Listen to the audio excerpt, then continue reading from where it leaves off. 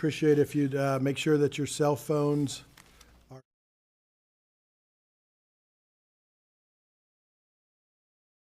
introduce our mayor for a day. A while back, we worked with some of the schools and still will do this. You know, they do a little bit of a fundraiser for their different PTAs or those situations, PTOs, and anything we can do to let young people get a little bit more involved in government, we're gonna.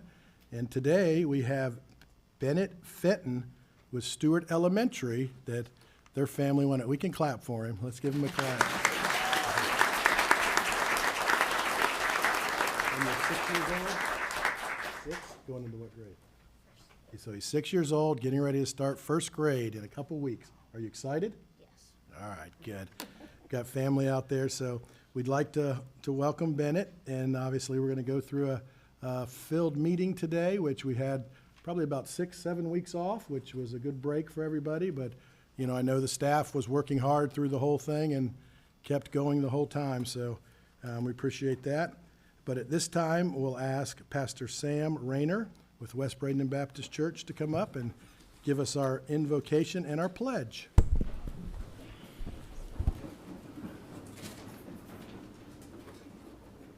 Thank you for this opportunity to pray. Heavenly Father, you tell us in your word that we should pray for our governing authorities. You also tell us that if we want wisdom, we should ask for it. So God, on behalf of this great city, this city that I know that everyone in this room loves, Lord, I ask for your wisdom for the city council, that through this wisdom you will bless our community. I thank you for this opportunity to be a part of today. I also ask for your blessings upon our mayor for the day, and we thank you for him as well. Lord, it's in Jesus' name I pray. Amen.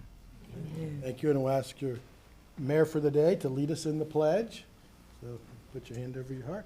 Say I pledge allegiance to the flag of the United States of America and to the republic for which it stands, one nation, under God, indivisible, with liberty and justice for all. Thank you. You may be seated.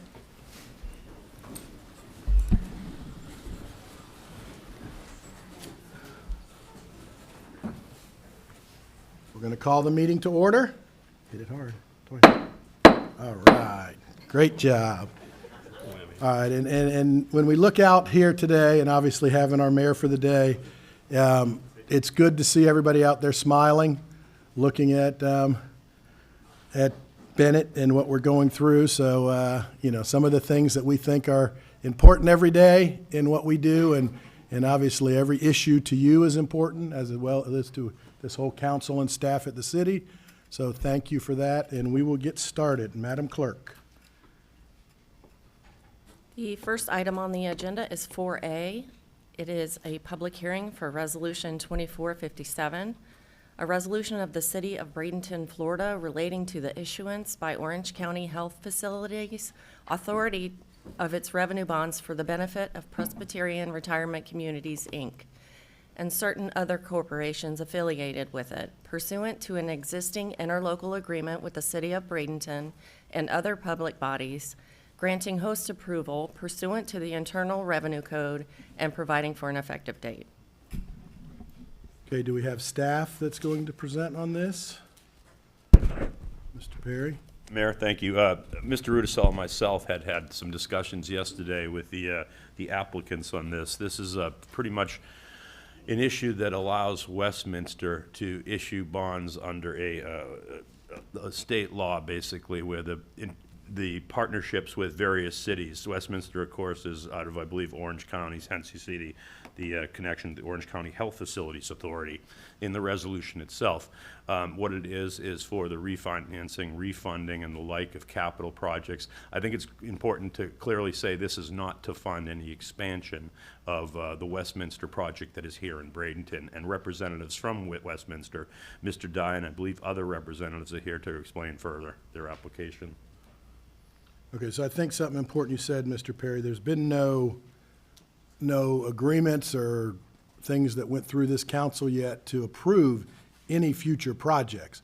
This is a process that starts, that gets to see, they would see if they get their funding. Then if they come to the city council with the project, then it would be vetted at that time and decided if it would go forward or not by city council vote. Yes, sir. And this funding is not related to that project. It is related to other projects. And we do this periodically when they go to the market to basically recapitalize the money they've put out over years to do capital improvements at the entirety of their facilities throughout the state of Florida within the purview of the Orange County Health Facility Authority. It's important to note that there has been application sought for different zoning, a text amendment, and a comp plan amendment as well, but that has been removed, and it is completely unrelated to this issue.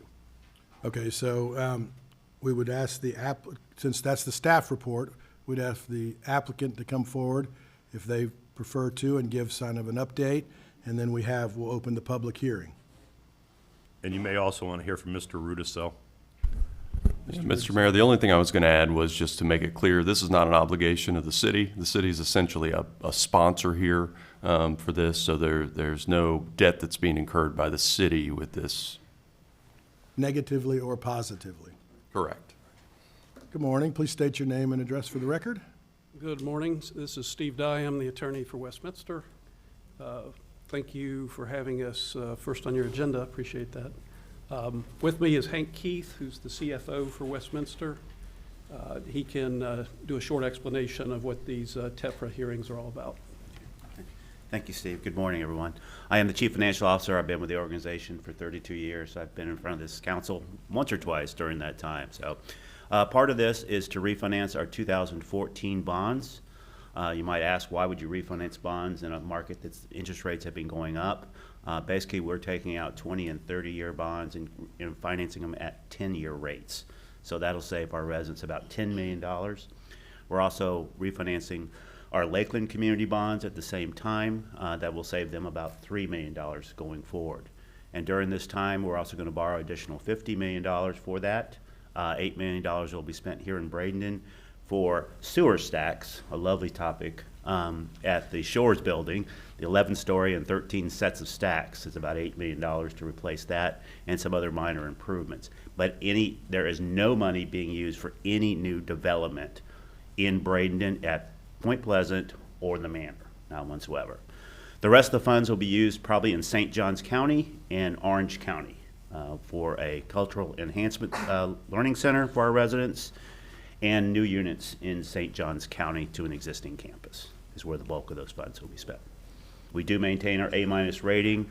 We started here in Bradenton. I don't know if you knew that, back in 1953, so we're a 70-year-old company. And yes, we have 70-year-old buildings still up and running, so it requires a lot of sewer stacks. I take any questions you might have. And we just had a great celebration of your anniversary, and it was very enlightening to kind of hear the history and what you did, and then also what you did to help, your organization did to help the trailer park or mobile home park, I don't want to say it wrong today, but manufactured homes that owners were able to buy it, which was the largest mobile home park in the world by the Kiwanis owned, and so that helped them be able to purchase it from the Kiwanis, which put a lot more money into the #1 Kiwanis club in the world right here in Bradenton to give back to the children in the community. So it was definitely an honor to be at that and hear those great stories. So well, thank you for appreciate you guys for being here. All right, so any questions by the council? Nothing? Okay, pretty straightforward. All right, thank you. So Mr. Rudisill, it'd be time now to go to the public hearing. Yes, Mr. Mayor. Okay, thank you. Bennett, you want to hit that for me? At this time, we'll open the public hearing, and I do have a couple of cards, but then after that, we'll open it up to anyone else.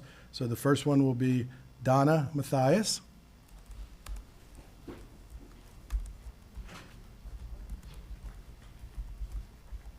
Good morning. Please state your name and city of residence. Donna Mathias, Bradenton, Florida. Good morning. I'm glad to be able to speak to you today. I appreciate Westminster's clarification of this 2457 because that is one reason I am here to speak to you. I felt like the language in 2C was a little vague, and I did give you information surrounding what they are proposing in the future because I do think that is important for you to know what is happening. Section 4 of this resolution indicates that there's no issues with our infrastructure. This states that there will be no impact to the services the city provides. You should know that currently Point Pleasant residents have sustained multiple cases in which the sewage has backed up into homes and the first floor of condos when work is being done in the 1st Avenue West, 16th Street West area. This past December and January, the road was torn up and worked on, and work was done to the sewage. When that happens, the odor is unbearable. We can even smell it at our swimming pool in our condo complex. For the residents, and according to my neighbors, it backs up into their homes. The road has been torn up and opened on multiple occasions over the past couple of years due to sewage issues. From where I live, I can see the 15th Street pumping station being pumped out or worked on frequently. Sewage that seeps into the Manatee River because our pumping stations can't handle what they are currently getting, much less the impact of more construction. In addition to the sewage, the wear and tear on our residential road leading to Point Pleasant will increase dramatically. We already get large tractor trailers and have to maneuver the road to get to Westminster. At River Oaks, we see vehicles with trailers who drive through our parking lot so they can get a straight shot down 16th Avenue, so 16th Street, so they don't have to maneuver that challenging turn. Section 4 doesn't take into account the real financial impact to the residents who live in Point Pleasant and the financial impact it will have on city resources. By signing off on this resolution, you are stating that there currently are no issues with infrastructure in the Point Pleasant neighborhood. I've got to know you over the past couple of years, and I honestly don't know how you can, in good conscience, sign off on this. With that, however, I will state, after hearing what Westminster said, and based strictly that this is not for the proposed expansions that they are doing. I, of course, prepared this based on what I knew at the time. So, but I do think it's important for you to know that we do have these issues in Point Pleasant. They do need to be addressed, and it's been going on way too long. Thank you. Thank you. Next, we have, I believe, Henry Keith, is it? Henry Keith, I just spoke. Okay, that was you, not a separate thing. All right, so is there any other public that wishes to speak? Any other public that wishes to speak? Any other public that wishes to speak? Hearing none, we'll close the public hearing. Thank you. Any council members? Yes, Vice Mayor Barnaby. Thank you, Mr. Mayor. Mr. Perry, we discussed Section 4 when we had our meeting, and I know that the city is doing its due diligence by having a capacity study done for projects that we are looking at doing. Has Westminster done a capacity study at this time? I mean, do they have one to bring forward? Westminster and Point Microphone. Westminster and Point Pleasant has not conducted a condition and capacity study, but this is not an expansion, and so it's existing residential units, number of occupants, and ultimately same capacity. If they were adding another building, they would need additional capacity and the like. And so I don't think it's necessary for this particular project of basically shore stacks on their building. As we move forward, as Ms. Mathias has pointed out, I think it's important to recognize that Lift Station 8, which of course is on the Manatee River on 15th Street, has been a problem. It needs to be relocated for a multitude of reasons. We've made significant investments into interim improvements, including expansion and remodel of the deep wet well is what it's called. The bottom of it, the valves, the pumps, and other components of it. However, it's called Lift Station 8 because it's the 8th oldest lift station in the city of Bradenton out of 64 lift stations. And ultimately, we estimate the cost to relocate that, and it's on our capital plan to do, to be in about a $6 to $7 million range. The good news is, once it is relocated, the capacity for that storage, sanitary sewer and forest main, and the collection system related to it will be increased significantly. Right now, there's a host of problems with both the collection system, because it is one of the older parts of town, it's one of the low-lying parts of town, and it's subject to a lot of I&I, infiltration and inflow, particularly during rainy seasons. And so we have to kind of patchwork it, and have done that for quite some time. It is aged infrastructure. It does need to be repaired. There will need to be a capacity and condition study when there's an application for further development at that area, if and when. Yes. Anyone else? Councilman Kramer? Thank you. I had the same question that Mrs. Barnaby did, and I think we discussed that at our meeting. My guess is, and this is for the Westminster folks, what you're looking to do to replace there right now with the sewer stacks is going to be a more efficient process for hopefully whatever we have coming through that system right now. As for what's down the road, that's a different vote, but for this. It is, and Mayor, Councilor Kramer, I think it's important for the community, and I appreciate their concerns about the infrastructure. We're very concerned about it as well. It's very expensive, obviously, as I said, $6 to $8 million for the lift station itself. But water distribution systems themselves has been a problem down there, because they're older pipes. Some of them are clay pipes and the like, and it's fairly a sizable area of linear feet to replace. If Westminster was to apply for expansion and redevelopment of the area, it would be reasonable after the condition and capacity study to say we need additional capacity, the condition needs to be upgraded, we need to have you contribute to doing that. And we often do that with developers. And so one way to get their problem fixed is to get the money for it, and one way to get the money for it is to consider the overall upgrade to the general area all the way to Lift Station 8 and relocating it, and the adjacencies of the collection system and manholes and a host of other things that go with it. Thank you. Yes, as a resident of Point Pleasant, I share Ms. Mathias and a lot of residents' concerns with anything there involving the pipes on First Avenue, and so, thank you. All right, just to make some comments on my part, and obviously I'm in here more day-to-day, talking with Mr. Perry and talking about our 64 lift stations that we deal with on a constant basis.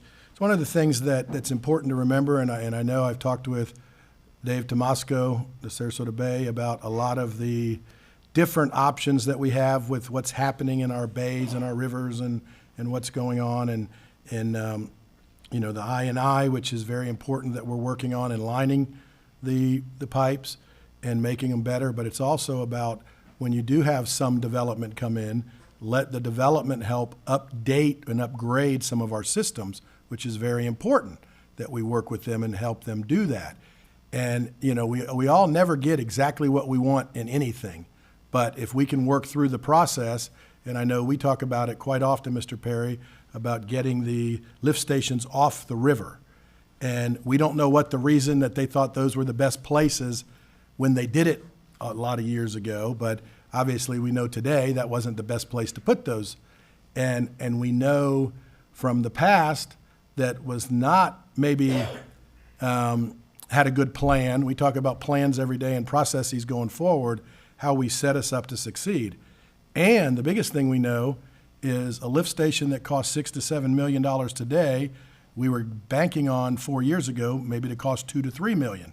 So, some of those things and some of the monies that we went out to try to do some of that has now basically cut in half what we can do with some of our revolving loans and things that we've been planning.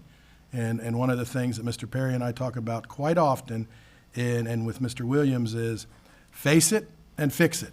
And even though it's something that we didn't maybe create as much, we are going to face it and fix it. And that's very important.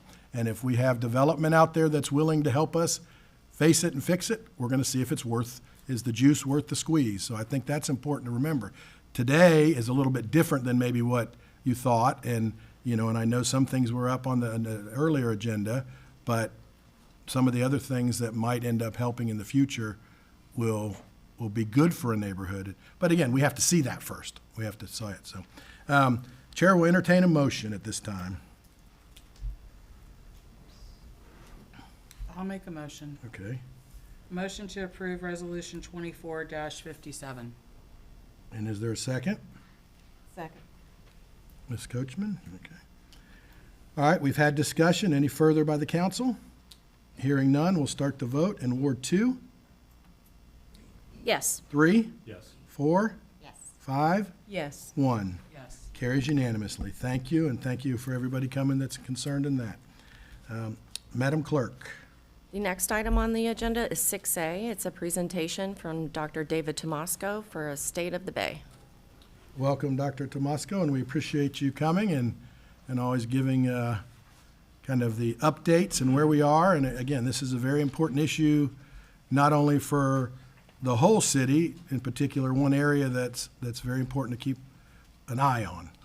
Yes, yes, and thank you, Mr. Mayor, members of the council. For the record, my name is Dave Tomasco. I'm the director of the Sarasota Bay Estuary Program, resident of Palmetto.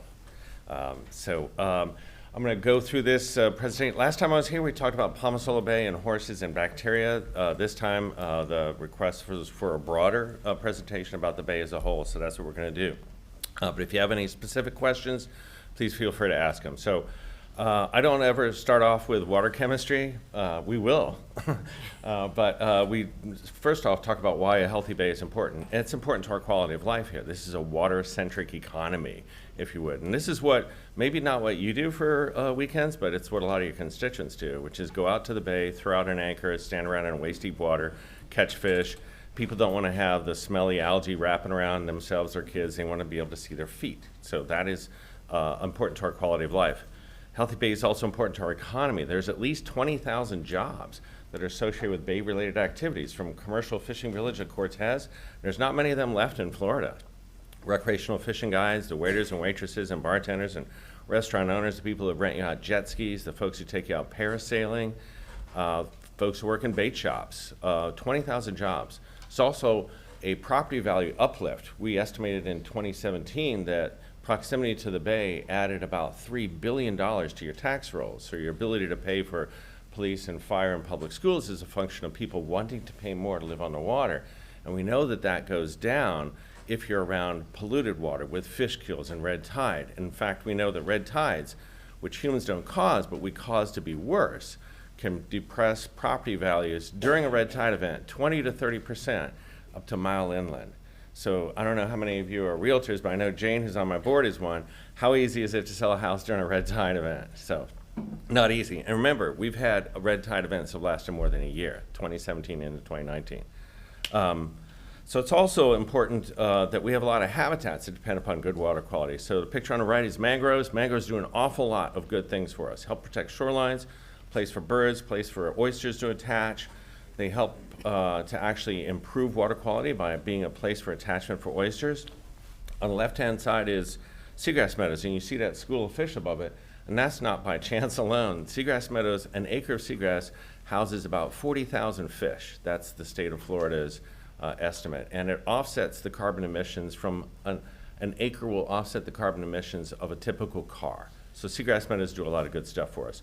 But they will disappear if the water quality doesn't stay adequate. There's also other reasons. Manatee, it's our state mammal, and we've lost 20 to 30% of the statewide manatee population over the last 4 years, mostly from starvation. Indian River Lagoon, because they've lost 90, 95% of their seagrass meadows because of water quality problems. So that's the cutest picture in the world, but those manatees are being bottle fed because their mothers starved to death in the Indian River Lagoon. That's why they're being bottle fed by volunteers in Orlando. So to track how we're doing this bay, we have a report card.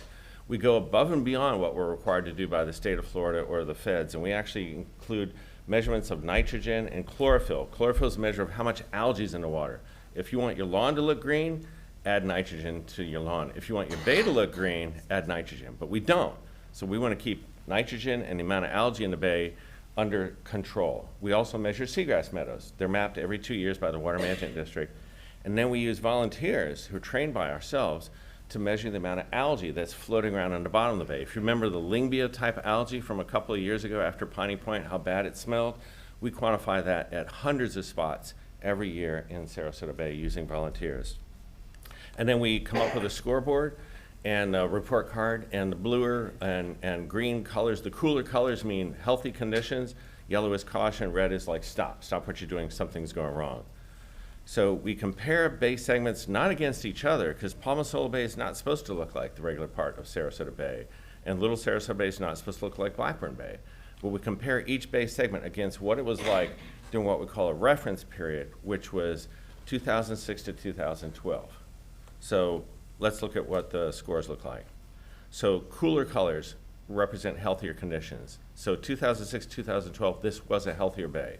We had less nitrogen, we had less algae in the water, we had less macroalgae, we had a 28% increase in seagrass coverage.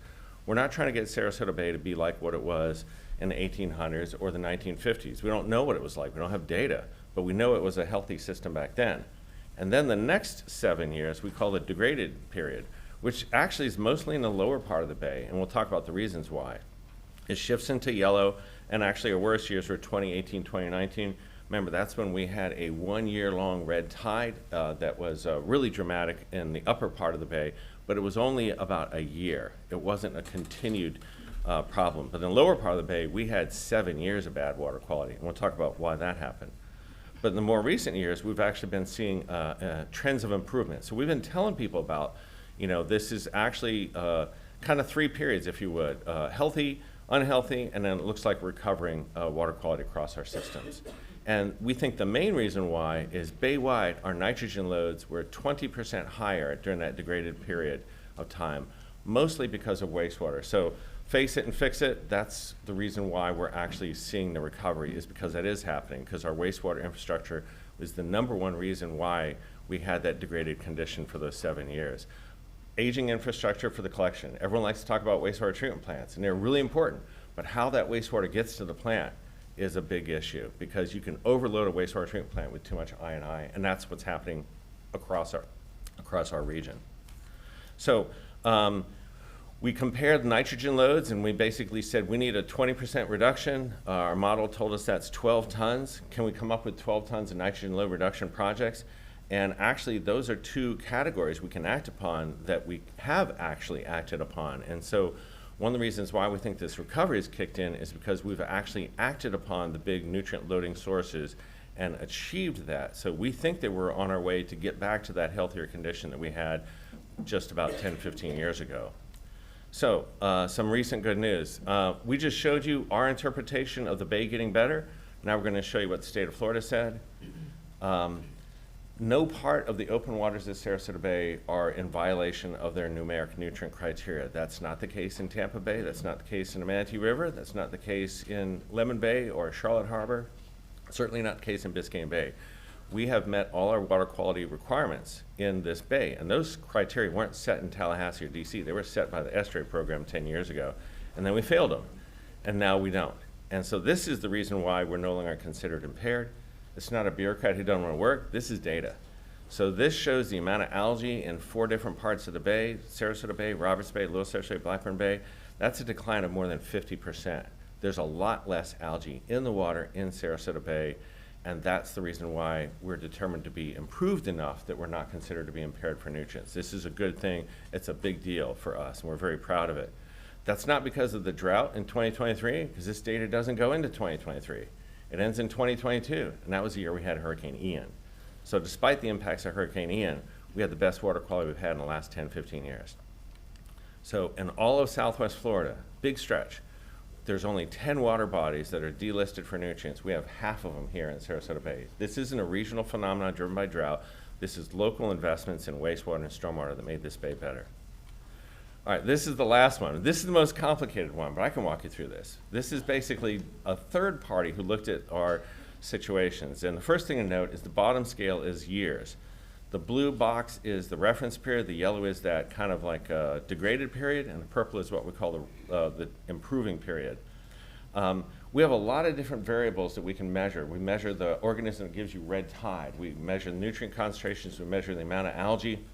They all have different units: milligrams per liter, micrograms per liter, cell counts per liter. But we found a technique that allows us to compare all of those things on one scale by looking at how different it was from the reference period. So when those curves go up, like they're going up there, that means that it is above and beyond what you'd expect in a reference period. And you'll see that multiple peaks there occurring in that yellow time period. This is the third-party investigation that found, yeah, there's a lot of things that went bad during that 7 years. More nitrogen, more inorganic nitrogen, more algae in the water, and more red tide. More red tide because we're making red tide worse by human activities. But notice how they start going down, all right? Now the next thing is, see those dashed bars that go up? The scale on that is on the right-hand side, and 1E8 is scientific notation for 100 million gallons. These are wastewater overflows that have occurred in our watershed. There were 5 overflow events of over 100 million gallons. There were 3 of them over 200 million gallons. We had over 1 billion gallons of wastewater treated and untreated, but not able to be discharged into the bay, that came into the bay anyway because of our aging infrastructure. That green line that goes up, that's cumulative wastewater discharges. It looks like it ends at the end of the yellow. It doesn't have to. That's just the percentage of the flows across that entire period. But you see it hits 100%. So we're still having overflows. You guys have had 1 million gallons of overflows. But we had 1 billion gallons of overflows that occurred in that time period. And now we don't. And that's the main reason why our water quality is improving, is we got that nutrient load under control. So this is the reason why our bay is getting better. $25 million spent by the Manatee County to upgrade their nutrient removal technology for their wastewater treatment plant. $1 million on the Hudson Bayou, Sarasota County stormwater retrofit that treats 800 acres. $250 million being spent by Sarasota County. It's by far the largest capital improvement project in their history because they were the biggest problem. The vast majority of that 1 billion gallons came from that plant, Bee Ridge, and now it doesn't happen anymore.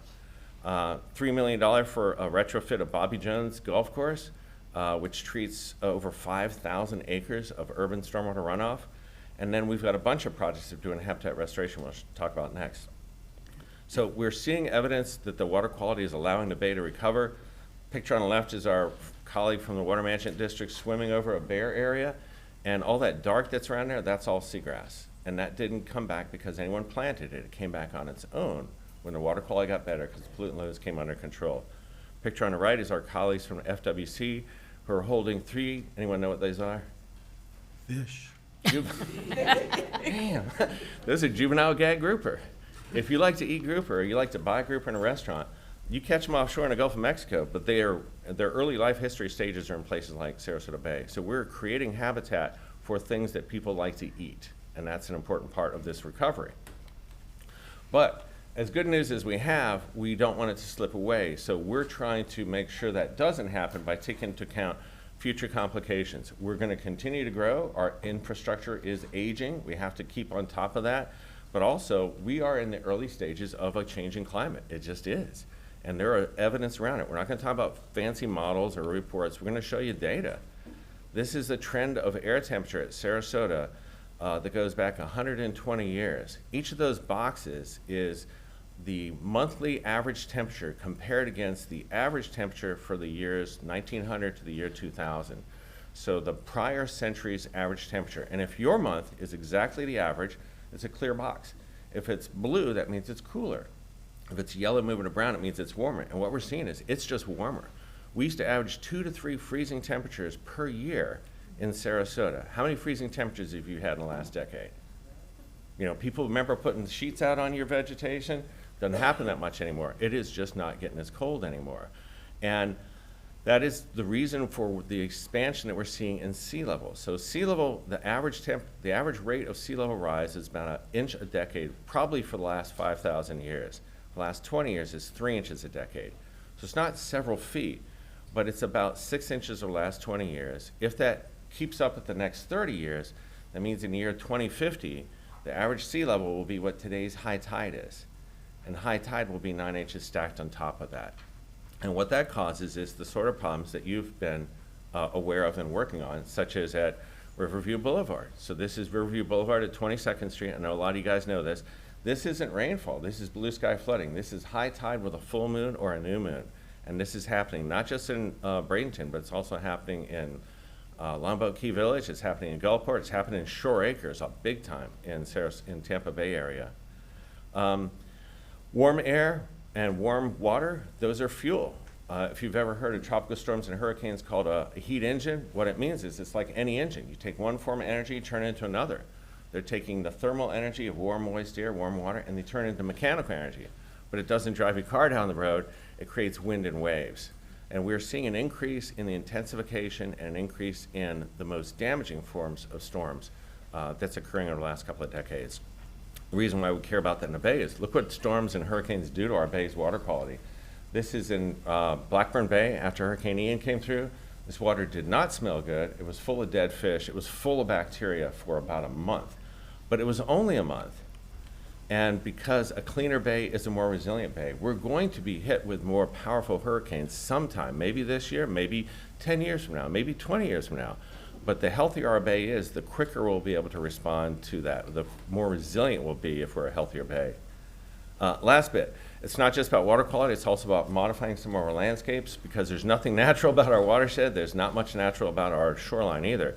So we've been using funds from the bipartisan infrastructure law to work on a number of projects. The ones in the yellow are completed. The ones in the blue we're working on right now.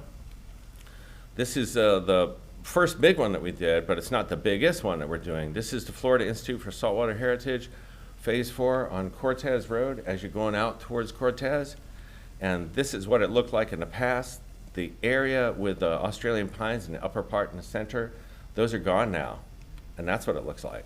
So we've turned this into a giant fish habitat restoration project, 19 acres. We're treating stormwater runoff from a 20-acre RV park located just to the east. And we had a big ribbon cutting ceremony. Jane was there as a member of our policy board, also Commissioner Ken Van Ostenbridge, the Vice Mayor for the City of Sarasota, Jane Van Hamen, Region 4 Administrator. And we just had Fort Myers high school students plant 2,500 mangroves last year for free. They came in all the way up from Fort Myers to plant for us. GT Bray, this is your park, and we're doing two projects here. One of them is a stormwater pond retrofit that used to be a wastewater collection pond, and the other one is a stream restoration. And the stream restoration project, I don't know how well this shows up for you, but you see that oak tree? You see how high the land level is where the oak tree is with the grass? That's how high it was all the way down towards where these two channels meet. We've reduced that land to create a filter marsh in that particular area. This is about $1 million project, and this will treat stormwater runoff and create fish habitat and create wildlife habitat before Palmasola Creek goes into Palmasola Bay. We've also kickstarted an artificial reef program, the first time we've done this in 10 years. We've put out 24 artificial reef modules at 6 locations throughout the bay. We've had a lot of TV coverage on it. Visit our website and you can actually see video of the artificial reef deployment. And then we're actually, one of the big projects we're working on in the city of Sarasota is to take a shoreline. This is a rendering of what it will look like to allow water access to the waterway in Martin Luther King Jr. Park, because the residents there want a kayak launch and they want a fishing pier. And right now it's just a fenced off ditch. And we're trying to make it a lot more user friendly for people. We also work with a public gathering. So this is the Bay Fest. Look at that beautiful water on the right-hand side. That's what this bay can look like if we pay attention to it. We've taken 1,000 people and just exposed them to the bay at this Bay Fest. We also have a grant program where we disperse $100,000 a year to neighborhood groups, local governments for doing things like exotics removal, oyster garden placement, things like that. We take veterans with diagnosed PTSD out on kayak trips, which is really important to me. And they come back with kayaks full of garbage because they're so mission oriented. And we've also done a lot of work with our Title I schools. So this is an art project with a marine theme for a Title I school down in Sarasota, Brooker High School, Brooker Middle School, excuse me. And we work with MOAT. We've taken 500 kids focusing on Title I schools out to the bay, people who might not ever become like aware of like things like wildlife and shorelines and pollution and everything that. We want the next generation of marine scientists to be as broad as possible from every background possible. And we also fund a group called the Reef Rovers, who have actually collected tons of garbage from the bottom of Sarasota Bay. Fishing gear, ghost traps, that sort of stuff. We work with a group called the Oyster Boys. We actually have there's a clothing store in Siesta Key that donates 1% of their profits to us. We turn 100% of that over to the Oyster Boys, and they will actually hang vertical oyster gardens underneath your docks. These vertical oyster gardens are made by school kids and also residents in a memory care facility down in Sarasota Bay's watershed. So we have people with Alzheimer's, we have little kids making these things, and we have these people deploying them so that we have more filter feeders in the bay to maintain its water quality. Because really, at the end of the day, which future do you want? Picture on the left is Sarasota Bay, picture on the right is Indian River Lagoon. How'd you like to sell a house there? How'd you like to live there? And that's not what we want. So we're gonna have to work harder than we have to deal with the issues that we have, but we're pretty confident we can do it because we've done so much so far.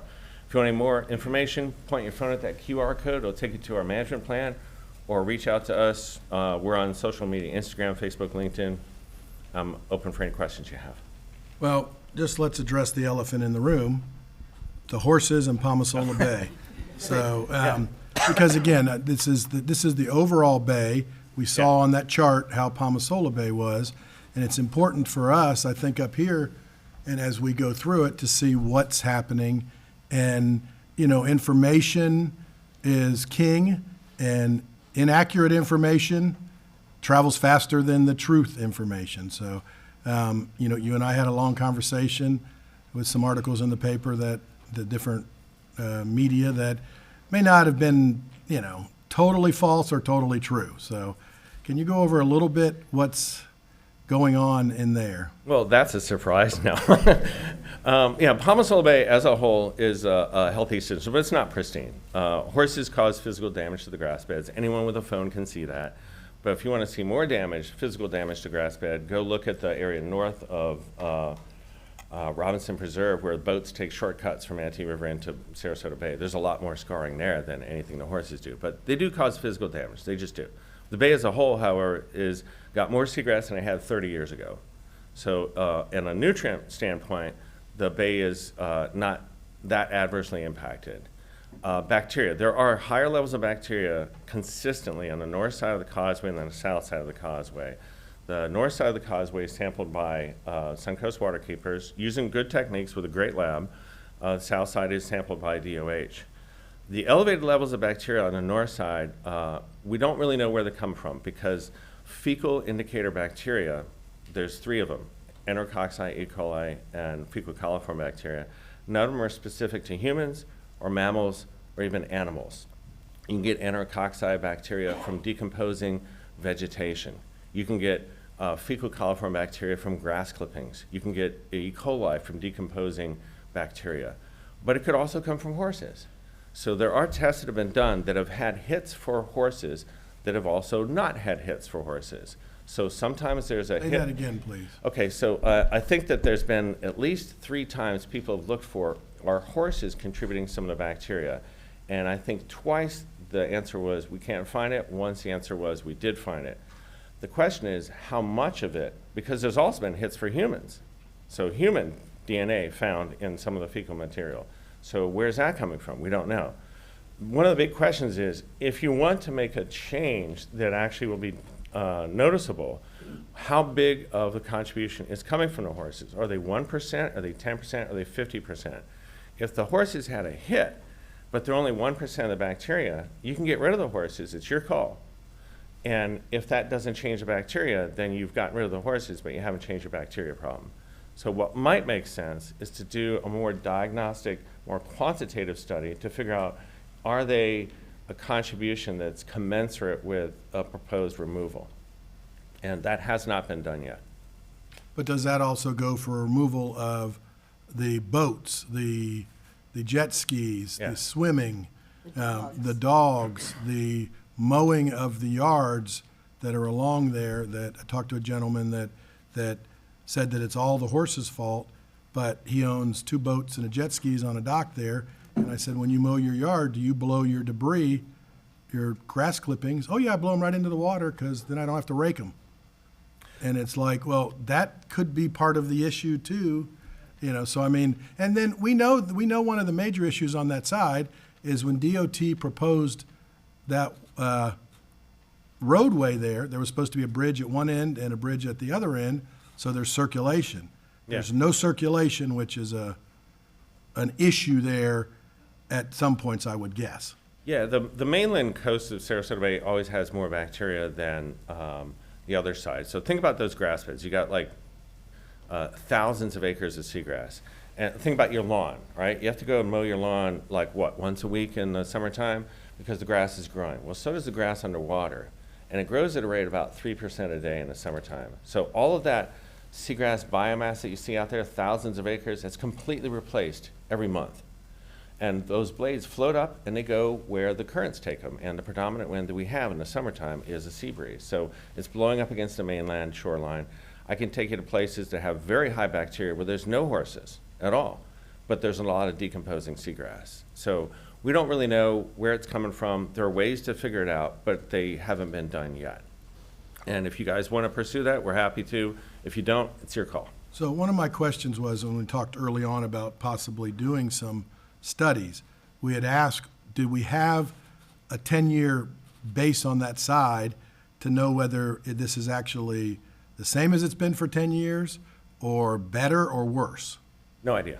It hasn't been sampled as the south sampled side. as, yeah, it has not been sampled as long as the south side. We know the north side, over the same time period as the south side, exceeds a bathing beach standard much more frequently than the south side. The bathing beach standard is really supposed to be used for bathing beaches. So a bathing beach standard is not really the appropriate category for a boat ramp. But most places that are exceeding the bathing beach standard would also exceed the Class 3 standard as well. And what would you think as a timing would be a good study period of an area that, you know, again, you can go back 10 years and you say good or bad, what is a good time period for that? I'd say, like, you know, depends. If you want to find out if something's a problem, then if it's a problem 10% of the time or 90% of the time might not be that important. So what I would suggest, the most important thing is just to sample more than once. Whether you sample 4 times in a month. I've done studies when I was in the private sector for Captiva Island where we sampled only twice, but we found the same thing when we sampled twice, which is lots of bacteria, but never a hit for humans, because we thought that bacteria is from decomposing macroalgae. So I would say something to be kicked around. We have a technical advisory committee. We could present something to them if it's your desire, but, you know, something that would allow you to predict what might be the change with specific management actions would be kind of appropriate.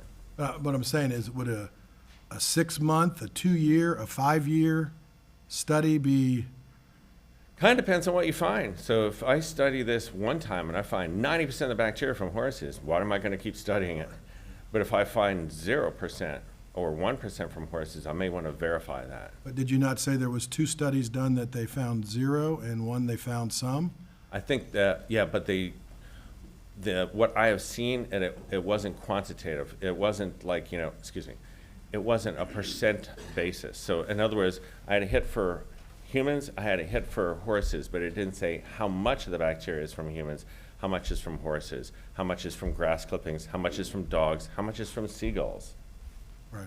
So one of the things that's important to me, and I hope it's to the council too, is we need an independent study done that's going to show us, you know, really what's going on. And again, we may not totally get it because what you've just said, but, you know, it's got to be, because we know that any study can be done to get the answer you want, if you want it. You can write a survey and do item 1, 2, and 3, and how you word 1 and 2 and 3 is going to show either positively or negatively for those. So I just think that I just want the facts, so then we can make a decision, so this doesn't just keep the same thing over and over and over again. Sure. You know, to make the decision and move forward. I mean, that's kind of our job. You know, I don't really care for or against horses. I'm more of a motorcycle person, but, you know. Don't ride it in the bay.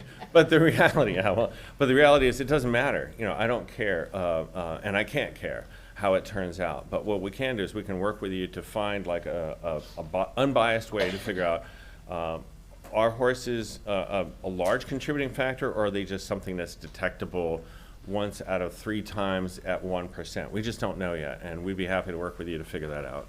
Vice Mayor Barnaby? Dr. Tomasco, could you, and I know this is not a fair question, I love it. could you give us an idea how much something like that might cost? Just give me a range. I mean, are we talking $100,000, are we talking $1 million? Are we talking $5,000? Are we talking $50,000? Probably somewhere in the range of, I would say, 10 to 40. Depends on how you structure it, but when I've done this in the private sector, we made it like a part of a regular monitoring program, and we added this one last thing. There's a lab that does great work on this.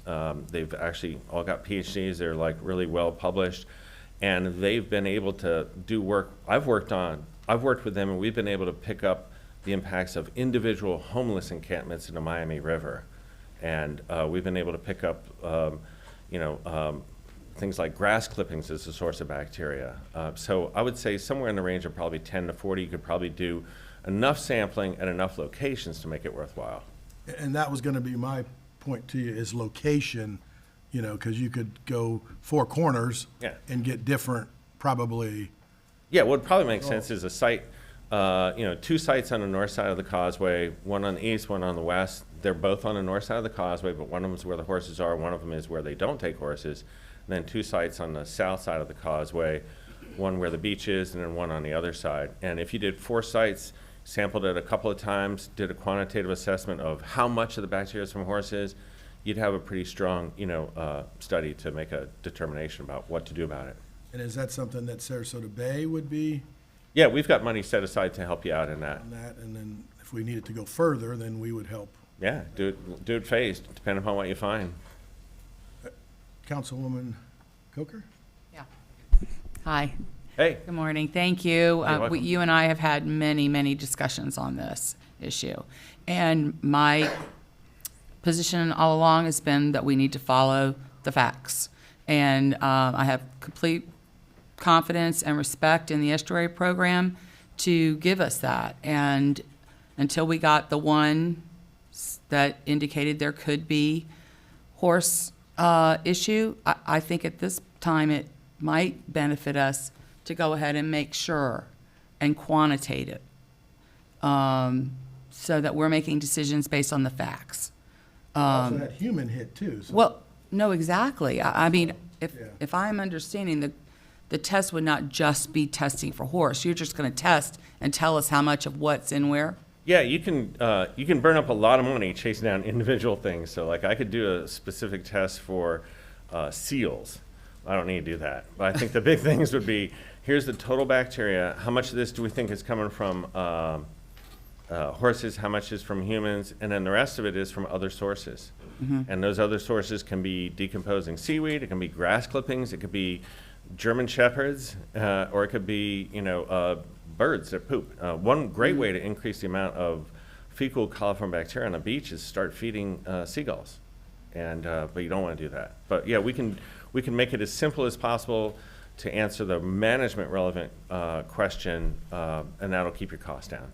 But if I could continue, as I understand it, you have some money set aside that could assist us, Yes. but it will require us to, We don't have enough spend to some carry as well. that out, but Yeah. we'd be happy to shape the study and share it with our technical advisory committee. And we can cost it out for you, contribute some to it. We can shape the study, run it by our technical advisory committee, and then we can hire the folks to actually do it. So why don't we do this? Why don't we ask them to kind of come up with a plan, get through your board, and then come back to us, so then we can approve the next step, whether it's, no matter what dollar amount we'd have to decide, with once that is. I think that'd be the best direction.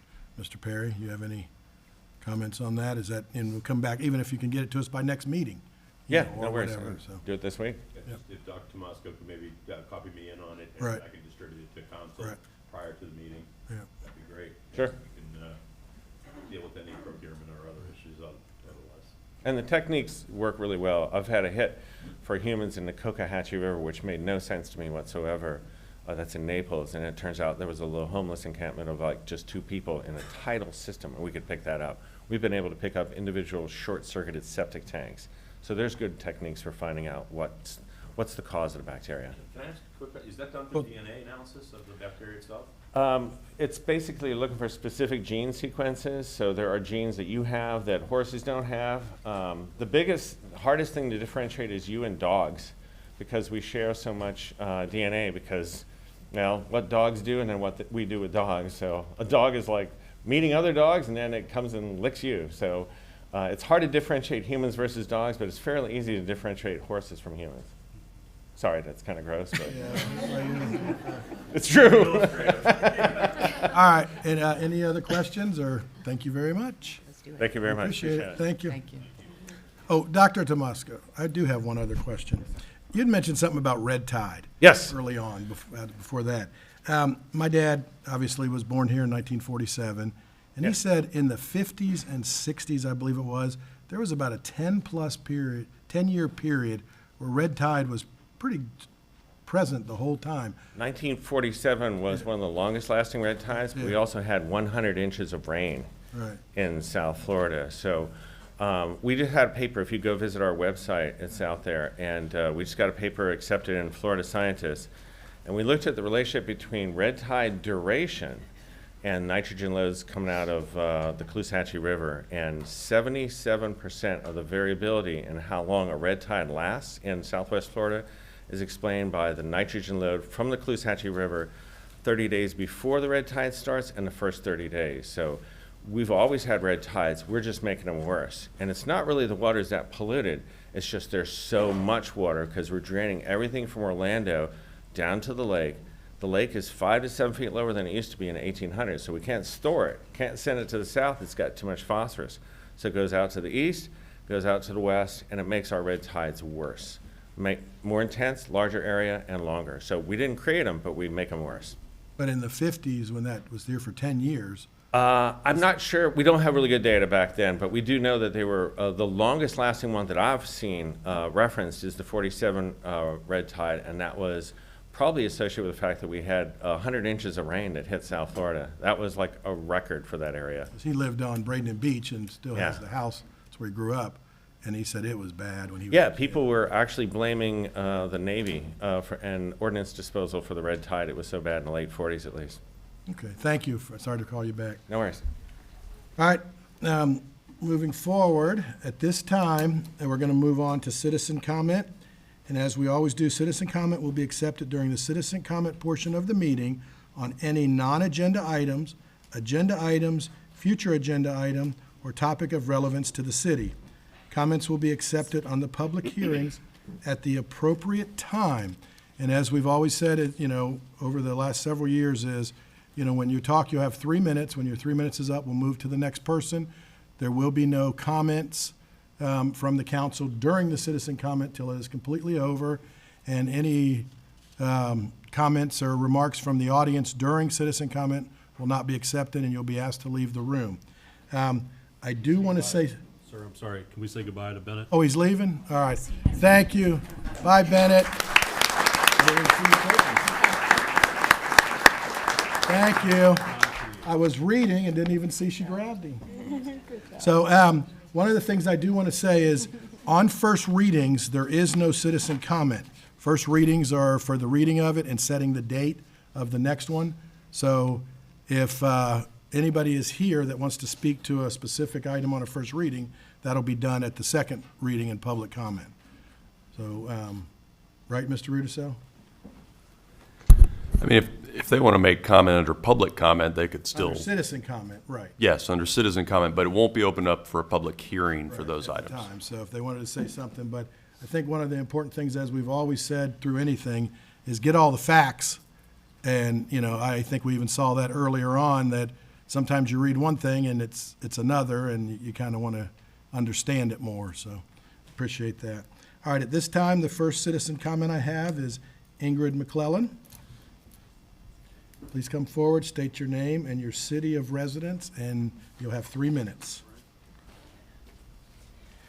I'm Ingrid McClellan. I live in Palmasola, Florida, Manatee County.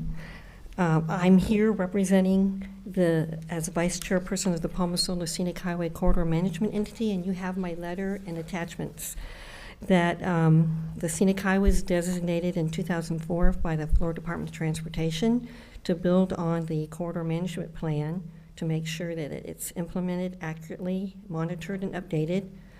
The designation letter that we received to be a scenic highway in the committee I gave you a copy. It was addressed to then Councilman Gene Gallo, who was the first chairman of the committee. And if you know, Palmasola Scenic Highway is Manatee Avenue from 75th Street to Manatee Public Beach, then it goes south on Anna Maria Island, East Bay Drive to Bradenton Beach Scenic Highway. On the consent agenda, we observed that there is an item to beautify the landscape of 2 medians on Perico Island. If approved, we may lose many mature native live oaks, 6, sable palms, 9, which are considered significant in the city's land use regulations. So the committee opposes this, as we did in our meeting in June, and we respectfully request that it be tabled until our next meeting, August 14th, for 3 reasons. The Bradenton Tree Land Preservation Board agreed that the existing tree should stay. The county's tree advisory board said the same thing, and you have their minutes, and we went before county commission, and this board and the commission said to work with staff who's on the committee to come to a compromise. The second reason is we said in our June meeting we would do a public survey. It was recommended by Florida Department of Transportation. You have the results thus far. They're all due July 29th. You can see all the neighborhoods they have gone to. So far we've received 83, but we have like just 90 in Flamingo Cay. They're doing it door by door.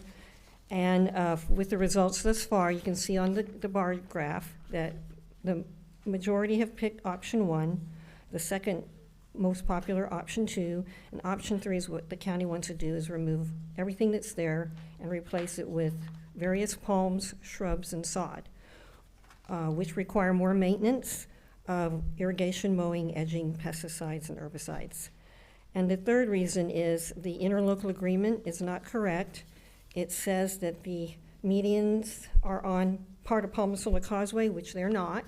They're on Perico Island. They're not part of Palmasola Causeway. And it did not include the proposed landscape plan that all of us have, but this is the proposed landscape plan that we've seen for a year now, the Scenic Highway Committee, and it says right on there, existing plant material will be removed, but you weren't provided that information in your interlocal agreement. So thank you very much. Next, we have Wiley Green.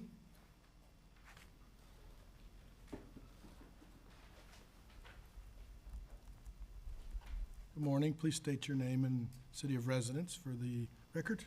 Good morning. Wiley Green, 2015 25th Avenue West. I had some concerns concerning public works, potholes.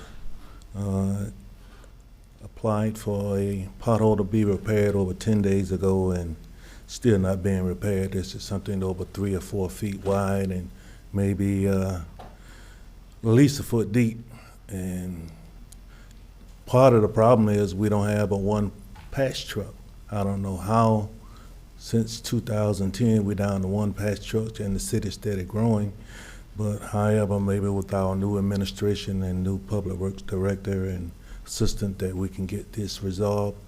Also, in my area, it has been brought before council, and council was in agreement that we were gonna do something about this area, and they say that we won't pave it because we're gonna do some infrastructure.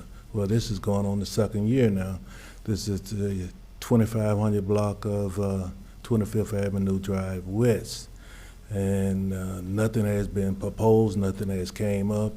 I'm even hearing that even with the palm trees that they tore down in front of my house, which is about 4 or 5 blocks away, oh, we can't replace the palm tree because we're gonna tap the whole road. Well, I can't see that. So why are we gaslighting this situation? We should be letting the residents know the true issue. If we're gonna do it, we need to do it and let us see some progress in this particular area. Also, solid waste.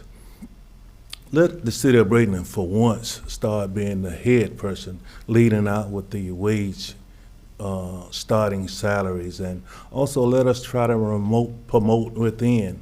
We keep going on the outside to get superintendents, and the guys that are left have to keep training these, at least get them an assistant superintendent position. It was in the budget at one time, so you can put it back in there, and we won't have to keep being a training ground, and these guys are upset and they have to deal with these new personnel coming in, but yet still they're not qualified for the job. And we thank you guys for letting the city know with this water situation, but let us not, blame it on the new personnel that is there that over those departments. Let us see how we can get this problem fixed, because we know we got a lot of old pipes and other things that causing these problems. And I agree with the mayor and the council for getting that information out and keeping the updates. So my phone, cell phone, home phone went blowing up, so I give you hats off for that. But let us keep some of these other problems and like that in that area. I'm hoping that the council will see through, and on the budget this year, it will come in and I'll see it and know about these repairs in that horseshoe area of the 2500 block of 25th Avenue West. Thank you. Moving forward, we have Terry, is it McCamey? McCamey, okay. Please state your name and your city of residence. Terry McCamey, Bradenton. I'm a certified arborist, and I also sit on the as a technical advisor for the Palmasola Scenic Highway. And I've personally looked at those 6 live oaks and the sable palms in that median area out there, and that the county is proposing to rip all up and replant. The live oaks are in perfect health. The sable palms are in good health. It's been told to me that there was some questions on, will these trees, the live oaks especially, as they get larger, will they compromise the road? And we see that in many of these new neighborhoods, obviously, but where they're putting these trees, where they're right next to sidewalks, driveways, and also these neighborhood roads aren't built the same as a major road, our state road, with all the compaction. Those roots in those medians are never going to get out into that roadway, certainly not get all the way across the road to the sidewalks. So it's our contention that all these trees were paid for by taxpayer money. The trees are healthy. They require basically no maintenance, no watering. What the county wants to do is just going to create a whole bunch of more work for personnel. Now, I know the county has talked about taking over the maintenance of this, but it's still within the city's area, and we're talking about fertilization, runoff. We were just talking a lot about that. And right now, these trees are perfectly healthy, not posing any threat, and now they're so established they require nothing. So when you guys are proposing what to do with that interlocal agreement out there, just keep in mind that right now it's really not costing you anything, and it looks natural. It goes along with the rest of the scenic highway. So thank you. All right, we have Mercedes Pages. Mr. Mayor, Yes. Ms. Pages and Ms. Smith requested their citizen comment to be pulled. Okay. All right, and then I have one other one that was with Thomas. Do you want to pull it too? Okay, for that part of it. All right, so that's all of the citizen comment.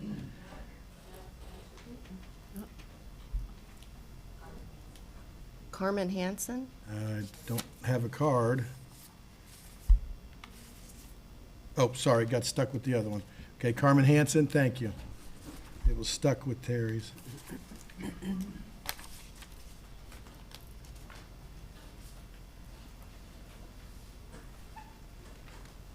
Please state your name and city of residence. And Carmen Hansen, 3 Mayaca minutes. City. Your Honorable Mayor and City Council, we're going to have a little science lesson real quick. What type of waste is horse manure? Horse manure is a solid waste excluded from federal regulations because it neither contains significant amount of listed hazardous components nor exhibits hazardous properties against human. Horse manure is excluded from federal regulation as it does not pose a health risk. E. coli is a bacteria normally found in the manure of all animals, including horses, and is very common in the environment. There are many different strains of E. coli, and only a few strains will actually make humans sick. Fortunately, there are no strains of E. coli specifically from horses that have ever been known to cause illness in people or other species of animals, nor have strains of E. coli from humans been found to cause horses illness. Generally speaking, horses' guts do not contain the 120 viruses that constitute concerns, which are made up of human, dog, and cat feces. This is carnivore versus omnivore. Most viruses with zoonotic potentials, including animals infecting humans, are not found in horse waste. Healthy horses do not carry C. parvum or Giardia. These are the components in E. coli that actually make humans sick. A study by Dr. Atwell at UC Davis Tulare explains that E. coli strains that exist in one species generally cannot cross-reference to another species. Man's primary concern for E. coli in human origins is when it's found in food and drinking water. That is because E. coli itself doesn't cause illness. It's the other germs that accompany it. While E. coli is found in a number of species, including humans, it can cause intestinal disease under certain conditions. Those of equine origin have not been found to do so. Horses should not be singled out as likely sources of human disease. On the contrary, among domestic animals, the horse is perhaps the least likely to play such a role. Dr. Atwins conducted further research study on 250 horses in San Francisco Bay. He determined that there was no levels of Giardia or Salmonella in horses' guts, and manure showed no strains of E. coli that can make humans sick. I, as a horse owner, did not know that. Water samples are showing DNA, and of course, there's going to be horse DNA. But we need to remember, horse E. coli does not transfer to human. So the bacteria that they are finding cannot be transferred to human health. I'm so proud to see that Palmasola Bay is healthier than it ever was. Thank you so much for your time. Thank you. All right, I don't think I have any more stuck together. So at this time, I'll ask the council if they have any comments or questions from anyone, staff-wise. The only thing that I would say maybe is, and I don't know if he's left already, but maybe Brandy or Irv can get with Mr. Green about the pothole and find out about that. And which I already did, so that's already done. And I think moving forward, we'll just, Mr. Kramer? I was going to say that Mr. Green called me, and later that morning, I was driving through the neighborhood with Colonel and Miss Brandy to address those issues. So they got to see it firsthand. All right, perfect. Thank you. All right, hearing no other, we'll move forward. Madam Clerk? Staff is requesting approval of the consent agenda, items A to AC, with the exception of item K. So item K, and why are we saying the exception of item K? It'll be brought forward to you hopefully at the next meeting. Okay, so we're pulling item K Yes, sir. off the agenda, right? That's what I thought.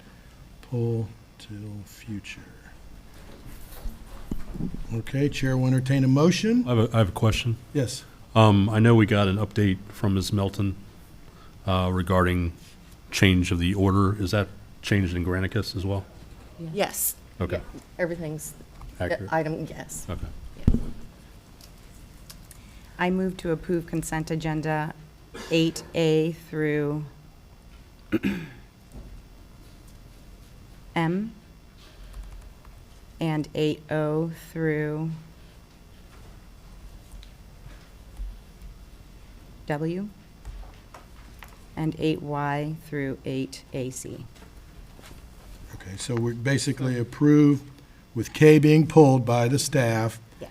And then N and X being pulled for further discussion. Yes. Okay. Is there a second? I'll second that. right, any further discussion? We'll start the vote in Ward 3, Yes. 4, Yes. 5, Yes. 1, Yes. 2. Yes. Okay, carries 5-0. Ms. Moore? For N? Yes. For N, I pulled that because generally speaking, and Dr. Tomasco's presentations are always helpful.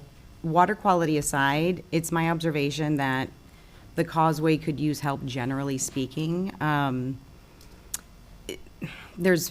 think that there's issues with parking, with, just some less than desirable from a safety perspective with the pulling up and people crossing the road. Not to mention that the businesses that operate out there they're operating, but they're not by only accepting payment outside of the actual physicality of the causeway. They're not paying the statutory business tax that everyone else who operates a business within city limits has to pay. So I generally think that the causeway needs attention. Mr. Perry and I have talked about it a little bit, and I'm just raising it as an issue for everyone's consideration that we may want to evaluate whether or not we reevaluate whether businesses should be operating out there on a permit style basis, or whether or not we want to deal with undertaking some studies of some kind to deal with whether we want to switch out how people park, between the trailers and just cars pulling in to, use the business's services. So that's one issue. I think it relates to this interlocal agreement to beautify the median there, because I think it's just a little snippet of something that's a larger problem for the causeway. So the beautification is one thing that to me is a part of a bigger picture that we should be looking at. Specifically speaking to the beautification, I agree that we have citizen boards between our tree board and the scenic highway board that are already advising us on this. The feedback I'm hearing is a resounding, don't do it, keep the trees. I also agree that we should be looking more towards tree canopies and native plants, just going forward citywide, not even just on the causeway. So, in my opinion, this doesn't get us anything fiscally. It doesn't get us anything not fiscally. And so I don't see why we would pursue it at this time. Any other? Yes, Ms. Cochran. Yeah. I think beauty is in the eye of the beholder, and so that could be part of the back and forth on this. But having met with the county on this a little bit, I think that we're continuing what we already have started, and I think that it has been overwhelmingly, I've heard nothing but good about the new medians and how great it looks. I agree, I want to see tree canopies too, but I want them to be in appropriate places. And if I've been told that there's an issue with having some of those trees that close to the road. I don't really like the look of those sable palms. I don't like some of the so-called natural vegetation, and I think that so while some people think that's beautiful and that's great, I think that I've gotten nothing but positive feedback over the new medians that have already been done, and I don't anticipate what they're planning on doing to be any differently. So, one of the things, though, that with what your comments were just, I think it's two separate issues. So the beach area for the causeway is a totally separate issue, and some of those are state statutes, I believe, with how they can't come up and take cash at the site, but they can take cash, they can do it online. And so that was one of the things that I'd have to get Mr. Perry on that to find out. Taxes, I think they probably still pay taxes online, but they're different means of how they go. So I think that's a separate issue, and we have addressed some of that in code enforcement. We now have a weekend code enforcement that does it, but safety is always key. We want to make sure everybody's safe, and I know when things happen and people drive by it more, like you're doing now, you see different things. So, and I drive by it a lot just to check it, to make sure, and traffic is an issue, not because of maybe that as much, but because it goes from 4 lanes to 2 lanes, and our beaches are very popular. So I think that can be still addressed. The other is the interlocal agreement we've been doing. I believe our citizens ask for a standard, and opinion is a lot of different ways things look, but a standard is clean and neat and not weed grown. One of the things that I did find out, and when I met with Ms. McClellan and that, is when a lot of developments are, and we found this out going through a lot of things, when a lot of developments are built, the HOAs agree to do things. And the HOA in that area agreed to maintain and water that, if I'm not mistaken, and they had a sprinkler system with it and everything. Well, as HOAs age out and generationally change, the next people say, well, why do I want to pay for that? But, when in reality, they had an agreement. So, and we know DOT actually has a lot of agreements with those roads because they're their roads, but they don't maintain them to a standard that we have. So I believe that the reason that we've done a lot of the interlocal agreements with the county, they have the staff to do that. We do not. You heard a gentleman talk about today paying, our people. You're going to hear from the police department about paying some of our people that are getting, taken away. So for us to create a department for that would not be cost efficient. So let's let the county do it. So I believe, is there ways to maybe work with them and say, hey, can you leave some of these trees? I'd be willing to work on that.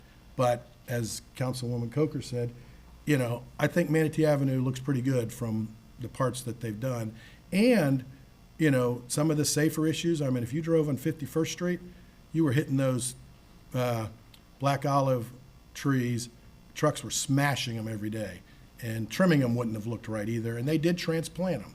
So there's some things that they might transplant to save, and that's very important that, I work with them on that, because you can look at my businesses, and we've got a mixture of all of the natural trees as well as some of the newer style self-shedding, because the less you can trim, the better off you are. So that's just my opinion, and I feel that, it's not about taking away a native tree or something of that nature, but it's about improving the quality and the maintenance free, as much as you can say, which we've heard that today. So I'd be willing to, I would hope we'd improve this today, and then, I will work with them to say, hey, what can we leave if it's possible without damaging things, and what needs to, maybe if we can transplant something and put it in a place. But tree canopies, in my opinion, we saw it, I don't know how many of you were here many years ago in Manatee Avenue when they took out all the 100-year-old oak trees down the middle of Manatee Avenue because they had to change the road system. They couldn't do it. And that, I mean, Ms. Coachman, you probably remember that.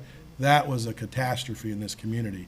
And because they had to take them out, but plant the trees in the right spot and then let them grow where you get the canopy in that way. So that's just my opinion. So. May I Yes. One. Yeah. I did hear negative feedback, I think specifically from members of the tree board. So that is also my perspective. And I just think from an environmental science standpoint, I just think it has to be a focus.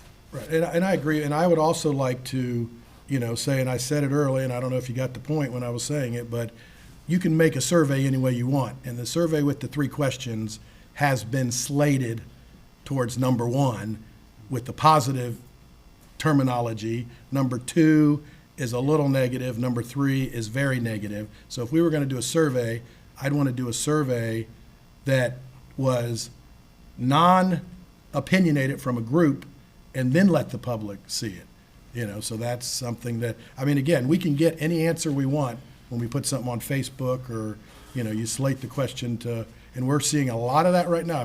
My phone blows up every day, and it's funny how I'll get one negative ad from somebody, and then 30 seconds later, I'll get it from their opponent. It's like, how do they know when people are going? Vice Mayor Barnaby. Thank you, Mr. Mayor. I think we can agree on several things. One is, if the causeway was not there and we were going to design a transportation system that was also going to be a recreational opportunity, it would not be designed that way. It was designed strictly for transportation. It was not designed to be truly a functioning beach visited by hundreds and thousands of people. And having grown up here, I've seen a lot of changes over the causeway. Over the years with the causeway. I do agree with you. It really chaps my hide when I see people using what I consider all of our property as residents of the state, when you're talking about businesses that are operating on the sides of roadway without any authorization. But I have been told that there's not a lot that we can do about that because that's under the state control. And I know that there's been some different correspondence back and forth, but I can't believe that they would really turn all of that over to us and let us be, as someone once said, the decider of what happens out there with that kind of activity.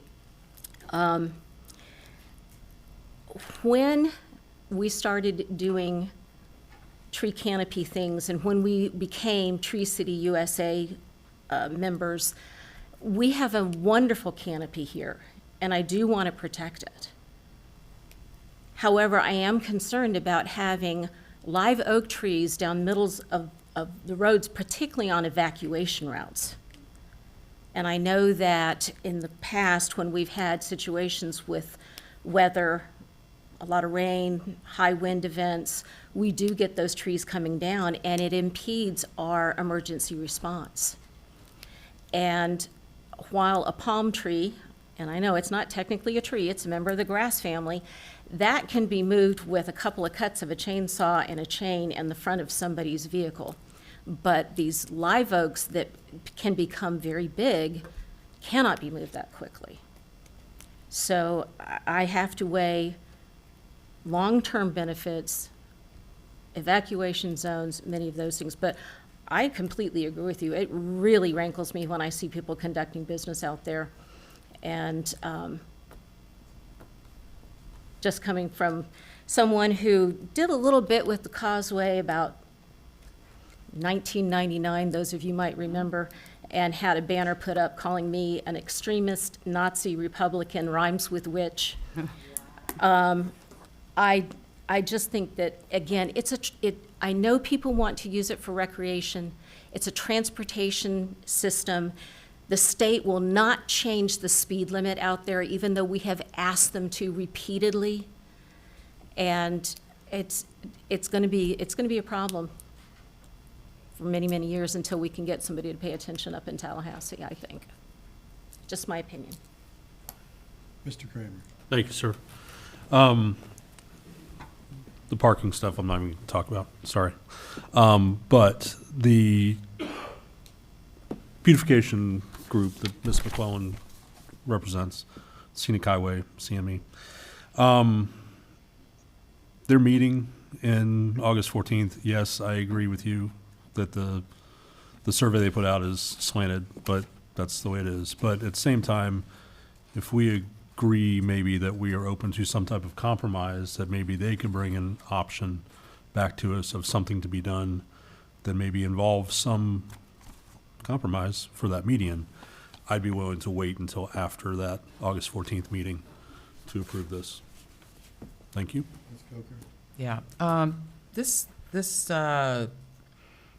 interlocal agreement is about more than just, that median there.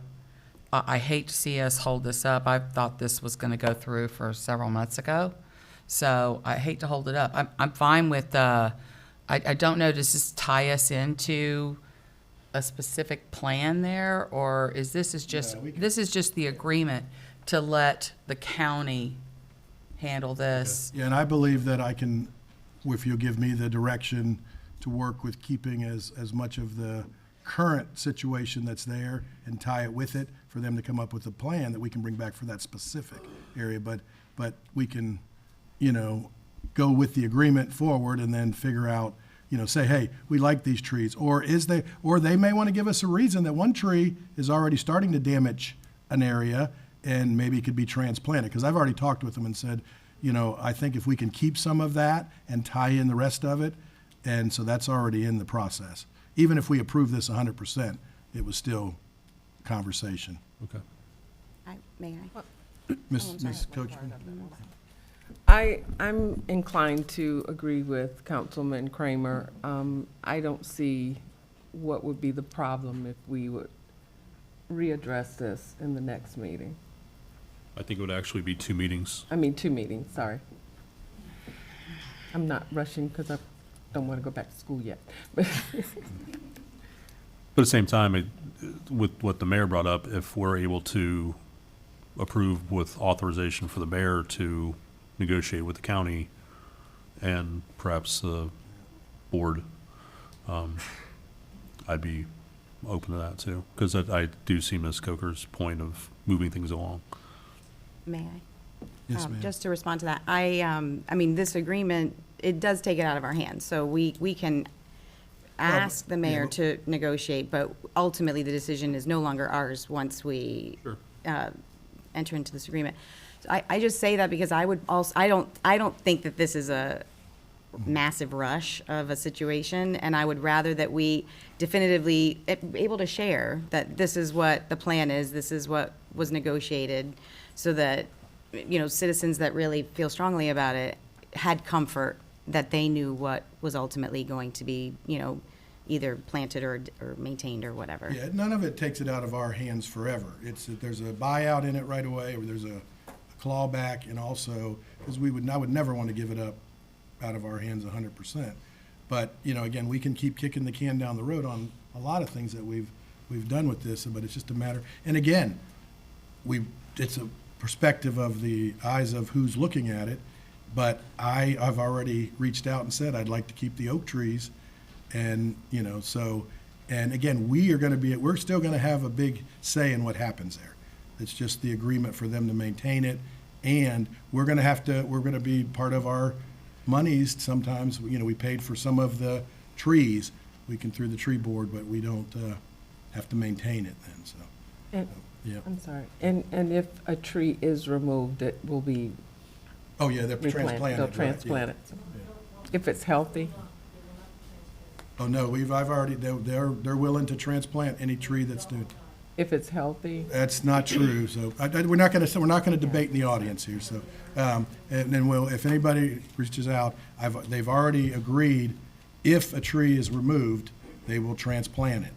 Because, and again, there's a 50 to 60% chance of survival.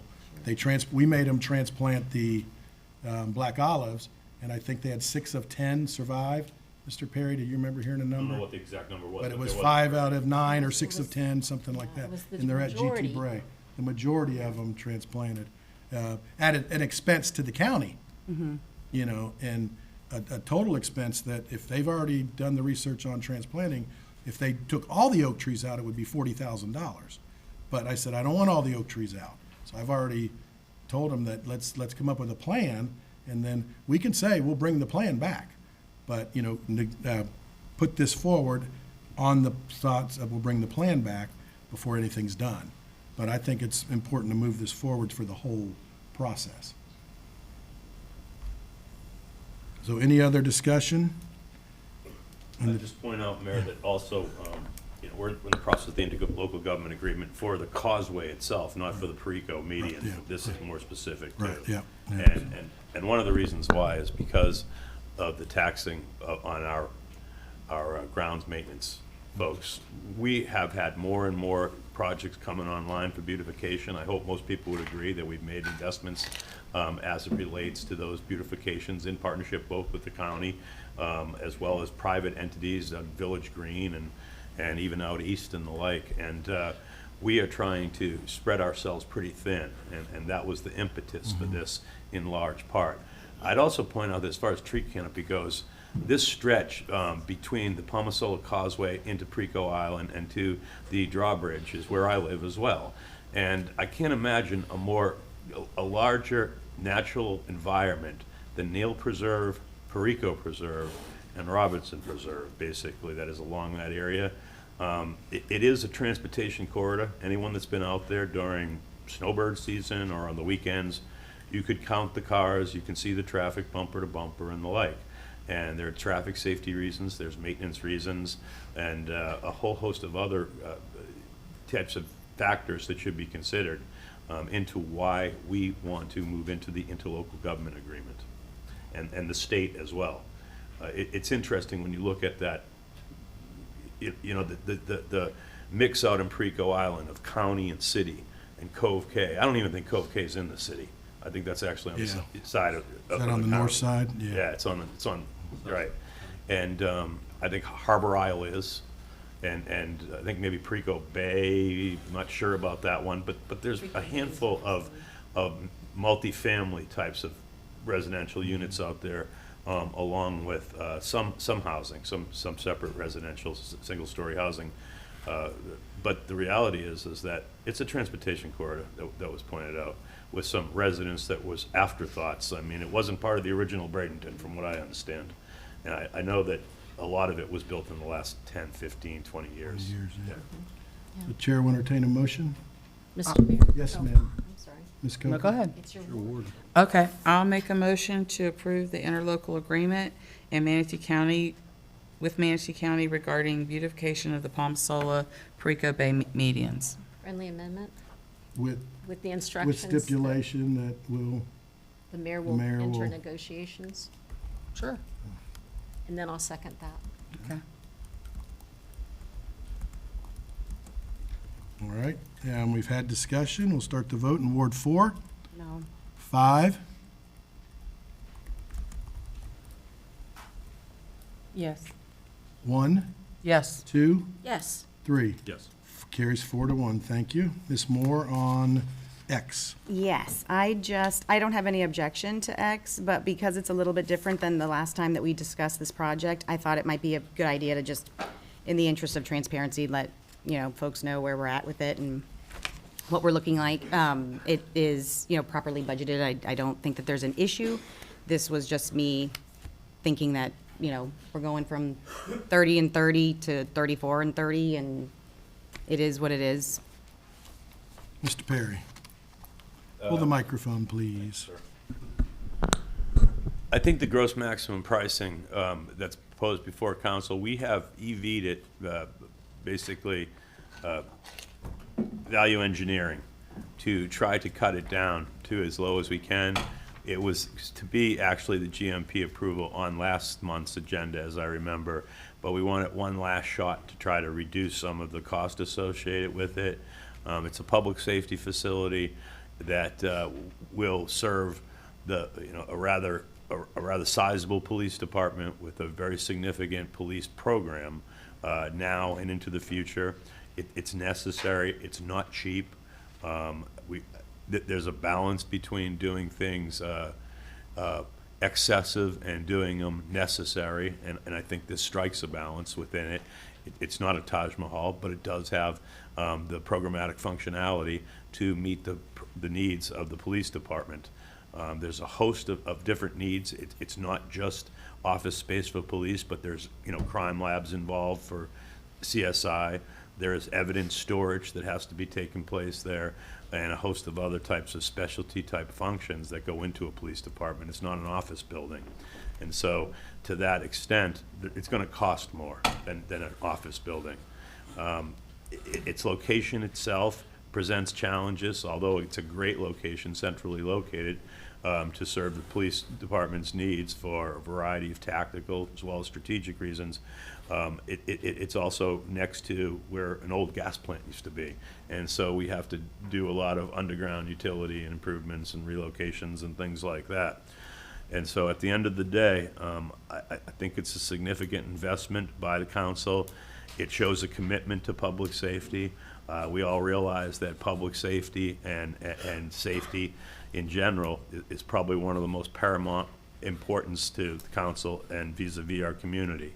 It sets us up for the next 50 years. As far as the financing goes on it, we have funds to contribute.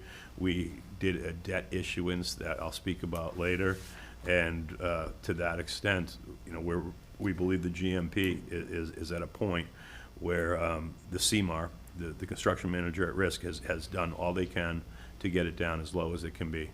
Are there some issues with the architecture and engineering that I have? Yeah, there are, but they're probably for a separate conversation. And I think one of the most important things to look at is, in the past, when we built a police station, we didn't build a police station. We built an office building. And it was important that we set this building up to be for the future. And I think that part of it's been very well done. And I think that, obviously, we all want it 30 for 30. But the economy that we're in and the cost of things, and I will say that the CMAR did a great job at really wordsmithing it and going through, and, has also said that there's some things that we might be able to still work through in the process. We do see with our PSOC where some things happened that, and I don't want to bring up the negative, but it wasn't one of the local people, and it became difficult, and you had to make a vote last meeting, on that. So, I think this is something that is setting all of us up that the next council that will be deciding on a new police station, and I don't want to be negative, but I don't believe anybody in this room will be alive. So, unless you're 100 and, well, maybe Miss Barnaby, since she's early We'll be here. 1900s. But I'm saying, if any of us are alive when they're having to build a new police station in 50 years, or, less than it would be. But no, I say that because I just want to thank Mr. Perry. I want to thank, all the people involved in it that have really gone down, and I can mention all the names out there. I know Mr. Williams, Chief Bevins, Scott, anybody else that was involved has worked hard. Yeah, well, he's standing up, so. Yeah. But anybody out there that's worked through it, I mean, Scott's probably done the most with some of the things over the time in the police department of it, but everybody that's been, and believe me, the pennies have been crunched. And, again, some of the economy. I mean, if we were building a pump station 5 years ago, it was $2 million. Today, it's $6 to $7 million, and it's unbelievable. But that is your personal political beliefs on what you do. So, any other questions or comments? Mrs. Moore? I move to approve consent agenda item 8X. Second. All right, we've had a motion by Mrs. Moore to approve, second by Councilwoman Coachman. We've had discussion. We'll start the vote in Ward 5. Yes. 1, Yes. 2, Yes. 3, Yes. 4. Yes. Carries 5-0. Thank you. We are going to take it is 10:12. If everybody could be back at 10:20. And we'll take about an 8-minute break. The first of many.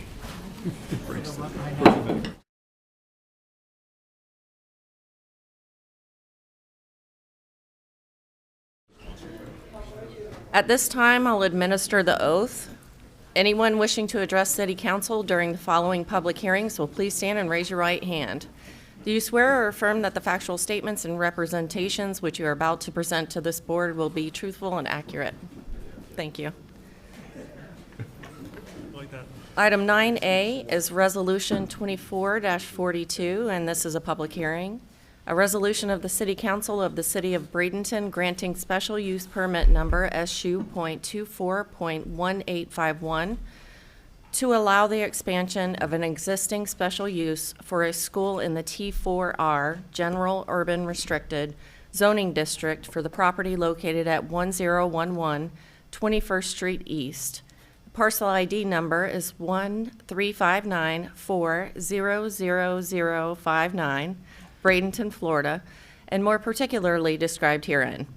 Making findings of fact and conclusions of law, providing for severability, providing for an effective date. Thank you. Good morning, everybody. My name is Monica Friedel. I'm a city planner here with Bradenton, and I have been sworn in. As mentioned, this is a special use amendment.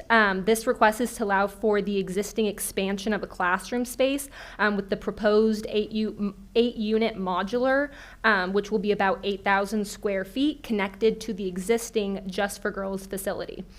Following my presentation will be the authorized agent. Her name is Tara Sal. She will be able to ask any following questions should you guys have any.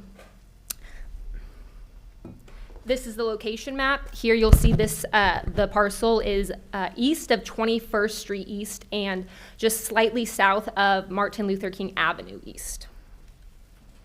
The zoning is general urban restricted, and then the future land use is residential medium density. So the request, as mentioned, is for the 8-unit modular classroom. It will be connected to the existing primary structure via a breezeway, and it is to allow additional classroom space for the Visible Men Academy, which will be a tenant. In addition, this will also provide additional classroom space for the existing Just for Girls for the elementary school portion of their classrooms. As mentioned, this is a special use amendment.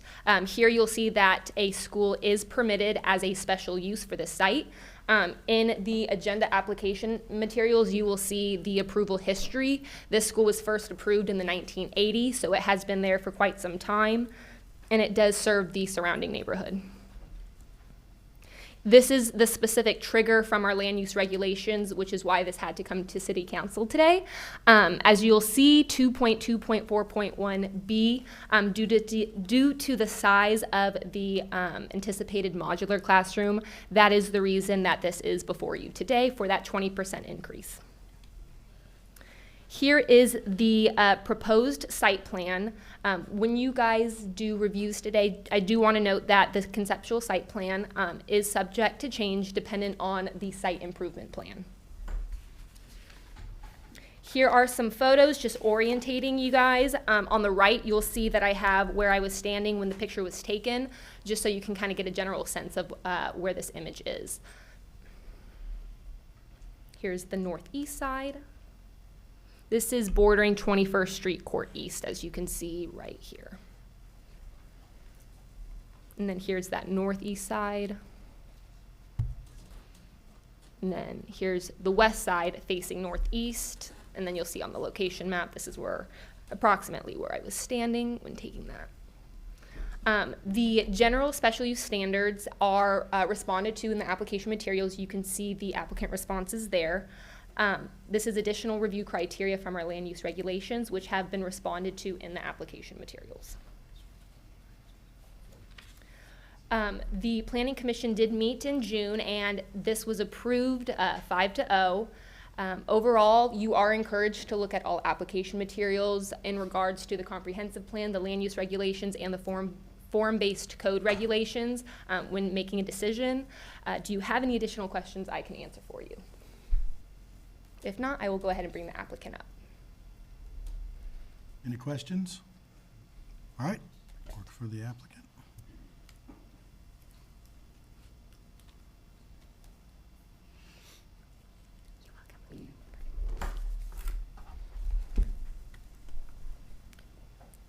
Good morning, Council. My name is Tara Saul, and I have been sworn.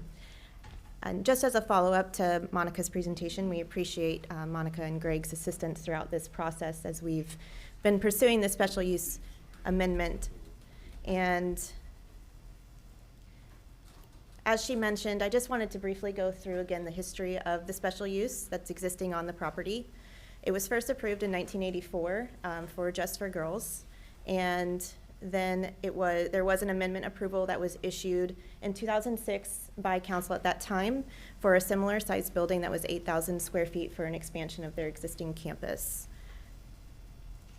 What we are currently requesting is, as was mentioned, is a modular unit that's approximately 8,000 square feet in size that will house 8 classrooms, 7 of which will be dedicated to student education K through 5 for Visible Men Academy, and the 8th would be a teacher area that is required for by the Department of Health and the state regulations for the school to operate as its own entity from Just for Girls, is that the teachers have a designated space within that facility. So that would be what that 8th classroom is for. And then from there, some of the things that aren't changing with this is the utilities already exist to the project site, so we will not be changing those. The parking infrastructure is sufficient between the staffing levels at Just for Girls and the staffing levels at Visible Men Academy, so combining is not going to create an enormous additional load on the property as it sits right now. One of the other benefits is that the security infrastructure will be upgraded and updated. The fencing will be improved, and currently there's not vehicle restrictions during operations of hours, so there will be a manually operated gate that will be installed both on the inbound and the outbound driveways, and I will look at a picture in a second. Sorry, wrong button. There will need to be an increase in the stormwater facilities that are existing, but as we saw in the earlier presentation, we're doing a great job in the city of Bradenton and in this area of managing stormwater well to make sure we're maintaining the health of our bays. So I think everyone will be appreciative of that as we increase the coverage, but we will still be well below the city standard for a commercial area of the coverage, and we will be at 38% with this addition. And some of the benefits of granting this amendment request is that by bringing Visible Men Academy to the Just for Girls campus, we're providing a place for the entire family to be serviced K through 5. And that's really the biggest benefit to this, and that's been the biggest struggle, I think, for both institutions, is that the brother has to go to a different campus than the sister, and that's very cumbersome and hard on many families where transportation is an issue or any of those factors, and this will allow and alleviate a lot of that pressure and allow it to be a more whole family approach to the elementary education for the students that are attending either campus. Currently, 19% of the students that are enrolled at Visible Men Academy are residents of the Perry Park neighborhood, which is where this project sits. So they would be closer to home. And again, the security improvements will be addressed with a part of this amendment and the site improvement plan going forward. Just a brief site overview. You've seen this in Monica's presentation. This is the campus as it sits now. This is some of the existing facilities that will be shared between the two schools. And then this is where the proposed improvements are going to be taking place. You can see dimensionally where the modular unit will be sitting is at the edge of the parking lot, and that again is to maintain the best access and limit the amount of impervious coverage that has to be added. There will be a sidewalk that will be connected to both the parking lot and the building with a breezeway that overhangs between the two to create it being one campus. And then the security gate locations are shown, and then across the entire property, a 6-foot fence will be improved. There is an existing chain link fence, but there has been damage to it throughout the years, and just in general for school safety, we do need to upgrade it. And so in conclusion, this special use amendment has been recommended for approval by City of Bradenton staff. We did receive unanimous approval from Planning Commission on June 19th of this year. And this will also provide a more comprehensive elementary education to the residents of Perry Park and any of the other students that will be serviced by the transportation that was mentioned earlier in the presentation. And with that, I want to thank you guys for, I lost the keyboard. There we go. Okay. I want to thank you for everything. If you have any questions. Of the applicant? Hearing none, so. I have one. Oh, yes, just ma'am. one little question. It looks like there's a really nice tree canopy on there. Are you going to have to take out any trees to do this? We have done an updated survey with the trees. The priority is to limit any sort of tree removal. We will go through that process with site improvement. We did have a pre-application meeting with staff regarding the site improvement plan.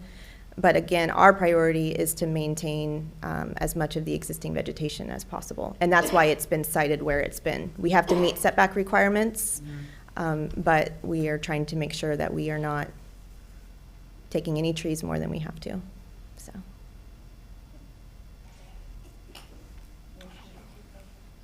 Any other questions? Thank you very much. Thank you. All right, hearing no further questions, we'll go to the public hearing. we'll open the public hearing. Anyone wishing to speak? Anyone wishing to speak? Anyone wishing to speak? We'll close the public hearing. And any further staff comments, questions?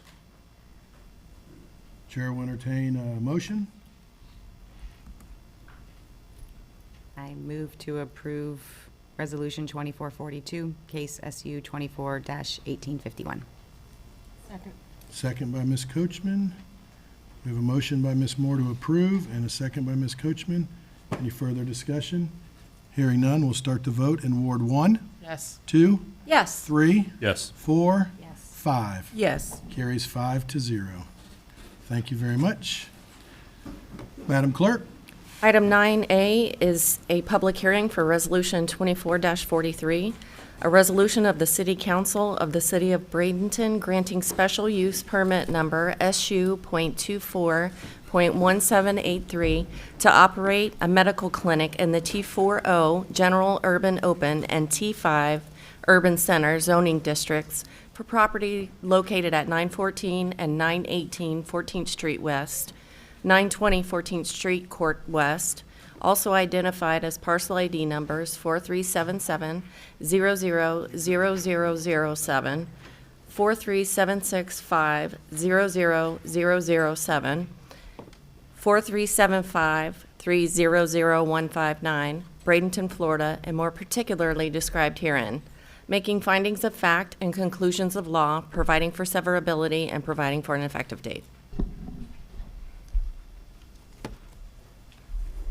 And who do we have for staff today? Well, it's not Jamie Schindewolf, I will tell you that right now. I am Greg DeLong, the Assistant Director of Planning and Community Development, and I have been sworn in. Ms. Schindewolf is under the weather, so I'm going to step in and do my best to cover this case for her today. As mentioned, this is a request for a medical clinic at 918 14th Street West and also 920 14th Street Court West. Here is just some basic case information with the applicant information, parcel IDs. This is in the T5 Urban Center zoning district and also the T4O, which is General Urban Open. And it has a future land use of Urban Village. And the request, as mentioned, is a special use for a medical clinic. Here is a location map showing the location of the properties. This is on 14th Street Court West, and it is just south of 9th Street, or 9th Avenue West, or Martin Luther King. Here is the future land use, which is the Urban Village. And here is the existing zoning in the area. As you can see, it does have split zoning with the T5 and the T4O. As mentioned, they are planning to convert, the applicant is planning to convert a 7,500 square foot office building into a medical clinic. It currently has 25 parking spaces that are paved in the rear. There's also an overflow vacant lot for overflow parking, or a vacant lot for overflow parking on the west side of 14th Street Court West. The subject property is within the form-based code area. Under Ordinance 4018, there was a change in the form-based code that made all medical clinics special uses. With that change, it does require Planning Commission review and City Council approval. The future land use, as I mentioned, is Urban Village. The Urban Village future land use does not prohibit this type of use in the future land use categories. This is the definition page out of our form-based code. I highlighted the definition for a medical clinic, so if you're going to take a quick brief look at that, it is pretty catch-all for all types of medical clinics, including dental, pediatric, all other health care patients, administrative, clerical operations, pretty much everything. So it's, like I said, it's a catch-all for medical clinics, so we are not separating specific types out. And that is under form-based code 12.1, letter H, Roman numeral 6. Here is a proposed site plan, or the existing site plan, I guess I should say, as it's a built property. Shows the parking lots on the west side of the building. The building is here. Here is 14th Street West, and as I mentioned, parking is to the west of the building. And back here are the vacant parcels where there's some overflow parking that can occur. Here's just current conditions showing elevations of the building. There are no proposed changes that we are aware of at this time for the exterior of the building. Maybe some signage should this be approved, but that'll have to meet our form-based code regulations for signage. Here is the west side of the building where the 25-space parking lot is located. And here's the vacant parcel to the west of 14th Street Court West. As you can see, there is a truck park there. These are the general standards in our code under section 3.3.1, and I apologize being a little clumsy today, but trying to do someone else's presentation is a little awkward for me. It does appear that these standards are met, generally met under 3.3.1. Then you go into 3.3.2 of the form-based code. There are additional criteria under there. It does appear that most of these are generally met, with the exception of 3.3.2.1, talking about the neighboring and surrounding environment. While this use is a medical use, a lot of the redevelopment that has been occurring in this area has been in the nature of residential, both market rate and workforce housing and affordable housing. And there has been some commercial development. We have the Met is one, which is a 199-unit apartment building. We have the 14th Street Apartments, which are directly across the street from this, which is a 40-unit. Under review right now, we have additional apartments planned at 1506 14th Street West, which is a 21-unit, and 1328 15th Street West, which is a 27-unit. And also within the close vicinity of this has been Taverna Toscana, which is the new restaurant coming in to the city of Bradenton. So review criteria, these are to be considered for reasons for approval or denial of the request for special use. It does appear that they are met with the exception of letter I, and I will get to that one. And that really talks about the general compatibility and appropriateness with adjacent properties and other property in the district, with special consideration given to the proposed hours of operation. While there are uses north and south of this that do operate 24 hours, you have the 7-Eleven and you have an ambulatory use in that area. As I mentioned previously, there is a lot of redevelopment going on in this area that has a focus on residential and commercial. In light of that, we have about, let me see here in my notes, just over $15.5 million in investment in this area in just residential and commercial since 2021. So basically in the last 2 years, with those mentioned users, with the apartments and Taverna Toscana. In the vicinity of this property on the west side, there's a lot of residential too. So it is very limited commercial in this area or medical uses in this area. So that is a concern that we pointed out with letter I. So it does appear that that item may not be met. It is consistent though with the comprehensive plan under the UV zoning district for future land use. It does state that this type of use is permissible in the zoning district. So that is something to just consider as City Council does evaluate this. So City Council is encouraged to evaluate this request based on the provided application materials, as well as input from staff, the applicant, and the public, and base their decision on the criteria found in section 3.3.2.5 of the land use regulations. Planning Commission did meet on June 19th, 2024, and recommended approval of this resolution 24-43, or special use case 24.1783, with the following stipulations below, and that does talk about an opaque fence being installed on the periphery of the overflow parking, which is on the west side of 14th Street Court West, to shield the residential uses from the glare of headlights. There was also a stipulation on lighting improvements shall be installed for increased security, and that the patients shall not be queuing outside of the building. Planning Commission, as I mentioned, did meet. They did vote with a vote of 4-1 in favor of this request with those stipulations. And that is what I have for you today. Any questions for Greg? Yes, ma'am.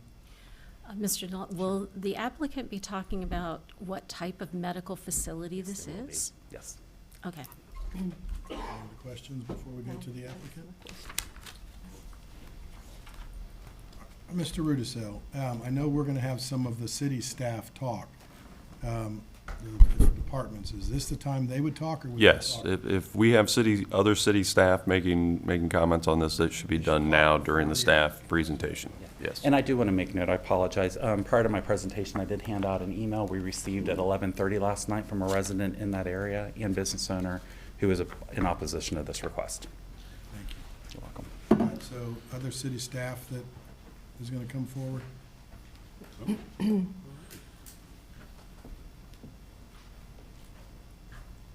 Good morning. Sergeant Pine with the Bradenton Police Department. Good morning, council members, Mr. Mayor. The police department just had a few concerns, and we wanted to share those concerns so you can make a more informed decision. The existing criminal activity in the area of the proposed location of this type of treatment facility is a concern. We did a 4-block radius check for last year's stats, and we had 98 crime reports reported just in that little area. We also received numerous crime reports and complaints from the existing owner through email and phone conversations. They reported crimes such as drug use, drug sales, loitering, trespassing, and unlawful lodging, and littering in the area. And our officers are addressing those issues, especially the CRA officers that serve that area. They are working diligently to try to address those issues at this current time. Sergeant? Yes, sir. You said the owner. Who do you mean as the owner? Mr. Zola. 7-Eleven or of the? No, I apologize, of the actual property. Property. Zola Architect. Okay. Sorry, I thank you. apologize. The existing drug activity is also a concern of ours. Of the 98 criminal reports, 39 were drug-related. Concern for the recovery patients in regard to that drug activity. According to studies, patients in recovery should sever ties or avoid those who use drugs and to protect their sobriety. And we got that off of drugrehab.com, which is sourced by Advanced Recovery Systems. Also, the presence of an elementary school 4 blocks from the proposed site. The school zones will be active during the center's proposed operational times. And then potential risk to values of properties. Certain studies indicate that property values may decrease due to the presence of treatment centers. And then the pre-existence of a treatment center already, not too far from this area, 12 blocks away at 2100 block of 14th Street West. So those are our concerns, so we present that to you today. Do you have any questions? Any questions? All right, thank you. Any other staff?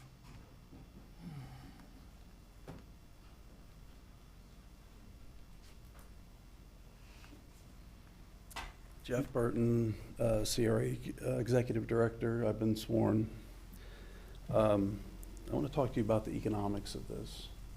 In the city's planning report, there's an item G.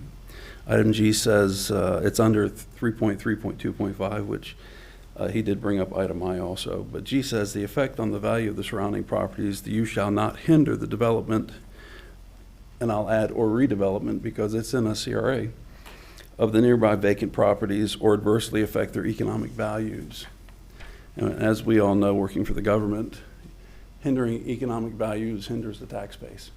So that has a really bad effect on both city government and the CRA. I'm going to be talking briefly about a Baltimore study that was done, a study by the National Bureau of Economic Research, and also a study that was the LaRoche study, and then I'm going to refer to Florida Statute 163, Part 3, which is the CRA law in the state of Florida. So the first study, the Baltimore study, which may or may not be brought up, it was brought up in the Planning Commission meeting. That study, and I'll read directly from it, the Furhold and her co-authors obtained data on violent crimes defined as homicide, manslaughter, rape, aggressive assault, and robbery from the Baltimore City Police Department. The reason I bring this up is because it was used as a source as to its validity for economic development, when in fact it's a study on crime, not on economic development, though there is a direct relationship between the level of crime and values of property. This study, if brought up, really doesn't validate economic development. And I will have all these studies sent to the city clerk for distribution if anybody wants to read them. the National Bureau of Economic Research did a study, and in this study, quote, "There is surprisingly little empirical evidence investigating the effects of this type of facility. To the best of our knowledge, only one study explores this question. In a real estate study by LaRoche et al. In 2014, they applied a 3-stage lease squares to property sales data in Central Virginia. And at the end of this, the results of the LaRoche study suggest Mr. Burton, can you kind of stay closer to the microphone because Sure. we kind of lose you a little bit. Suggest a substantial negative effect of this type of use on property values. And then in reading this, I went and found the LaRoche study, which is called Not in My Backyard, The Effects of Substance Abuse Treatment Centers on Property Values. And this was taken from the Journal of Sustainable Real Estate, which is a academic journal of repute. And in the abstract, in the end, quote, "We estimate the impact of substance abuse treatment centers on nearby home prices and liquidity for measured by time on market. We find that the neighborhood treatment centers associated with an 8% reduction in nearby home prices and that this discount is magnified for treatment centers that specifically treat opiate addictions as much as 17%. So this is purely an economic presentation that I'm giving you, that there are studies out there, though not a lot according to the research, that say that this type of facility will have an economic effect on the properties, the development and the redevelopment of properties around it. At the Planning Commission, since there isn't a lot of research on this, and one was in Virginia, one's in Baltimore, none are in Florida. If you're really interested in knowing and looking at item G on the planning report, you know, a study could always be done to identify, is there an economic impact? Is it negative? Is it positive? According to these studies, it's negative. And I told you I would bring up Florida Statute 163 Part 3. 163 Part 3 is the CRA law. And under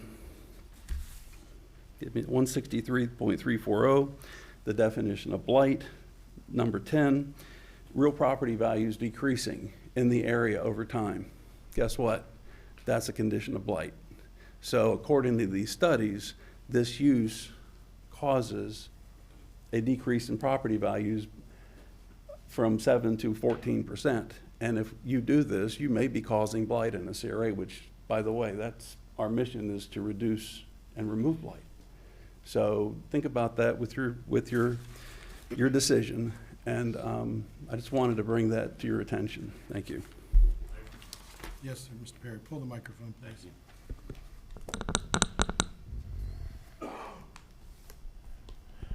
Jeff, if you could just help the room understand your education and your training and experience to provide this type of testimony.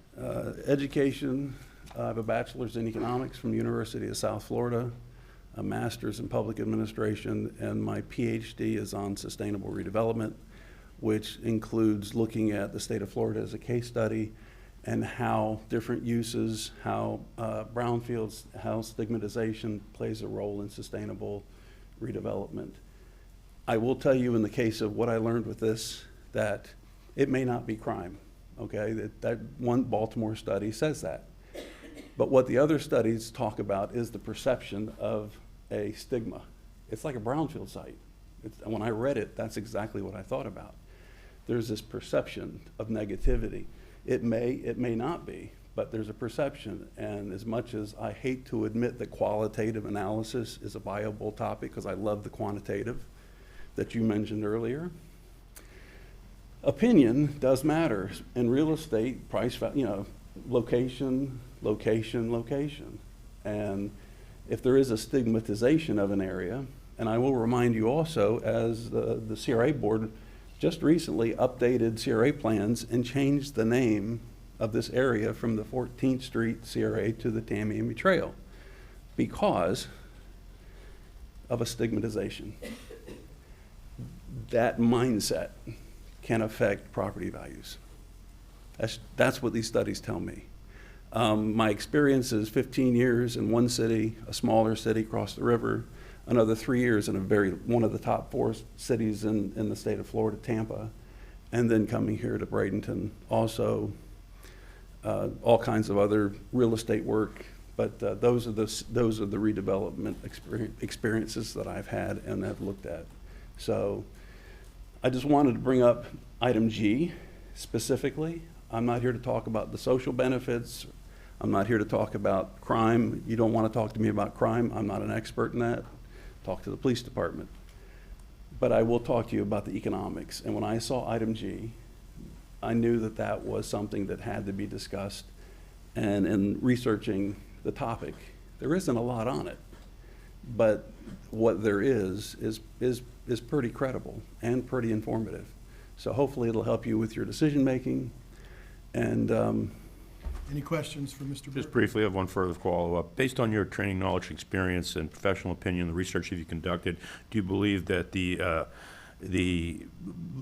locating a drug treatment center in this, what appears to be a housing corridor of future current and future development, would have a diminutive value?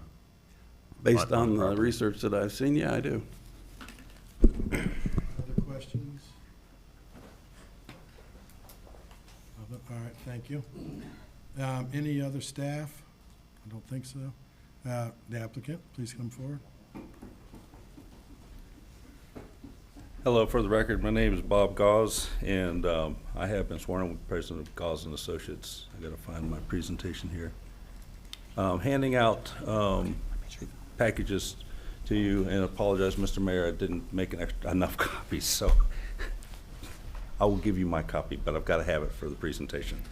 I'm joined here today, the property owner's here, Jerry Zola's here, Bill Blaylock's here, also the realtor representing Jerry Zola, Mike Osborne and Jim Miller from Operation Power here. And I will tell you that my presentation at the Planning Commission was pretty short because, quite frankly, if you go through the staff report, what you figure out real fast, the staff report basically says we comply with all the criteria to approve a special use for medical clinic on this property. We comply. We comply with your comprehensive plan, and we comply with your zoning code and your special use criteria. But then the police department got up and spoke against us during public comment, and then the CRA director got up and spoke against us during the public comment, and I realized that this presentation is probably going to be a little more robust. So anyway, the owners, Jerry and Rhonda Zoller. And if I can figure out how to do this. All right, property, as he pointed out, it's actually like three parcels. Jerry and Rhonda purchased the first portion of it in 1979. They completed the purchase of it all in 1988. It's bisected by, I think, Pardon me, Mr. Gauze, you're not being picked up by the microphone very well. Could you adjust it down and maybe speak a little more robustly with I your will try and do that. robust presentation? I got to stay back where I can work this mouse. At any rate, so they purchased the rest of the property in 1988. It's been professional offices. It's actually had medical offices. And quite frankly, up until you did the ordinance late last year, we wouldn't be here asking for anything because it was a permitted use. As you guys have already seen, the city of Bradenton, neither in the form-based code or in the zoning code, differentiates types of medical clinics, okay? Let's see if I can do this right.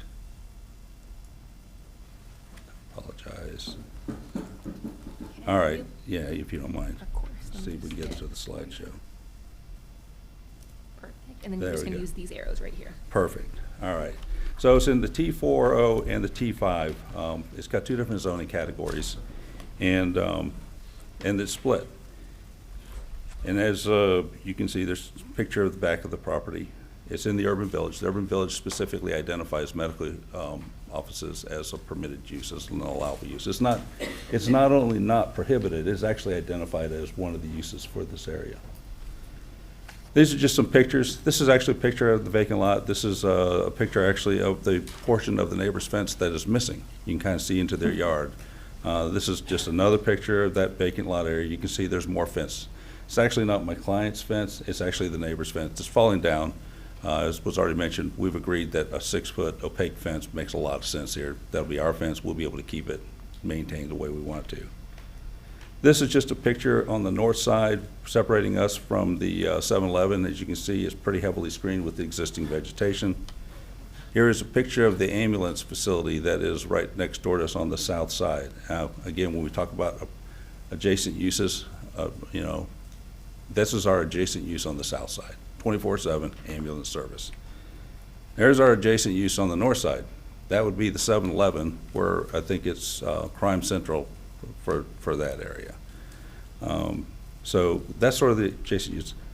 And here's the law enforcement van sitting across the street that I guess the police department has parked across there to help deter crime. And I don't know if it's helping or not, but I took a picture of it anyway.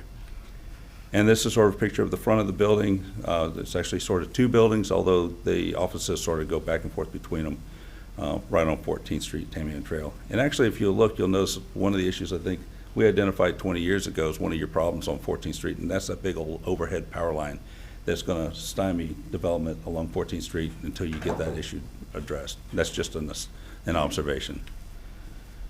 So we're asking for a medical clinic, a specialist medical clinic. So what does that mean? It's a physician's office. It could be a dentist's office.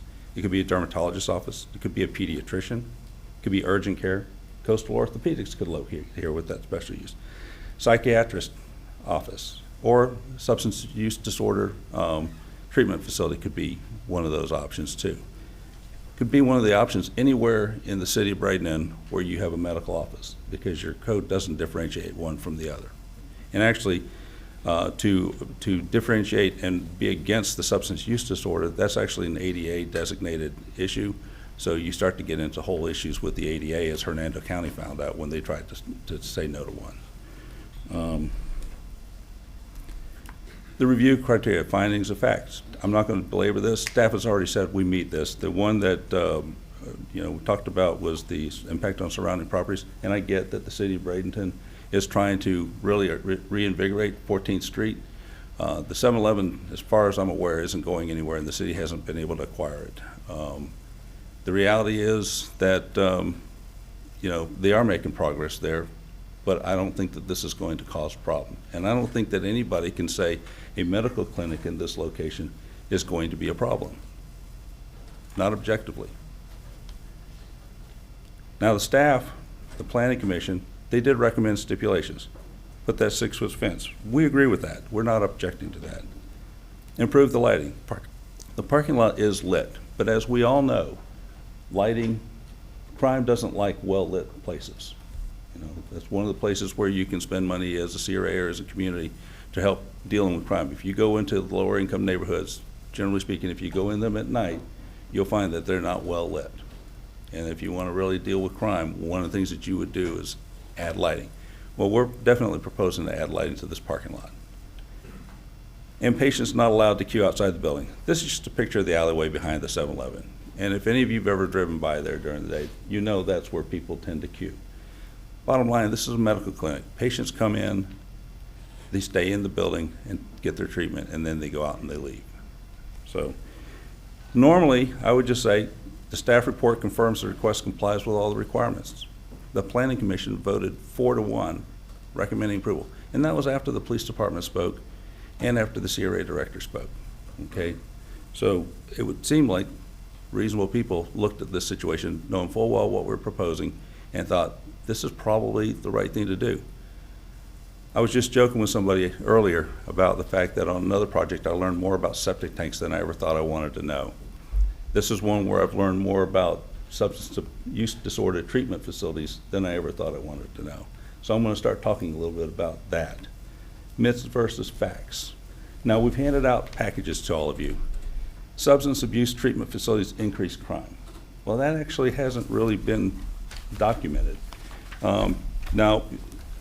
If you look, at some point, I think you may have seen the crime stats for this area. We obtained a copy of these from Chief Bevan.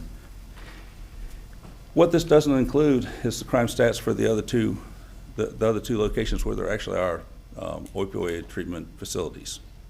Now, it's not because they didn't reach out to the sheriff's office like I did and get that information, because she told Alicia Main told me that she just provided information to the city about those two locations a month or so earlier. And I said, well, can I have it? And the answer was, well, there's nothing there. I did both of those locations, and there's no crime at either of those two substance use disorder treatment facilities.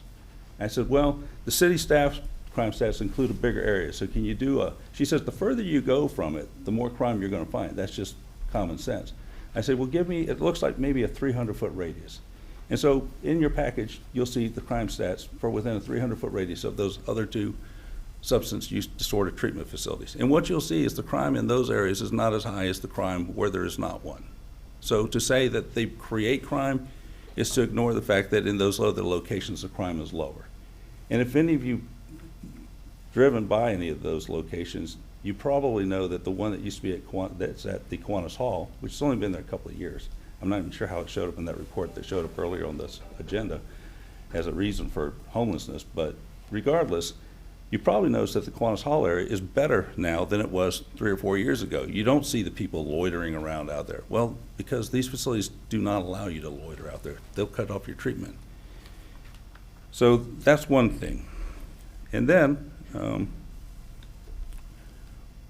we reduce property values. And Mr. Burton has talked to you about reducing property values. And in that package, you'll also see something that shows you the Florida mean down there by the Operation Power, down by 63rd, 64th, is the mean property values in that area against the state of Florida property values. And if you look at that, you're going to see that the property values have averaged above the state of Florida. Now, that's just, you know, we can't say every place in the country does it as good as Operation PAR. Well, what we are saying is where Operation PAR is happening, that's not the case. That's the facts. That's Manatee County specific. That's a specific location, and it does not reflect a reduction in property value. So that is a fact. That's not off of some other report. That's a fact. And if you look at some of the other studies, and I've got several here, let me just pull them real quick. One of the reports that Mr. Burton signed, I think is this one, that is not in my backyard. That's about a residential treatment facility. This isn't going to be a residential treatment. This is an outpatient. This is where people come, they get their treatment, they leave. They go to work. The purpose of the treatment is so that people with substance abuse issues can function and get past the cravings and the urges that come with the opioid addiction. So this is a treatment facility for people being able to go to work. It's not a residential treatment facility. Substance abuse, this is a substance use disorder treatment centers and property values. This is by the National Bureau of Economic Research, and I'll leave this with the clerk as well. Basically, they looked at the problems, and they said basically, for the most part, these are located in lower economic areas, and the areas that, the issues that are really the big problem are things like the liquor stores and the corner retail stores. Those, like the 7-Eleven, those create problems. And again, I'll leave these here for you guys. So then, we're part of the problem on 14th Street. You know, the substance abuse treatment facilities are part of the problem. Honestly, the only one I'm even aware of on 14th Street within a little over a mile from here is the one that opened 1 or 2 years ago. I don't know how it gets blamed for the crime that's been going on in this area for over a decade. I mean, I was in that building for 5 years. And I fully concur. Law enforcement did what they could. I also can tell you that I came to my office and found human feces sitting on the sidewalk 3 feet from my front door. I can tell you I found drug paraphernalia over there. The problem exists. It exists in a big way, and nothing that's been done has really changed that, including as evidenced by the crime statistics that the Bradenton Police Department has provided you. But this area also has never had a substance use disorder treatment facility. And that this request will derail city's efforts. So I've provided to you, and again, we can't compete with nationwide studies that look at variables, and if you ever really read them, they say could, might, potentially might. There's nothing that says, yes, this definitely was a cause and effect. And any of these studies, neither the ones I'm putting to you or the one Mr. Burton mentioned either. So that's not going to give you a definite. Now I'm going to put in my cheaters, because I'm actually going to read something. You have these. So far, neighbors say no problem with Operation Park Clinic in Spring Hill. Okay? 2.5 years ago, Jeff Phillips stood before the Hernando County Commission and urged the board to, as he put it, simply do the right thing. 3 months later, Sheriff's Office data and observations from neighbors indicate the problem that Phillips and his fellow opponents have feared have yet to materialize. It seems that maybe a mountain was made out of a molehill. Now, that's an Operation Parkland. That's the one in Hernando County, which ended up going to court to try and stop it, and found out that the ADA trumps public opinion. And dispatch records show sheriff's deputies have been to the clinic 7 times between opening day and last Friday. I think this was about 2 years after it opened.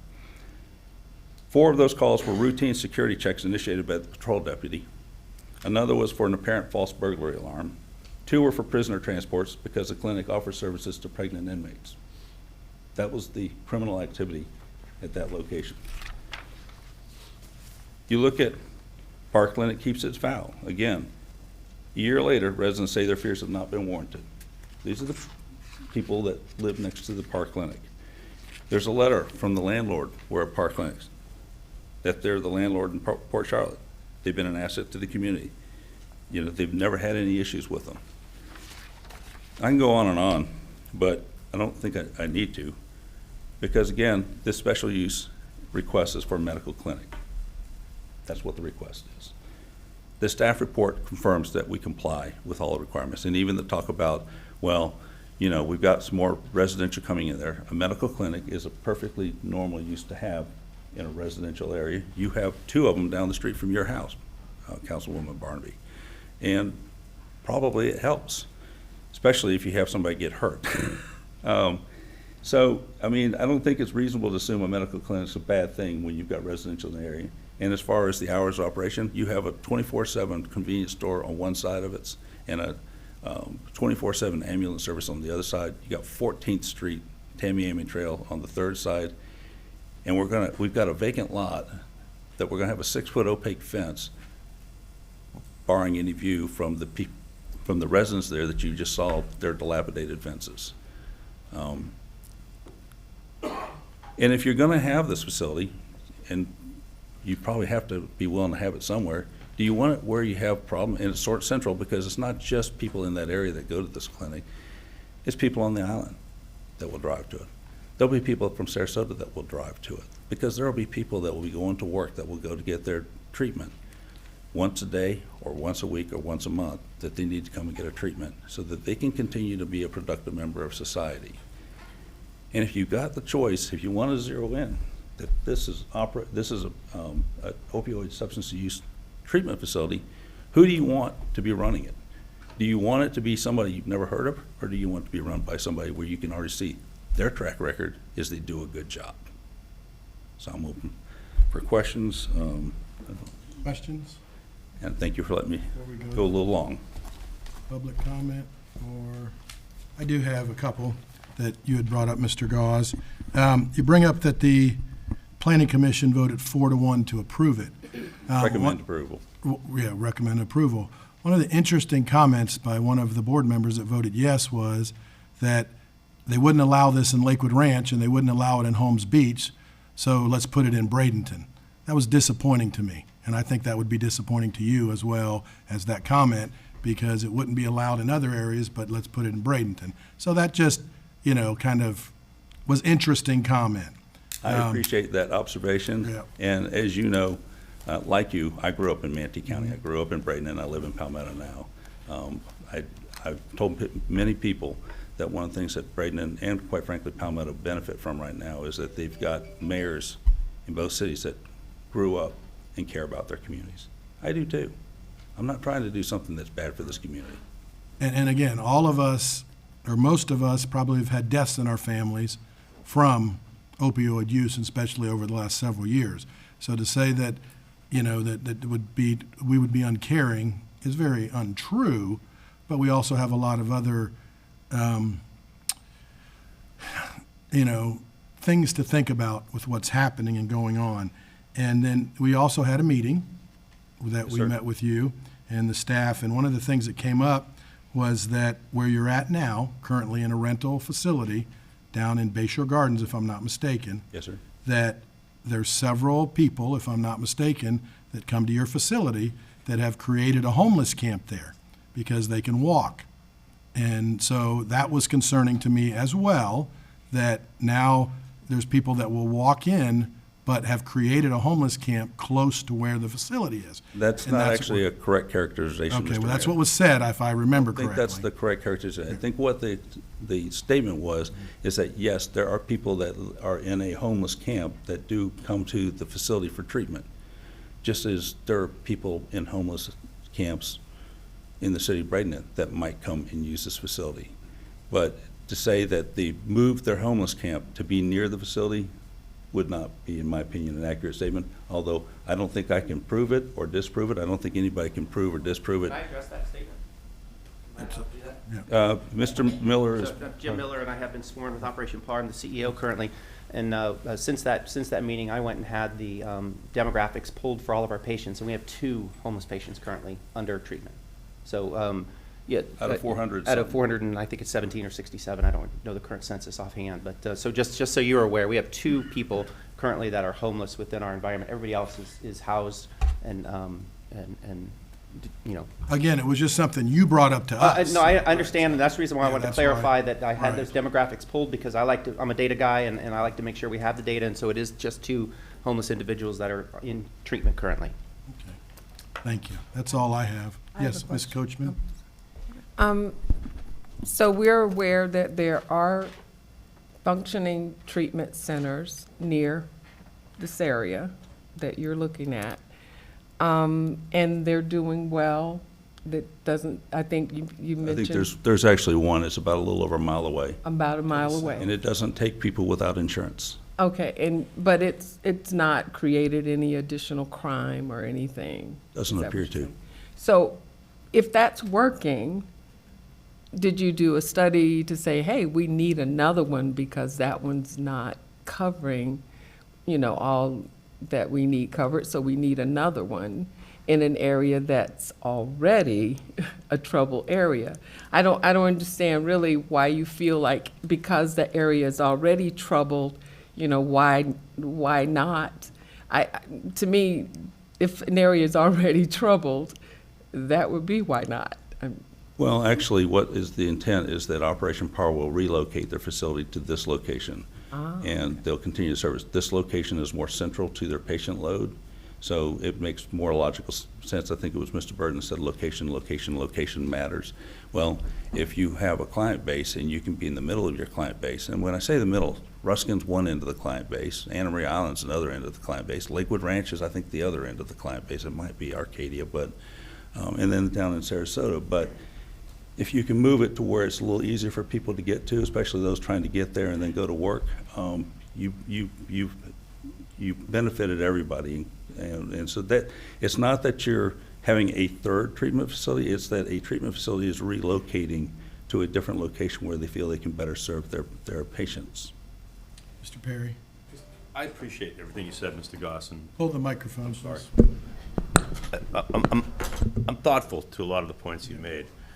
But what you're suggesting is you're going to take 460 people that are in drug treatment, that are in the county right now, and you're going to put them into our corridor that Mr. Burton says is a housing economic development corridor, and that the police department says is one of the highest crime areas. Do you think that's compatible? Well, I'll try and answer that question, Mr. Perry. First of all, a large percentage of those patients are already in that area, okay? And I don't know if you've ever tried to drive through downtown Bradenton in the morning or the afternoon, but pretty much the entire county flows through Manatee City of Bradenton 2 times a day. This isn't going to add to that load. It's just going to be, this is one of the stops along the way.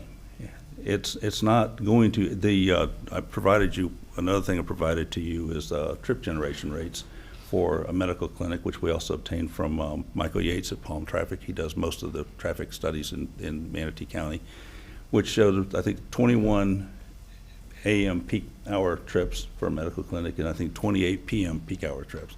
It's not very many trips for a 7,500 square foot building, far less than if it was a retail facility, I'm pretty sure. And probably less than what, if it was probably less than what that residential structure across the way is going to provide to you. So it's not going to create a traffic issue per se, and you're basically giving the people that are trying to work a place to go get a treatment that helps them function. I don't So I'm gonna say it is. I don't think it's going to be a traffic issue. It's just that you're bringing in 460 people that are not currently in the city with this drug treatment that are now coming into the highest crime area in the area where drugs are accessible. To me, it would seem like if you had someone that had a gaming addiction and you were giving them treatment, you wouldn't want to do it next to a casino. That you're bringing them, you're attracting them into an area. Well, A, the people aren't coming there every day, and B, you could, you know, where do you think is the right place to place a facility? That's an excellent question. I'd like to answer it. I'm going to let you answer it. Okay. I think it's coming down here because it's one of the only places that you can move to. You go to a place that has as much trouble as, and say, it's already there. You go to Lakewood Ranch, point it out. It's not going to go to Lakewood Ranch. You go out to Anna Maria Island where they rent houses for, what, $15,000 a week? It's not going to happen there. So let's go to downtown Bradenton where there's already crime at the 7-Eleven, where there's already homelessness at the Salvation Army and other locations. But there won't be a problem. I think that's the problem, and I try to relate it to the legal standard of compatibility and economic impact. And the dog just doesn't hunt for me. I don't vote. I'm just making the point. Yeah, Ms. Moore, you had something? I have something for the applicant, but I also have something for staff. So for the, Back to it, yeah. okay, thank Ask you. them and then I'll do it. Is PAR a nonprofit or a profit? Nonprofit. Nonprofit. Okay, great, thank you. And also for staff, can you clarify whether granting the special use permit goes with PAR specifically, or does it apply to anybody who then, sorry, I'm like looking at her behind you, I apologize. Does it, you know, are we would go with confident it goes with PAR? It would go with the property. It does. So, and then just to clarify then, if we grant it, any other medical use, any other medical entity would be permitted to use it? Correct. Because we do not, the medical clinic definition in our code does not specifically break things out. It's an all-inclusive. Okay, thank you. Mhm. Any other questions before we?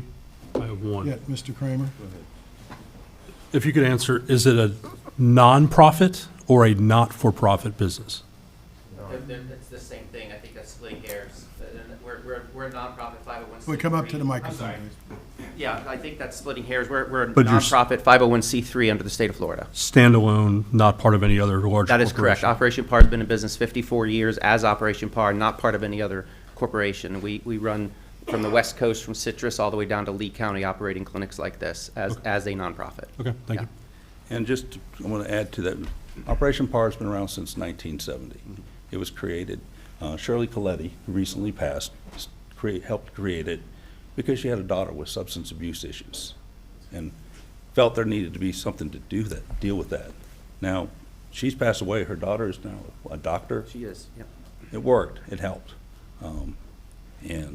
So that's why they exist. That's why they were formed, and that's who you're going to have. I just wanted Mike to address, I think, an issue that you had asked. Yeah. I've been sworn. I'm Mike Osborne. I'm the Regional Clinical Director of all of the medication-assisted patient services. That's Operation PAR MAPS.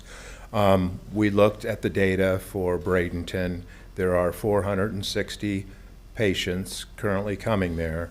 A phase is when a patient, when they have negative drug screens, when they have legitimate proof of income, when they have stable housing, no legal issues, a number of criteria to get a phase, which means I come in, I can get a medication to take home.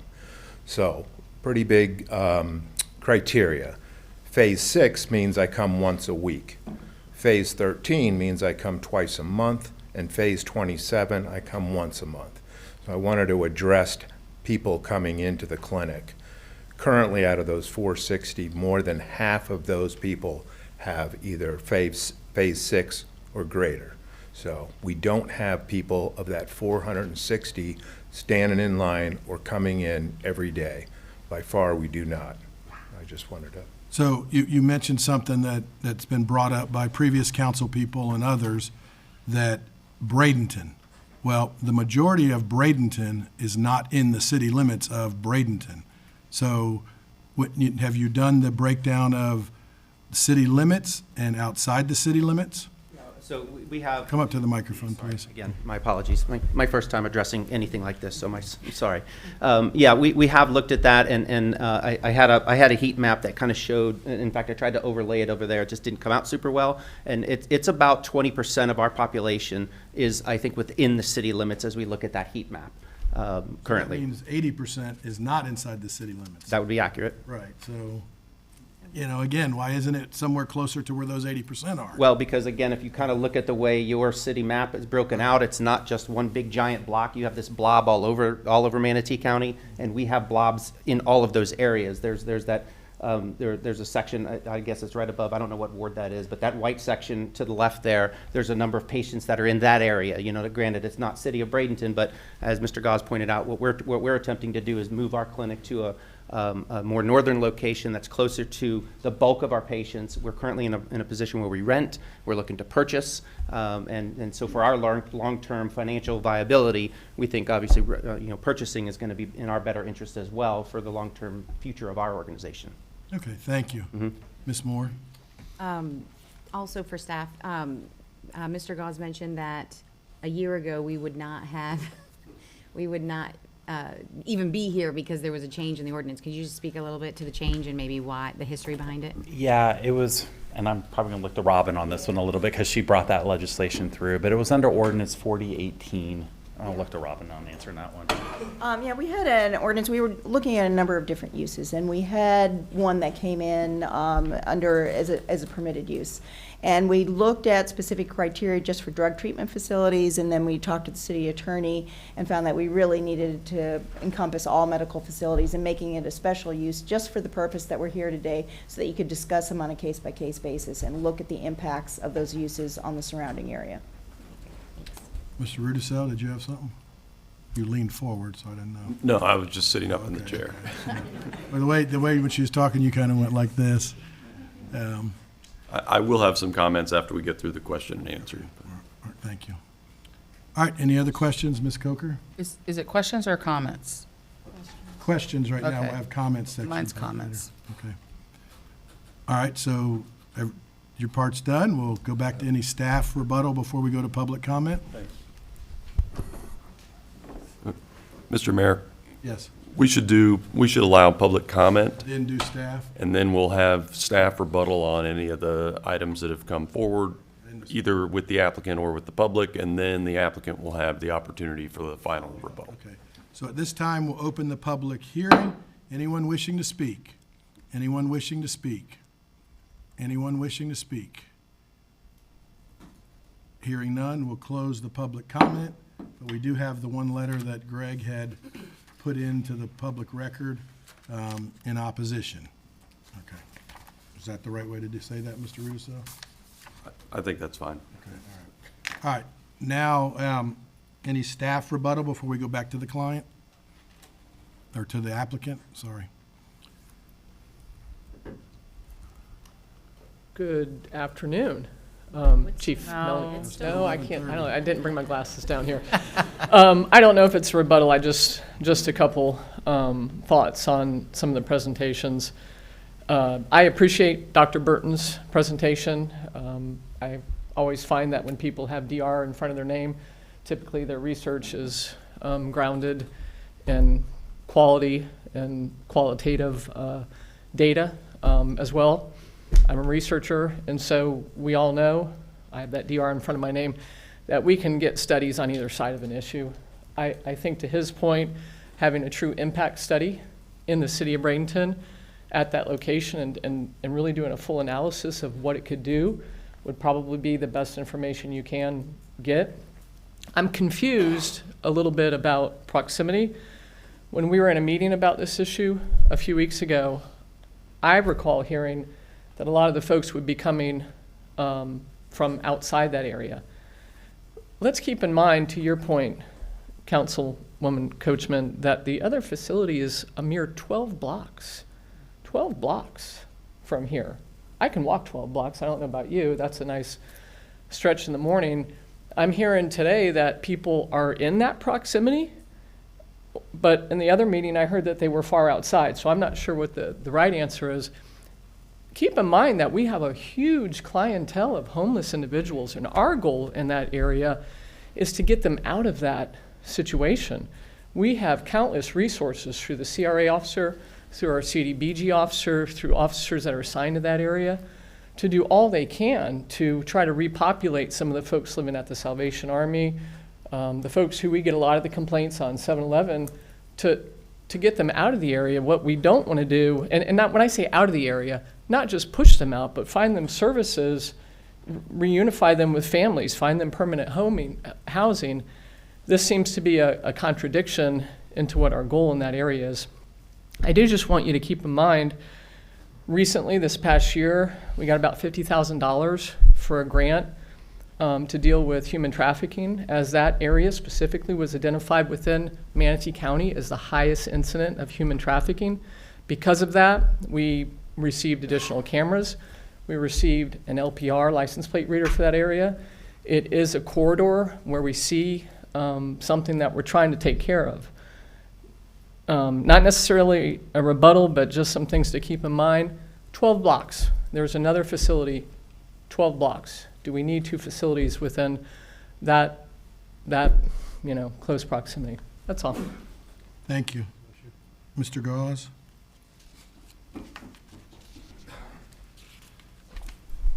Thank you.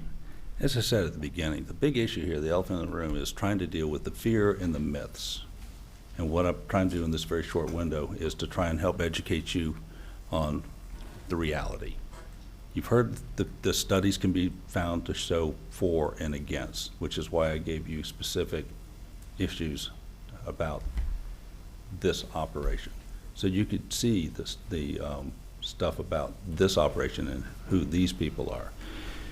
The comment about, getting the people out of the area, you've got to get the people off the drugs, because that's one of your root cause issues. You look at your studies that was in the report that was in your consent agenda, you had like 26 overdoses. Well, the goal is not to have the overdoses. It's hard to move somebody out and get them functioning if you don't get them off of the drugs. And that is what the treatment facility is about, trying to help people get off the drugs. That's part of the problem. You're spending money in a lot of places, but you know where you're not spending money? You're not spending money on opioid treatment to help the people that have got the problem get off the drugs. This isn't going to be an attractor for your homeless. Salvation Army, give out food, give out clothes. That's an attractor for homeless people. You give them a treatment for a disease to help them get better, and counseling to help them get better so that they can function better, so that they can find a better place to live, or so that they can make more money and continue to have a better life, or maybe become a doctor. That's help. This isn't a place where you come to get a fix, okay? It's where you come to get fixed. It's a physician's office, plain and simple. But again, the challenge is getting you, and then quite frankly, law enforcement, past the fear of what it could be and get everybody to understand the reality of what it is. What we're asking, again, we're asking for a medical clinic. Y'all don't differentiate, that's been documented in this meeting. But I'm also saying, give this group a chance. They're not talking about coming here and rent, where they're gonna come and then leave, and you may get someone else. They're talking about coming and buying. And Ms. Coker, and somebody in real estate, have you ever known anybody to come buy property and say, I'm gonna try and make this neighborhood worse? I don't know that anybody does that. They're coming to buy the property, they're coming to provide a service, and they're gonna make the place better, not worse. And so it's a little bit of a leap of faith, but we've tried to provide you with the facts to show they're worth you taking that risk. Thank you. Thank you. Mr. Rudisill? Yeah, I just wanted to touch briefly on the ADA issue that was raised. So, drug addiction is considered to be a disability, and so the city is prohibited from discriminating against this type of use. And so that's why this was added, the medical clinic use was added as a special use. And agree with Mr. Gause's comments, the medical clinic use does not differentiate between different types of medical clinics. Could be lots of different things, but the city's approach in reviewing this was to say, well, that is correct. The medical clinic, we have to look at them as, you know, they're all a medical clinic under the same category. But I think the city's approach now is going to be that any application coming forward for a medical clinic has the potential to be a drug treatment facility, and that's the way the city is going to look at those types of applications. And that is not discriminatory. They're all the medical clinics will be looked at the same way, but you have to consider that this is one potential type of medical clinic, and of course here, they've been transparent that that's the type of use that they are proposing in this area, which we appreciate. But that is the approach that when that was put into the code as a special use, and that was the intent, that the city is going to say, okay, we're no longer allowed to consider the different types of medical clinic uses, and so we're going to have to consider that all of them could potentially be this type of use. So what did you just say? So we can't deny it, or we have to? My point was that the city is not discriminating against this type of use. All the medical clinics, any medical clinic application that comes forward is going to go through this special use process, and they will all be treated the same way. So we're treating it the same way. We've got the information, and then once the council has some discussion now, can make a motion for or against. That's correct. It's still, at the end of the day, it's up for the council to determine whether the criteria have been met. It is the applicant's burden to prove that they meet all of those criteria, and so that's the decision that's before the council. So, Ms. Coker, thank you. Yeah. We have been making amazing, and finally some things feel like they're starting to evolve with our CRA and all that we're investing into that area, the rebranding of Tamiami Trail and the new housing projects that are going on. And I feel like this is not what we have in our vision to go there.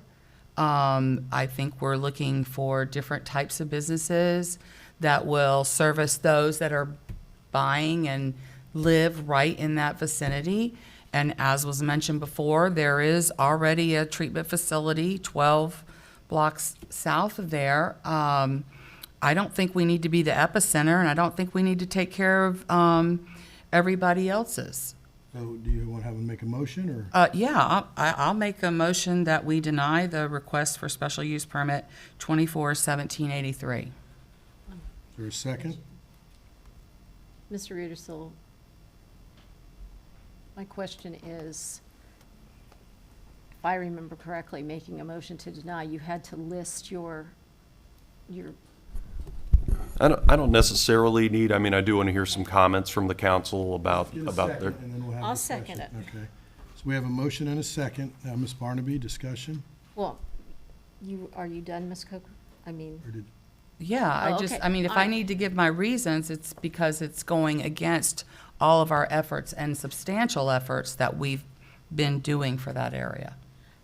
looking at this with the programs that we've been working on through the CRA, the new residential projects that have gone in there that are operational now, currently.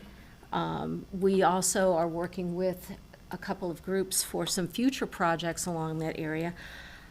Most of what we are looking at is either affordable and workforce housing sprinkled in with a little bit of low income, but we're also looking at families as well. And I just feel that it is not compatible with what we are trying to do. Ms. Moore?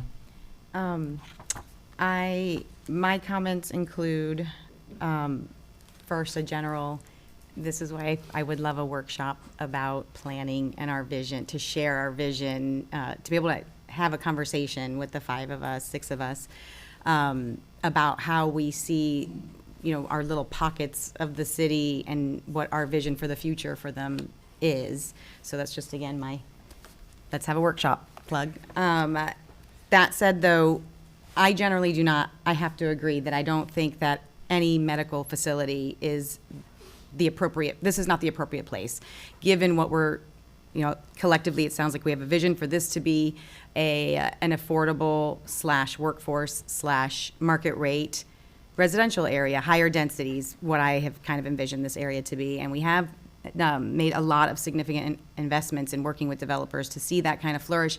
And I agree with Councilwoman Coker that when I think of the type of businesses, the type of commercial activity I would envision in that area, it is more to service what is now going to be a higher density residential area. Things like, potentially, I would say a dry cleaner comes to mind, but other kind of services that you might think that you might need. Because of that, I don't think that it is going to, I think it would adversely impact the value that we have actually created. Does it look like, is it perfect right now? No, but I would say just by the dollars we ourselves with our CRA hats have put into it, those dollars I think are at risk if we open this up to a medical facility. I think it's more appropriate to put more medical facilities where other medical facilities are generally located. We already kind of have that kind of pocket area brewing, and we have a hospital within our city limits. So I would generally say, without having studied it, and of course, maybe deferring to what the thoughts of staff were from a planning perspective, but to me, the kind of commercial I want to see there doesn't involve medical facilities, period. It's more of a, what do high residential areas need so that it is more walkable, multimodal, convenient for residents located within a higher density residential area. I also will just point out, because anytime we have one of these, either a request for a special permit or a rezone, I just want to point out that even if this operation is, reputable, on point with their operation, all of those things, there's nothing that says a year from now they don't sell it and someone less desirable comes in to now have the benefit of the property right that we have now given to the applicant. So for those reasons, I have concerns about putting this facility here. Mr. Kramer. Yes, I think in hearing what Ms. Coker had to say and Mrs. Moore,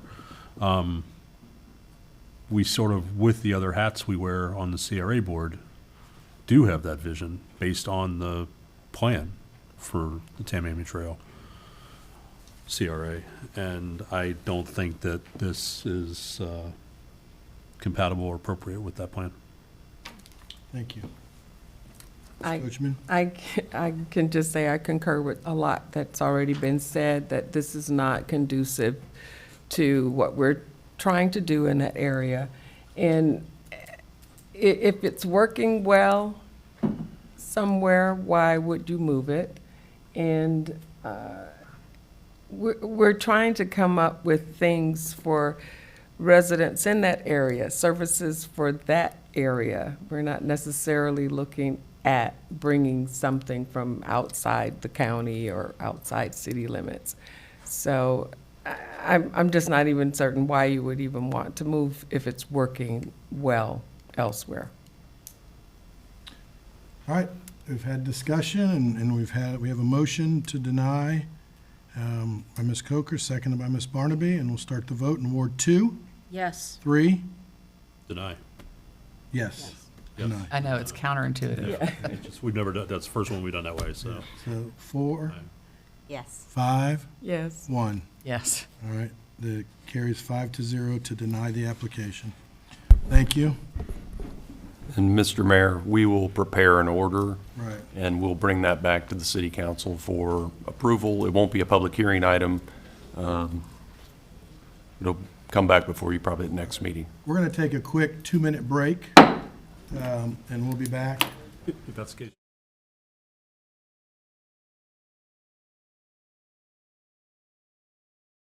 Item 9C is the Community Development Block Grant, or CDBG, 2024 to 25 proposed use of funds, and this is a public hearing. Okay, who's going to address that?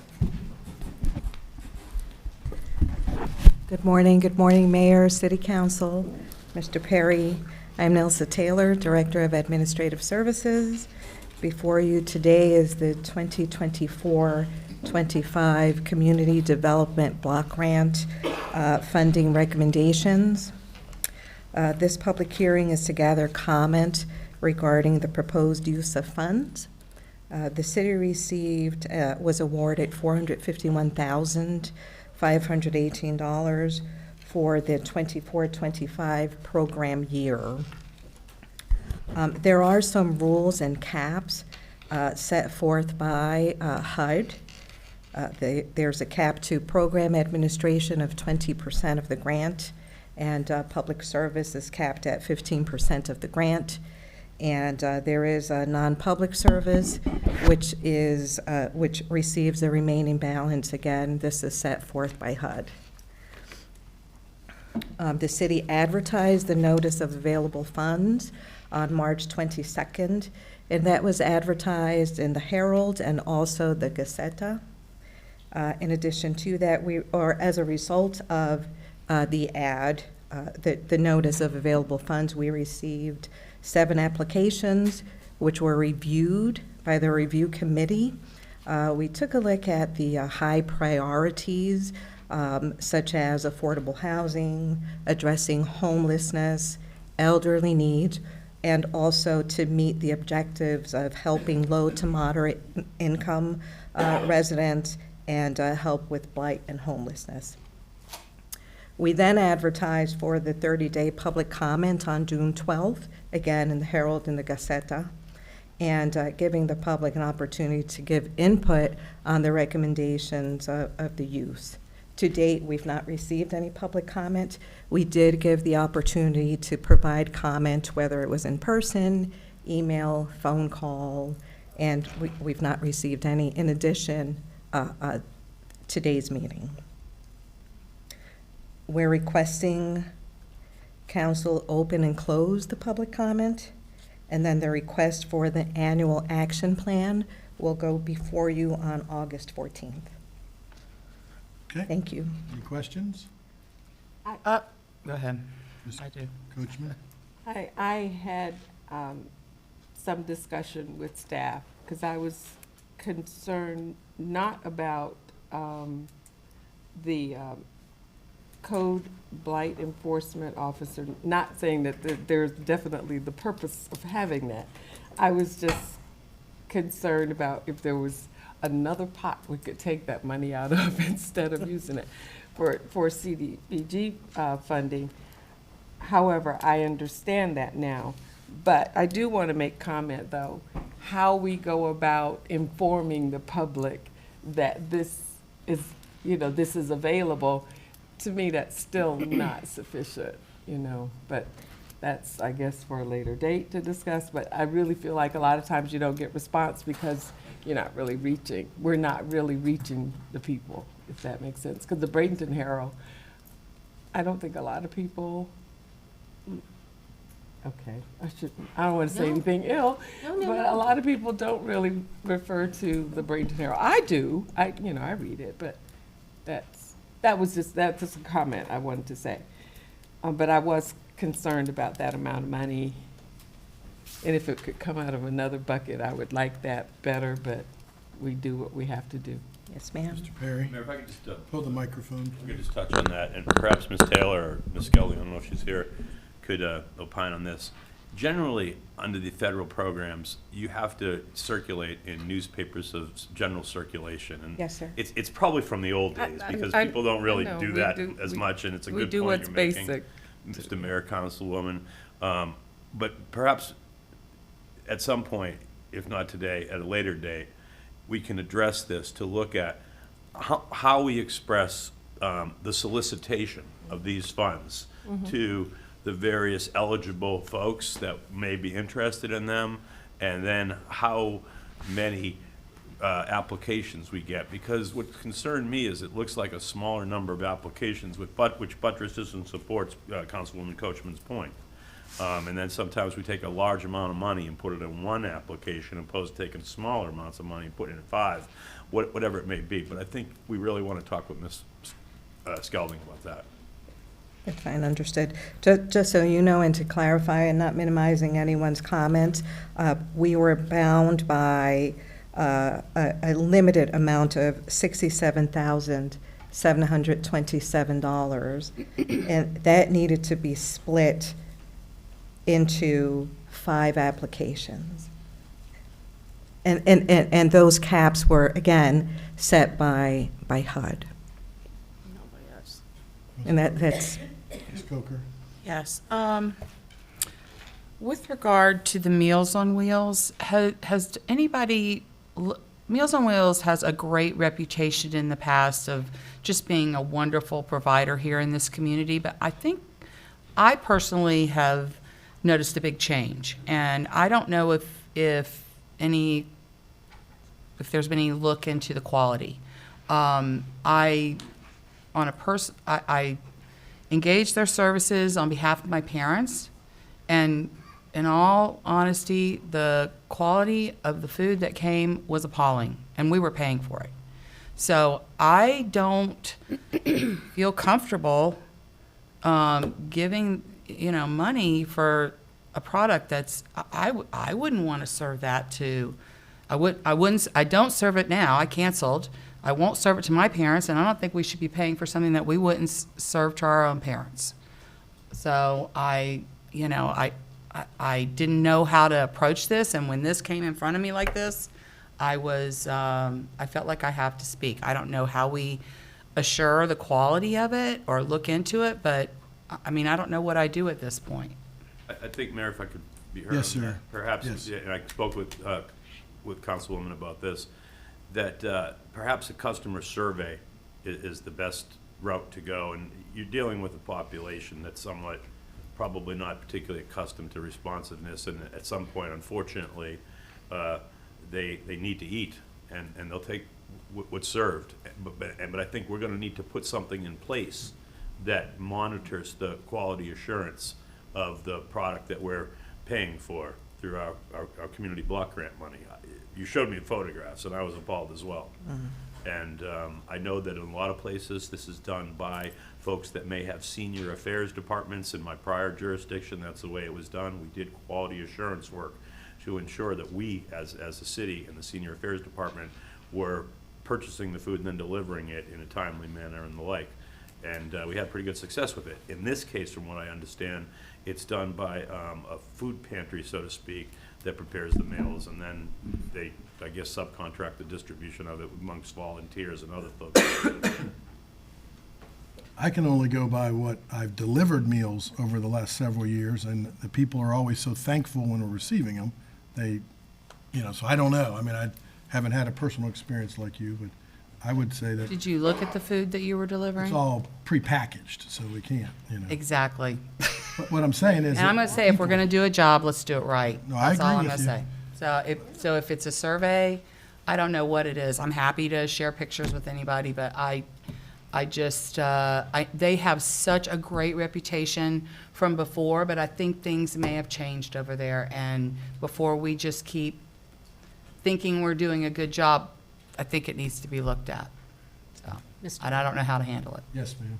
Perhaps could we ask staff to get with their administration and share these concerns that we have heard and ask them to get back with us? Because if I think I could, and I'm not trying to put words in Ms. Coker's mouth, but I think if this request comes forward next year and there hasn't been a change, I'm not sure she's going to support it. Understood.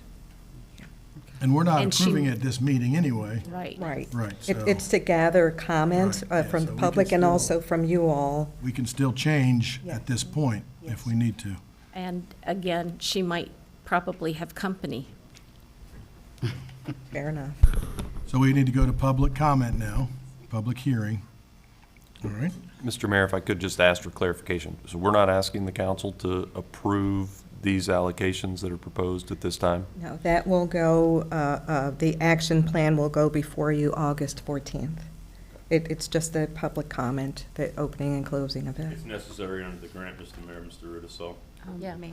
Yes. I don't think it's legally necessary for me to say this at this meeting, but because we're having this discussion, I feel compelled to let you all know that I have going to have to recuse myself because I currently serve on the board of Step Up Suncoast, and they are one of the applicants. Yes. So I just am letting you all know that that would be why I'm not participating.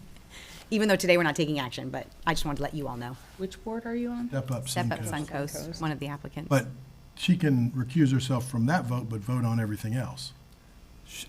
No, she's going to recuse herself from the vote on the proposed grant funding. It comes forward. The whole thing, or just Step Up Suncoast? I think it's all going to be in one. One, okay, if it's one total package, then yeah.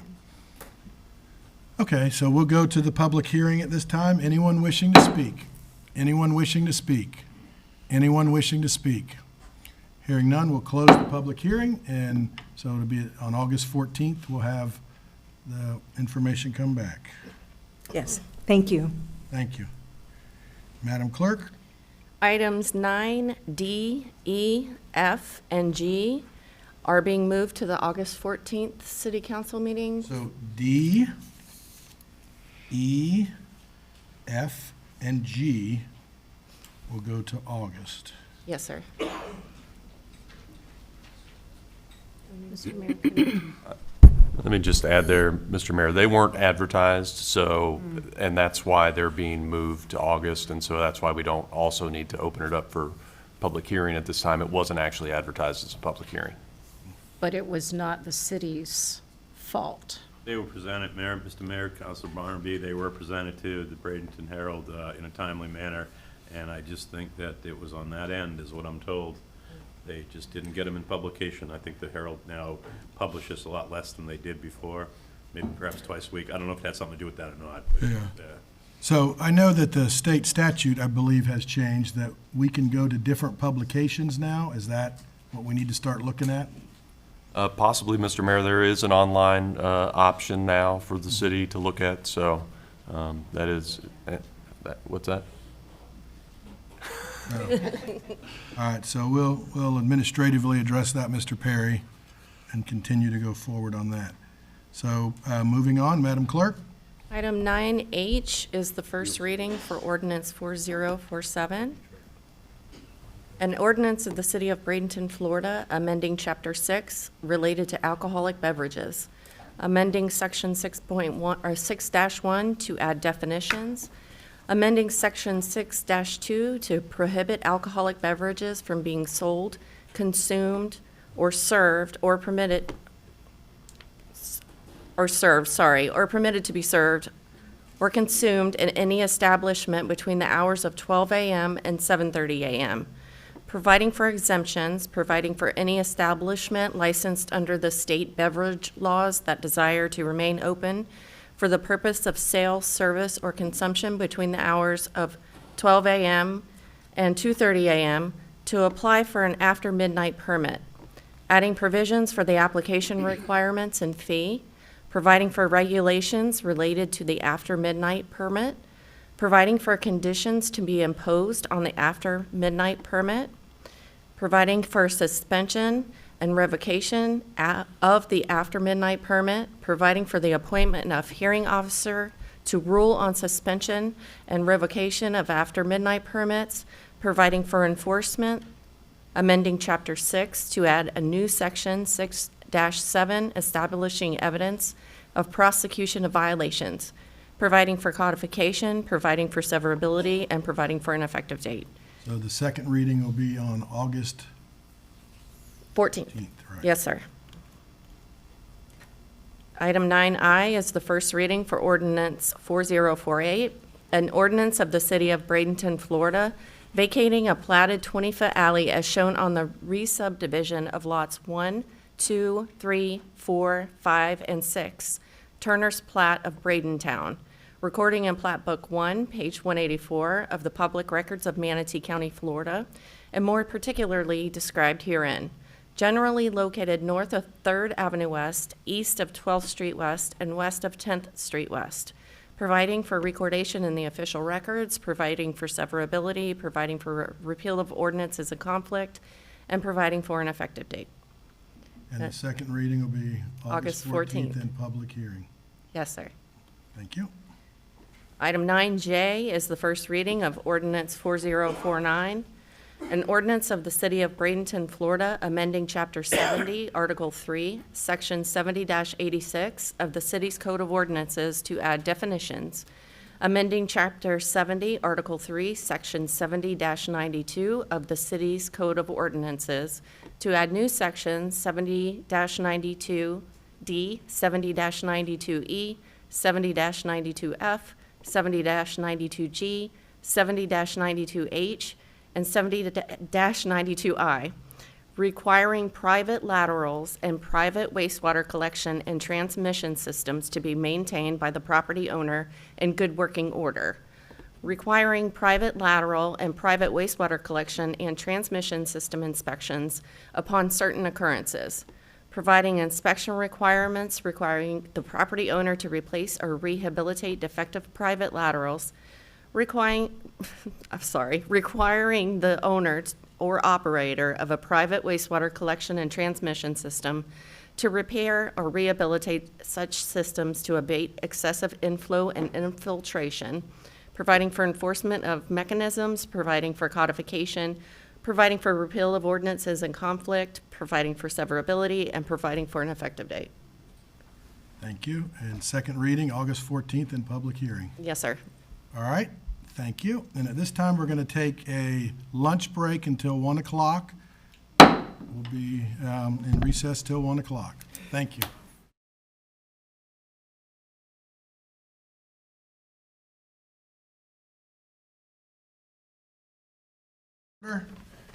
Madam Clerk. Item 10A is the Caddies Half Marathon. All right, who will be speaking on that behalf and why? Ms. Thomas, why are you here on the different situation? I have to bring you Caddies Half Marathon because it's going to require an FDOT bridge closure, and they no longer will accept anything that has went under consent agenda for approval. So this is why you have this individually to look at today. Run 941 is the sponsor. They are applying for the bridge closure permit. The event's going to be held on March 23rd, 2025. It starts at Caddies. It's going to run along the Riverwalk. It's going to go over the bridge, over the Palmetto Pier. They'll double back and take the same route back. It's not going to require any road closures on our side of it because they're going to run on the Riverwalk, but it will require a lane closure on the bridge. But they are applying for that, and that is why we have to do it as an individual item. So it would have been the same thing as normal gone through the events committee, everything's exactly the same? That is correct. It is. Just It has DOT already, that's has correct. required a new little. Yeah, the event review committee has already reviewed it. They are recommending approval. They do have some extra duty officers as stipulations, and we will require, obviously, the FDOT finalized permit So for the Chair bridge will closures. entertain a motion. I'll make a motion to approve the Caddies Half Marathon application. All right, And is there a site plan. second? Second. Friendly amendment? Did we Under include? Well, discussion. Oh, sorry, Matt, I'm sorry. Yep, discussion. There were just stipulations that staff suggested, so I wasn't sure if the motion actually, did you say as Uh, stipulated? As stipulated. Okay. I'll friendly it, yes. Yeah, I'll just frame it accept that way, the seconder agrees, yep. All right. All right, any further discussion? Hearing none, we'll start the vote in Ward 3, Yes. 4, Yes. 5, Yes. 1, Yes. 2. Yes. Approved 5-0. Thank you very much. Moving forward, Item 10B is a memorandum of understanding with Keep Manatee Beautiful. okay, who will be talking to that, Mr. Perry or? Briefly, Mayor, in the agenda package is the MOU itself. It runs from this year, 2024, basically through 2029, effective today's date. It sets forth both the purpose and scope as well as the obligations. I'm sure many of the members of council are familiar with a lot of the programs that they do about Adopt a Road, distribution of brochures, flyers, neighborhood presentations, school presentations, marking of storm drains, and other activities that they engage in regarding trying to improve the litter prevention, the recycling and beautification throughout the city of Bradenton. And this is just a continuation of the past and it has to It be- is. There is nothing material that's changed in it. Chair will entertain a motion to approve the MOU with Keep Manatee Beautiful. So moved.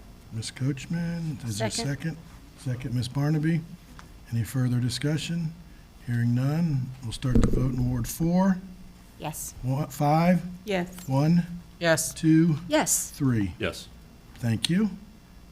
All right, next, Mr. Perry.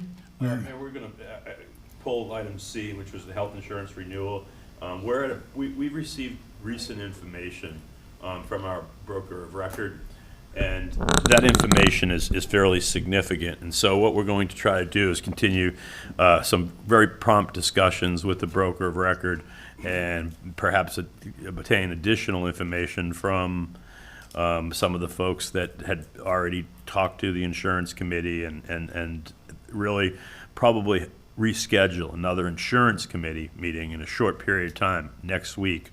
And then ultimately, it may require a special meeting before council. Will require a special meeting, and we'll probably plan on that either Wednesday or Thursday. So we'll know more today and tomorrow, and we'll set the insurance committee meeting for probably for Tuesday, and then we'll let everyone know timing within plenty of time of the special meeting. Yes, for sir. the single item. All right, moving forward. Who's going to come forward? I think Mr. Giddens. I believe this is a matter that's being proposed by the police department, and former Captain Jeremy Giddens is here to present by the Bradenton Police Department. Welcome. Good afternoon, Mayor, Councilman. This agenda item is to confirm a vendor to administer the city's school speed enforcement program. Other agencies have piggybacked off of a contract from Georgia that's about 4 or 5 years old. This proposal or contract is a piggyback off of the City of Plantation's RFP that was held in March and April of this year. If approved, the vendor will provide equipment necessary for enforcement of the speed zone at the 9 schools that were identified in the city ordinance. I would just point out that any violations identified would run through the police department for confirmation issuance. And we're not debating the original part of approving this. We're just approving the Correct. vendor. This is approval of the vendor on a piggyback through the City of Plantation. Florida statute requires it be heard under new business. That's why it's on your agenda. Chair will entertain a motion in a second, and then we'll get discussion. Motion to approve agreement PB 24-025E Edward J. John with Red Speed LLC. Second. Second, Ms. Barnaby. All right, discussion. It's also Ms. Coachman, I think. Oh, I heard the left ear gets better. Miss Moore. Do we, in the random event that the ordinance somehow, we basically decide to do something, go a different way, within the 5-year term, I believe it was a 5-year term, It is. do we have some recourse there? Are we on the hook financially for anything? I would refer to legal, but I do believe there's a severability clause in it. Termination provision, Mr. Rudisil, Mayor? Yes. I'm just trying to pull it up. Yes, sir. Yeah, I believe there is. I don't have read the it, page, but- I'm sorry. If we decide to get out, or if they decide to get out, or if the state statute changes. Right, or, Right, or even if the ordinance changes, if we just say, hey, it's not working out. Well, that would be us deciding to. Right. Slow. Any other questions why Mr. Udicell is confirming that? Yes, ma'am. I just wonder, is there anything that, at a certain point, once we get into this, that we see, that we can assess, are we having the desired effect? Yeah, there's a report that's required to be brought before you each year. In that, we have to go through the statistics, monies collected, how they're distributed, citations issued, how many were proceeded to through a hearing or UTC. So all that information is collected annually. We have to comply with that Florida state statute. Mr. Udicell. Mr. Mayor, yes, in section 6A, there's a 30-day termination for convenience, so. Oh, great, thank you. All right, we've had discussion. We'll start the vote in Ward 5. Yes. 1, Yes. 2, Yes. 3, Yes. 4. Yes. Carries 5-0. Thank you. Moving to unfinished business, city administration. Mr. Perry.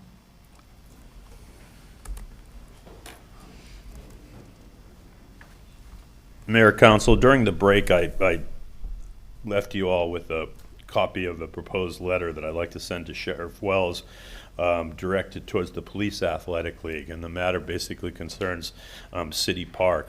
The letter highlights some of the activities we've engaged in thus far on behalf of the city with direction and authorization from the City Council. It basically lays out the concept of City Park, its location between 13th and 17th Avenue, adjacent to 9th Street to the west, and ultimately Bradenton Village to the east. It also formally explains the programmatic purposes to advance sports tourism along the park with facilities and complexes, surface parking lots and the like. And then it also speaks directly east of Rogers Garden Bullock Elementary School on 13th Avenue that we would be constructing a building pad envelope area that would accommodate an approximately 50,000 square foot multi-use up to 2-story building that could accommodate a gymnasium as well as a large multi-use sports field south of the school. As you may remember, I was before council for authorization to engage applied sciences in order to develop stormwater engineering and master planning services.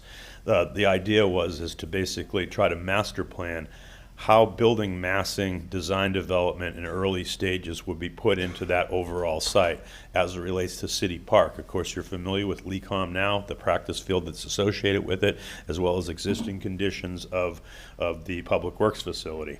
We would need to add a new field, and really what we would contemplate is doing this in 2 phases. One is the horizontal development of the surface area and underground, because we have a lot of stormwater in that area, hence the requirement for stormwater engineering. We have a 300-day window in order to complete that through 100% design.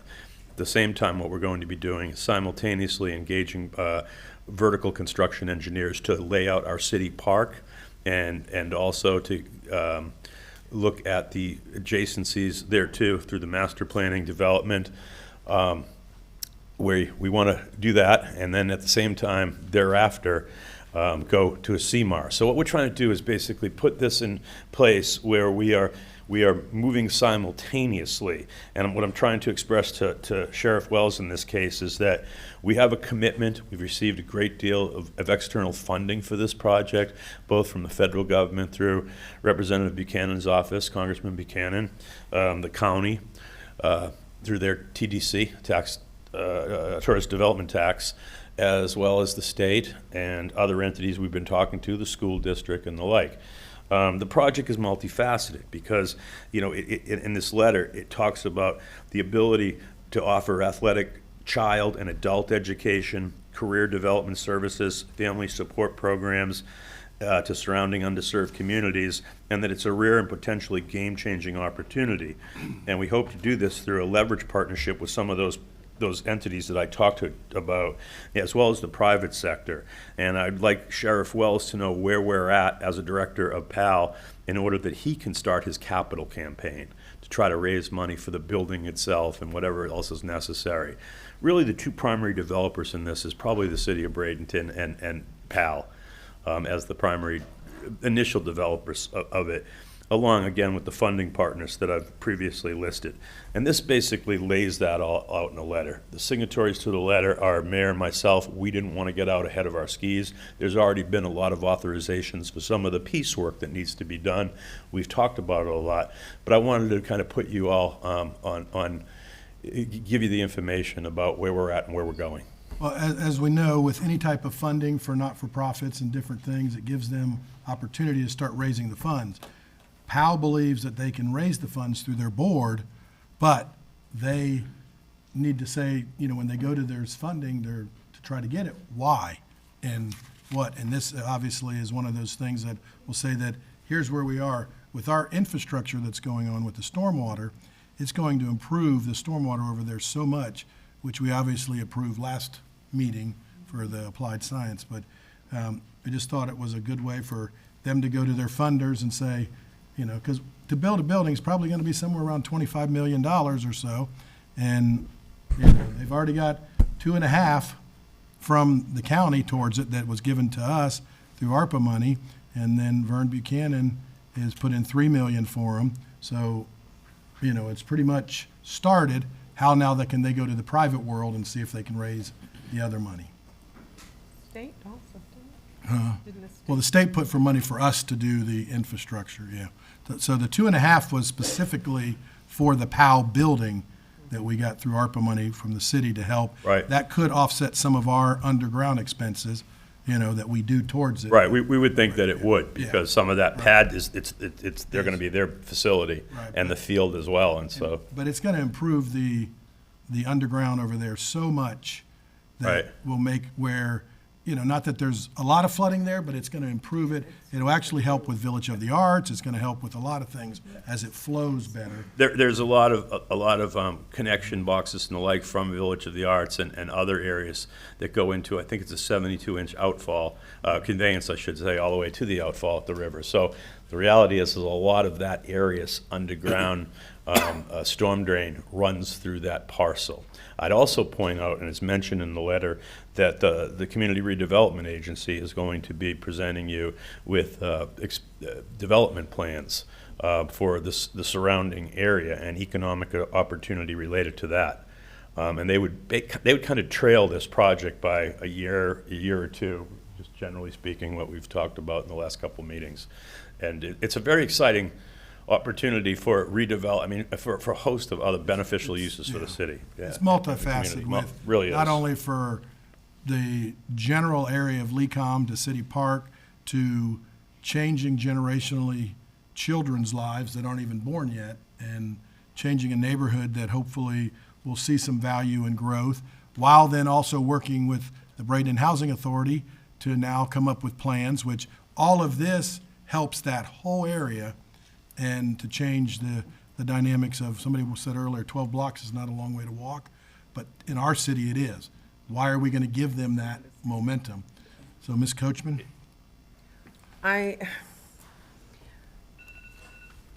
Sometimes it's hard for me to talk about this.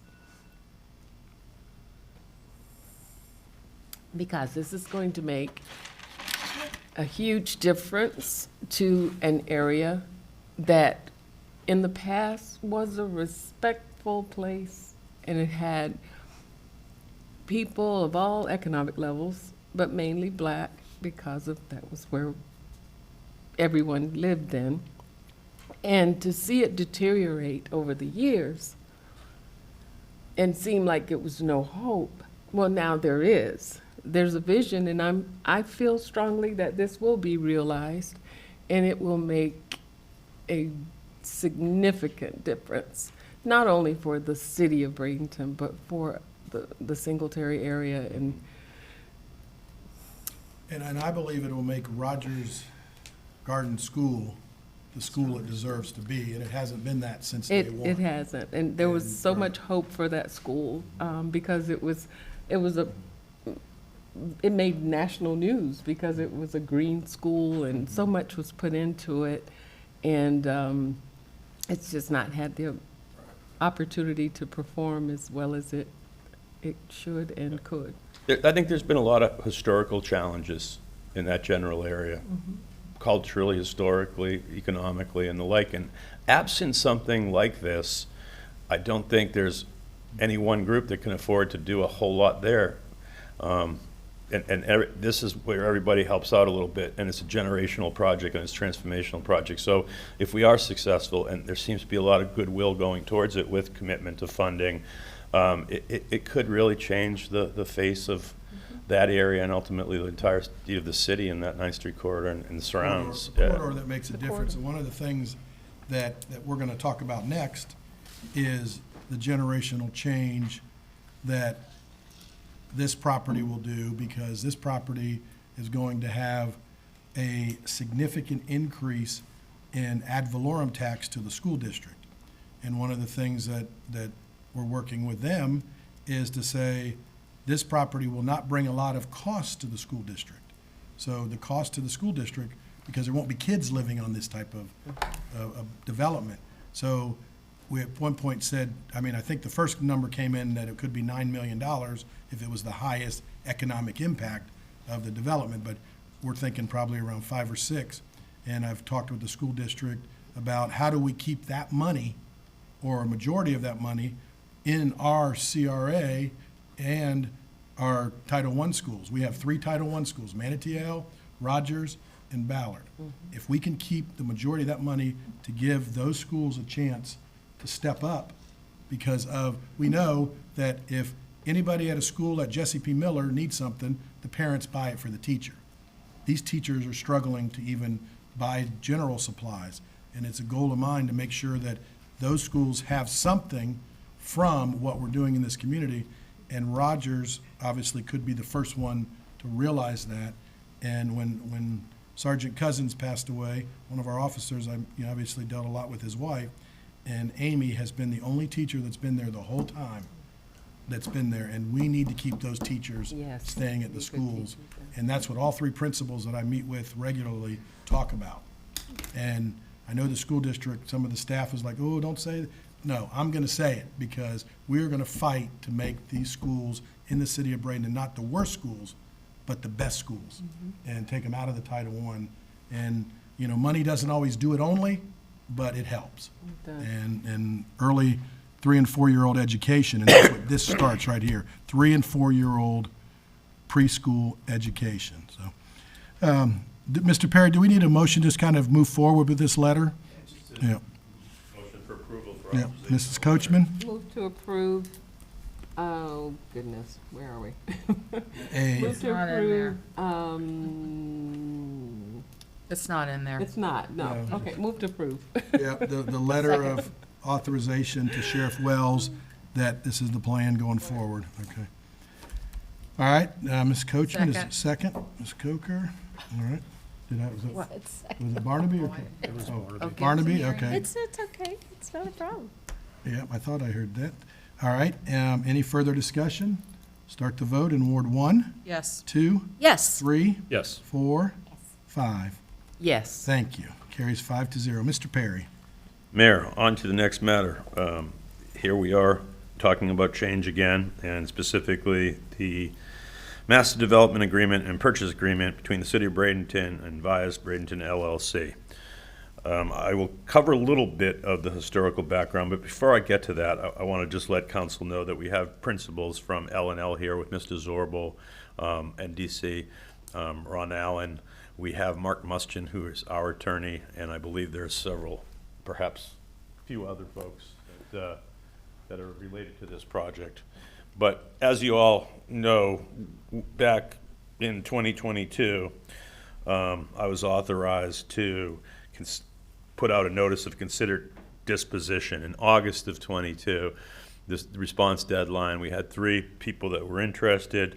By March of 23, there was a selection of L&L and an authorization to begin negotiations with L&L as the master developer. We had talked about a lot of key issues at the time. We talked about uses and particularly mixed use as it relates to a hotel, as it relates to a condo tower, as it relates to multifamily apartments, as it relates to green space and parking and commercial use of food, beverage, and entertainment. And this isn't an entitlement project. If this was an entitlement project, then the ownership group would buy the property, become the owner, and they would be entitled, basically, with vested rights to do whatever the land use code and the zoning and the other regulations allow them to do. If they want to do all apartments, they could do all apartments if it was permissible. If they want to do all hotel, they could do all that. We set terms for the mixed use that we wanted, and we had a very good relationship with coming to a conceptual understanding of that. But then the devil becomes in the details when you have to do the transactional documents. And I spoke about it back then and said, we'll work through it. There was issues regarding architectural design for the look and feel of Bradenton, and L&L, to their credit, came up with a proposal initially, and it was kind of a wavy building on one part, and it wasn't particularly embraced. And they went back to the drawing board, and they met with all the counselors over several periods, and they provided some renderings of what their concept was for the facades and the exterior architectural standards for the building, and some streetscapes and other features, and that was embraced, generally speaking, from a concept. And so we proceeded from there after we had approval by council that this was something that we wanted to do, that it looked like something that would be compatible with the area, and that it looked like something with the future would behold. it's interesting that you know, Stan Tech did our visioning, and Matt went around and he's been talking about the visioning, and he said, you know, Bradenton's 100 plus years old, 125 years old, basically, and anything that's 125 years old, he said, needs to be a little bit redone, save some of the past, but look forward to the future. It's a long period of time. And to that extent, you know, when you look at some of the architecture and the history of what was down there back in those days, it's beautiful. It was absolutely beautiful, you know, something out of a Norman Rockwell picture almost. It really is. But we're in the year 2024 now, and the city's considerably different. The world's considerably different when you think about it. And we want to keep up with those differences. I've always said that downtown, I think, is our crown jewel as it relates to economic development opportunities. Most of the data has flushed that out. About half the people that come to downtown aren't from here. They visit it, they spend money, they enjoy themselves, they go back and talk about how great Bradenton is. And we have a lot of other great neighborhoods that Matt also said within the visioning should be preserved with historical precept. And I think we have to continue that. But in moving forward with this mixed-use project, it's really, again, a transformational project. I don't like to overuse that word, but it's transformational to the extent of it showcases the showpiece of the city of Bradenton. And we've been able to put together a master development and a purchase agreement. And if Mr. Mustian would come up from Gilchrist Neighbors, who I was authorized to engage from Tallahassee, the law firm that has experience in these types of development agreements, and perhaps he can walk you through the details and questions you might have. He has, I think, said that he's been involved in many, many transactions and development agreements, but perhaps none that have taken as much energy and effort and back and forth as this one in a way. And both our team and the L&L team have been very diligent and reasonable to strike a balance. We're asking a development team to put faith and trust in this governance as well as governance that may be to come, and the community as well, and for a $400 million plus investment potentially. And you know, we're asking them that we're putting our trust in them to do it right. And within those general parameters of a handshake deal, lawyers have to reduce things to writing, and that's what's here before you today. And so what we've done is try to put within this document certain standards that we talked about all along, as well as timelines that will ensure that this project is built and developed over a period of time, and that it doesn't stand as maybe a potentially prior historic transaction in the city, where it's just open-ended, and you know, it develops as it develops and the like. So really what this contemplates is a 2-year period to close. Within that period of closing, there's several things the city has to do. We have to basically do an assessment of off-site infrastructure. As we went out to the community and talked to a lot of people, they said, well, what's going to happen on the roadways? You know, what are we doing regarding water or sewer, stormwater, and everything else? And so we are doing a condition and capacity study right now to determine how much capacity we have. According to the prior Public Works Director, because there was significant work done on Main Street as well as 10th in recent times, he thinks that there's probably adequate capacity. But we need basically engineering confirmation to that effect.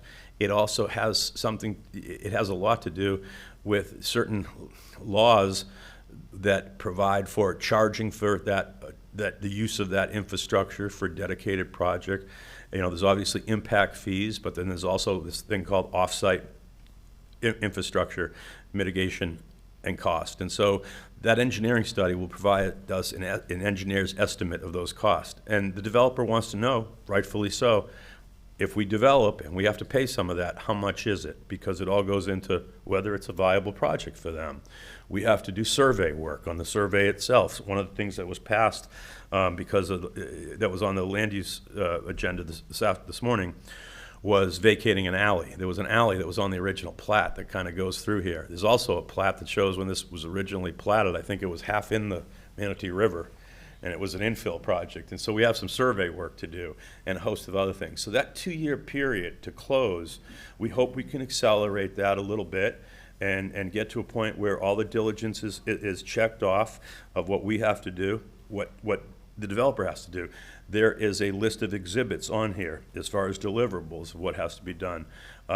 More configuration and specificity as to the green space itself, the architectural standards, the ingress, the egress, all the things that you folks were rightfully concerned with.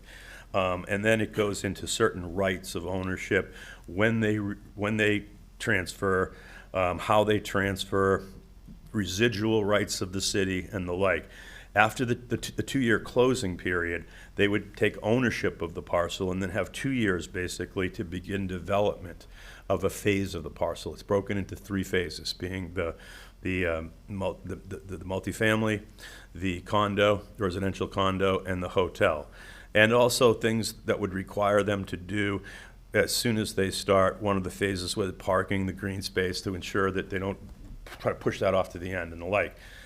I'm going to kind of turn it over to Mr. Muster now to provide further detail on some of these things. But the agreement is before you in the form of a master development and the purchase agreement. I'm going to let Mark try to give a little bit of an overview, and then we'll stand for questions. And I think you may want to ask the developer questions, who's here to answer those questions as well, as a matter of format.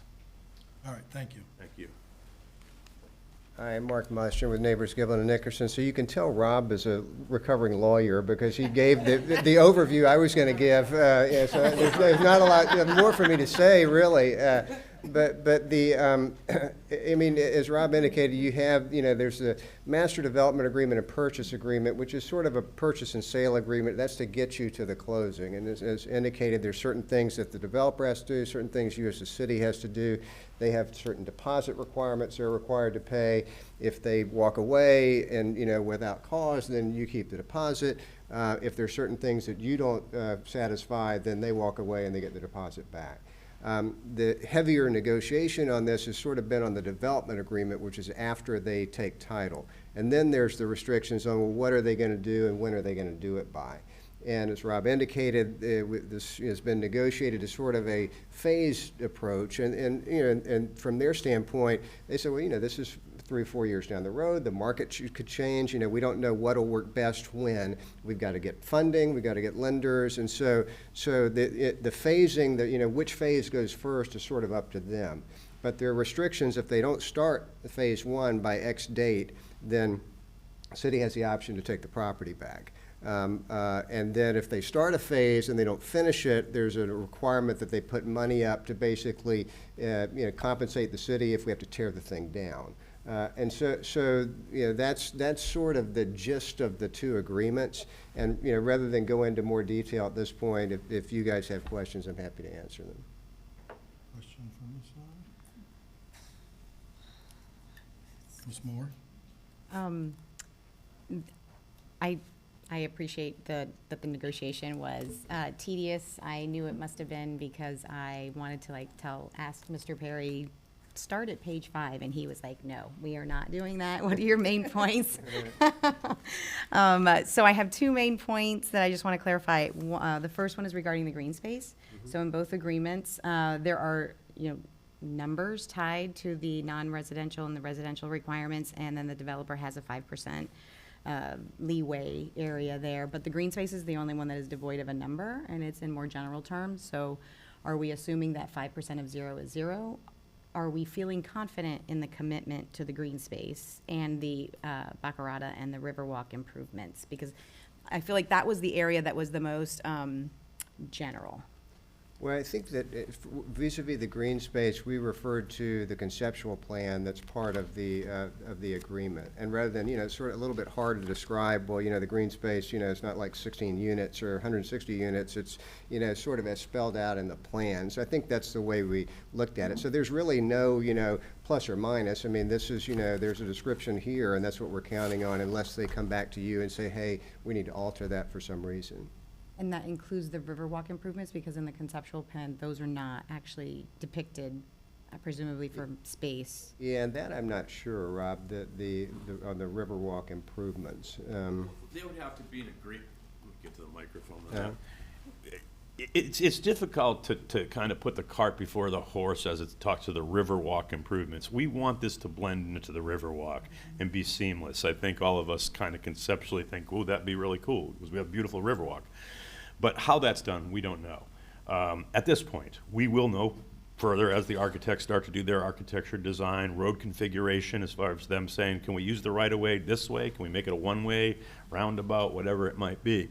And so it's kind of premature to determine exactly what would be required for improvements to bring the Riverwalk to the front of this and seamlessly connect the two. And ultimately, that will be something that we'll have to further negotiate if there's cost in I there. want to make sure people understand that we're not closing Baccarata. No. Right, And that's- yes, no. But I think it's If you said this is going to tie into the Riverwalk. Oh, right, Some no. people will think that it's going to close Baccarata. And no, it's not closing Baccarata, but it's the beautification along the front.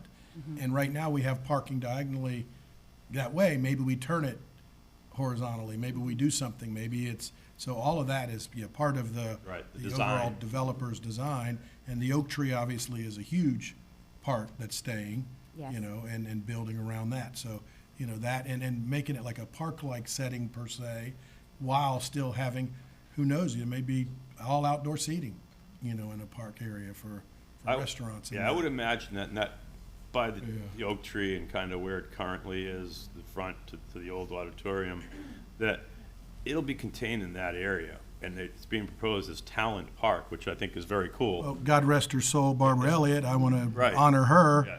And her and I, my last conversation was about that. And, that's what the oak tree is. And we looked everywhere to find Talent Park and could not find anything other than in Judge Smith's book. It talks about a little bit of Mr. Talent, but it doesn't talk about a park. Right. But we're going to honor that as we've talked about with her. And adjacent to Yeah. that area, I think you're gonna have a lot of, commercial space for outdoor dining and, under the shade trees, that kind of thing. And I think that type of configuration and how it seamlessly blends and interconnects with the Riverwalk is gonna be a piece of masterful genius by some architect, landscape architect that will have to do it. But how it's done, a little early. I just want to reaffirm our commitment to it. And then the second issue was about off-site mitigation. So I understand that we're not requiring acquisition for off-site mitigation, but are we feeling confident that we're going to have the mitigation dealt with? Because I think that is also, to citizens, that is a huge concern, the impact that a large development will have on the basic infrastructure. I want to make sure that we're reassuring people that, yes, that will be taken care of, and that will not, frankly, come at a primarily city expense. Right, well, this was heavily negotiated. So the limitation on acquisition is just on two things, on stormwater and on transportation. So the developer's point was, well, gee, if you're telling us, we've got to four-lane what X road out here, I mean, that blows the whole deal, so we're not doing that.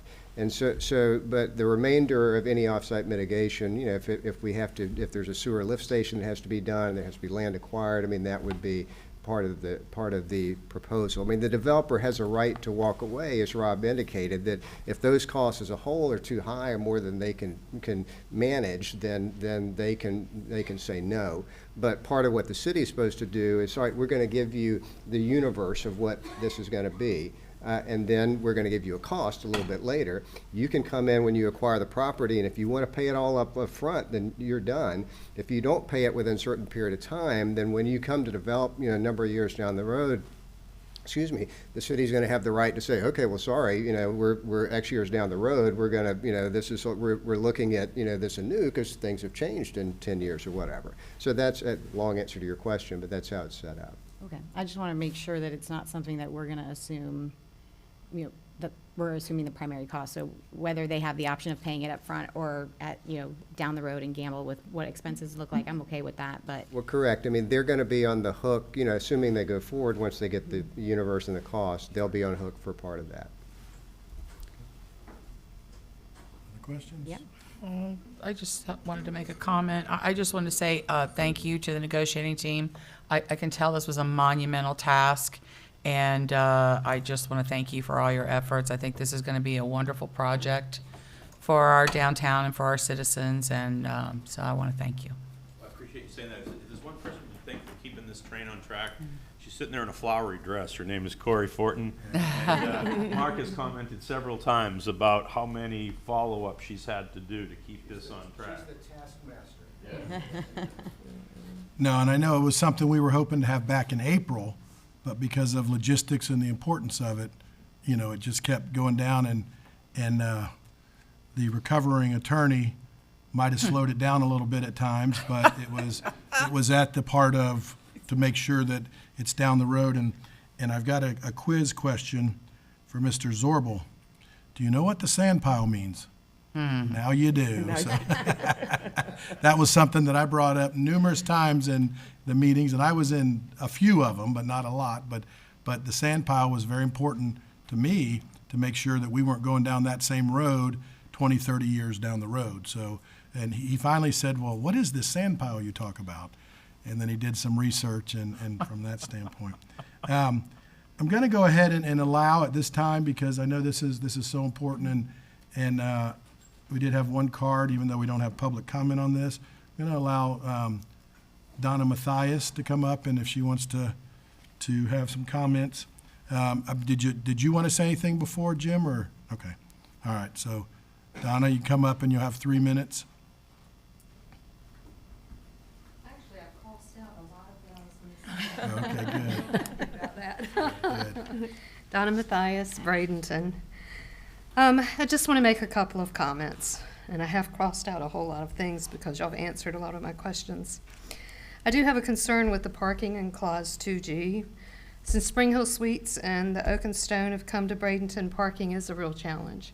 I live down here, I don't have to deal with that, but when you walk downtown and see the challenges that people have, I can only imagine what this is going to do. I know that Mr. Perry spoke to a utilities study, engineering study. Was there a traffic study done? That was discussed at one of the meetings, and I've never saw a traffic study. The other thing is I'm going to finish on a positive note. How about that? I got a copy of the agreement. I printed it out and looked it over, and I will have to say the conceptual drawings look very nice. Thank you. Thank you. Appreciate your time. I'll just go to kind of parking. We have a 3/4 empty parking garage almost 24/7, and my wife's tired of every time we come downtown, not every time, but a lot of times driving through the parking garage because I want to know if people are utilizing it. And it is most times, even at our busiest times, not utilized. So what do we have to do to go and get people to utilize it properly? Or make them understand it a little bit more that there is there. So I agree with you on that part of it, that people don't always look. But we have the spaces. It's about getting the people to understand where they are. The traffic study, I think, will come with the project as you go forward. You know, a lot of times those things happen. But the parking garage, and I thought one of the things I read in all of it, and I thought some people could take some confusion on it about the parking garage. Well, obviously, the parking garage, and again, I was in on the meeting, so I heard it. The parking garage that they're going to build isn't going to be able to be seen. It's going to be internal to the structure. So you're going to have apartments on each side. On the east and west side, you're going to have the two towers, and the parking will be internal to it.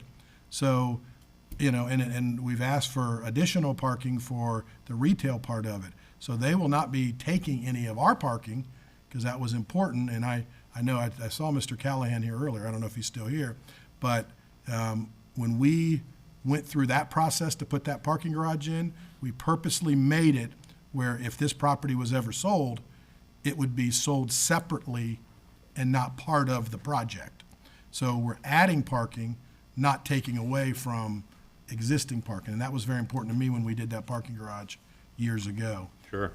So, Mr. Perry? I'd just point out that it contemplates, I believe, 700 parking spaces for the facility itself. I don't think it's any surprise that parking is becoming a little bit more of a demand downtown. Yeah, our structured parking is often vacant, but I do notice that Baptist Church, a bunch of other private landowners now have up there $4 an hour. $4 an hour parking, right. If you go to St. Petersburg, if you go to Channelside, most places in Tampa, Go to Bradenton Beach at $16.32 an hour Yeah. on Bridge Street. I think Lance paid about $80, she told me, seriously, for being down there for parking in Bradenton Beach. But, I guess you've got to be careful of your own success, because those are things that unfortunately have economic price tags. But at the same time, I think that where we're at right now, and of course the county looking at their expansion of their parking facility as well, will accommodate, the necessary parking for downtown, and of course the surrounding area too. Again, if you go down to St. Pete, you might have to park a couple blocks away if you want a good rate. If you want to pay a bunch and get valet, you're probably looking at what, $20 an hour, that kind of thing. But that's the way the world is. Yep. All right, thank you. Questions? Yes.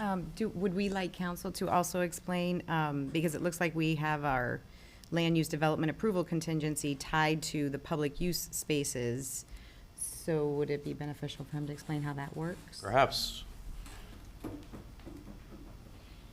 And I'm sorry, tell me the question again. Do you want to just explain a little bit about how the land use development approval contingency is going to work? Because the public use, we have to agree with the developer for how many, what the minimum number of spaces available to support the public uses were going to be tied to that contingency. So Right. do we get to a point where we can't agree on that and something happens? Well, yeah, I mean, again, this is part of the process between now and the closing date, right? So there's got to be certain agreements on a number of things, including a replat. There's got to be some approvals of sort of their stacking plan for the development. And then also the green space, right? What exactly, we've got the conceptual drawing here. What is it going to be? Can we hone it down a little bit further? But that's the way that'll work.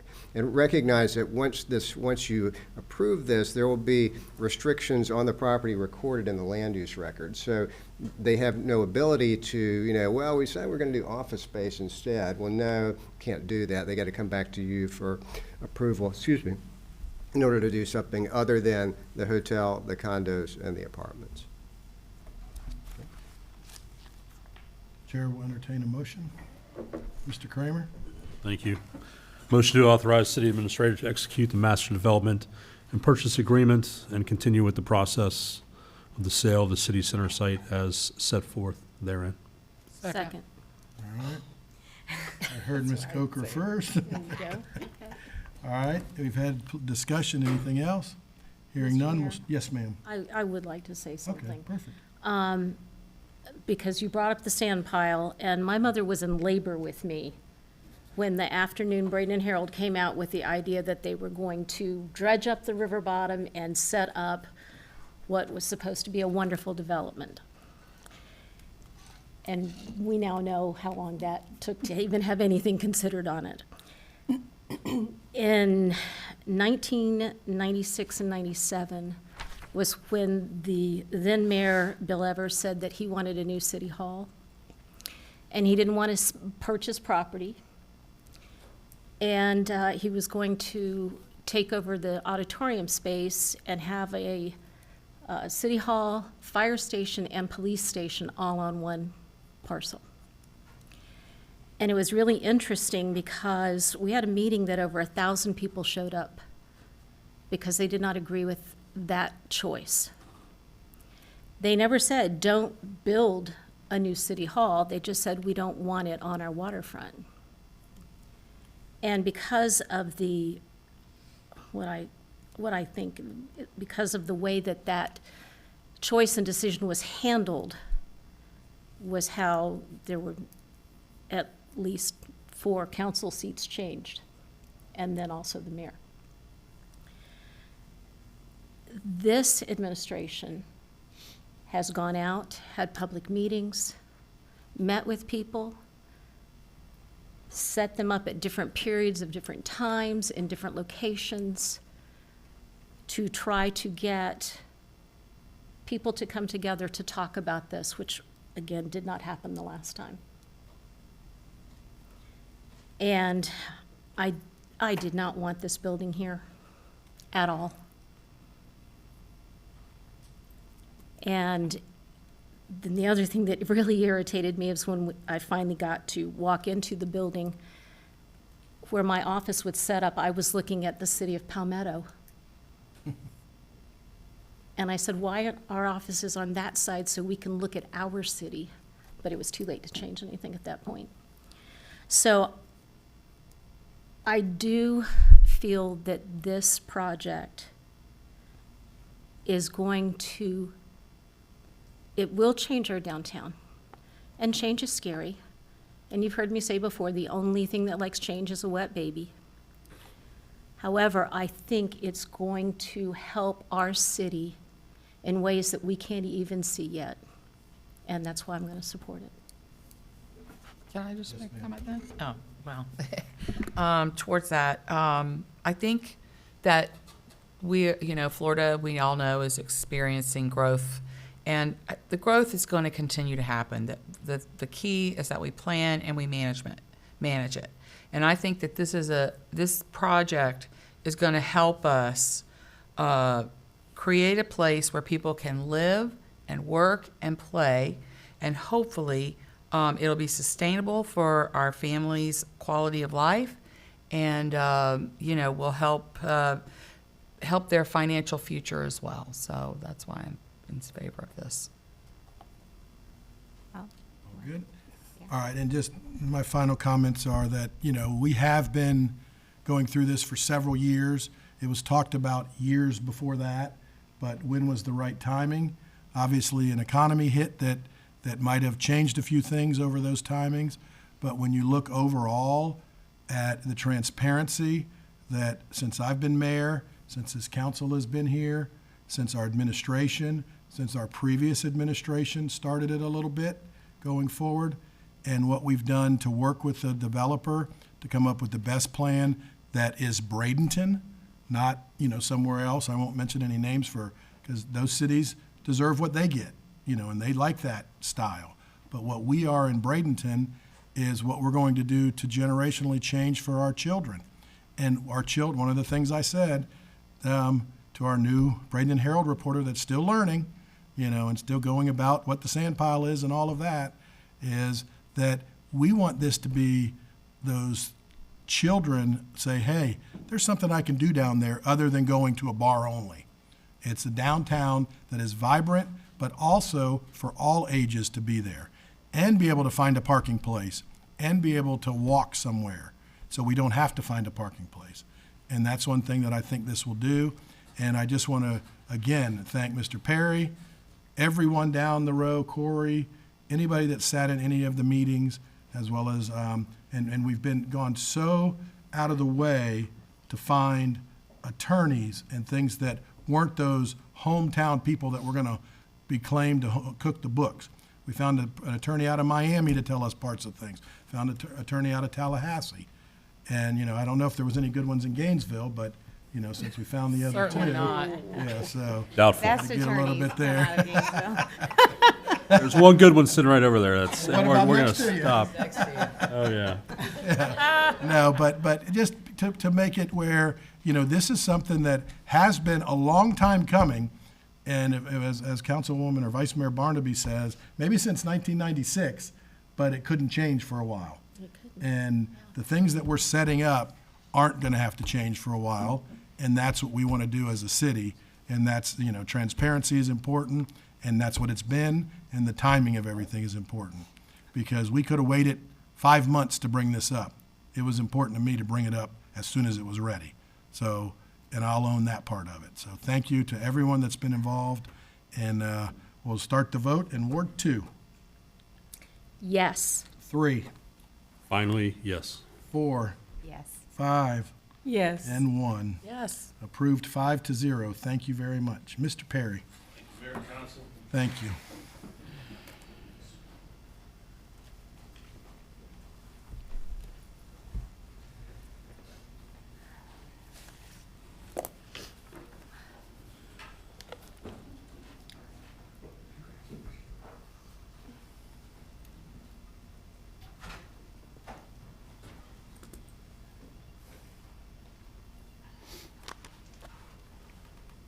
Mayor, unfinished business item number C, I wanted to talk a little bit about capital projects funding update.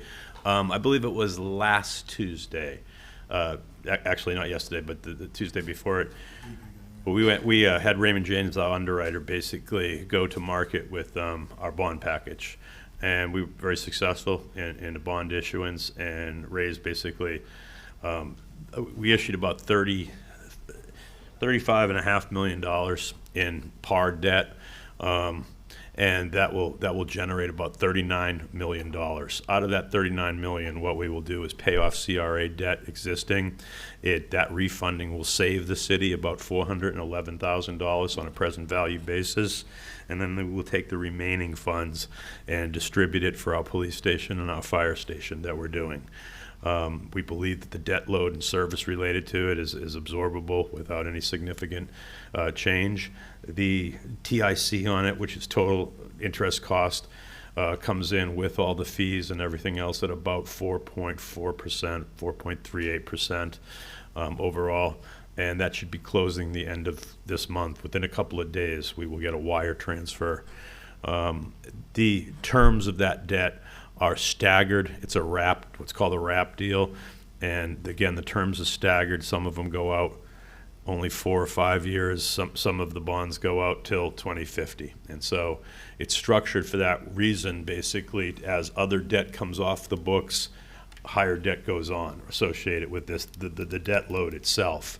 And so we did that in that wrap manner in order to keep a balanced, steady debt service load. So I just wanted to give you an update on that. We did quite well. The bonds were well accepted. The credit rating on them all was AA. And it was a good issuance. I think we picked a good underwriter. Mr. Mustern was actually our bond counsel and disclosure counsel on that deal. Mr. Rudisell was city attorney. Will be issuing a final opinion on the kind of legalese of the whole deal. But I thought it was important to bring that to your attention. And I believe I advised you in writing of that last week when it happened. Any questions? I just want to say thank you to Mr. Perry as well as Lance and the group that really worked on it. And it was important as we've got our rating, because that helped us with the percentage rate. It was very interesting sitting through. We had 3 companies come in, and Raymond James was the one that ended up winning it out with the standpoint of what they were going to be able to do.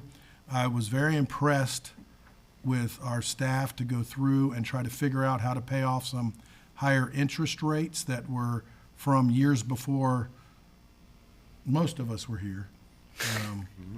And in a way that, no, but it was something impressive to see how we were, most times you just go, well, let's borrow this and not look at the past. Yeah. We were able to, not only from a business standpoint, lessen and save money, but we were able to work in where it's going to be able to be really managed properly for the citizens and the taxpayer, that we're not going to have to mortgage and worry about the future of taxes. Right. And that's important while giving the quality of the service. Right.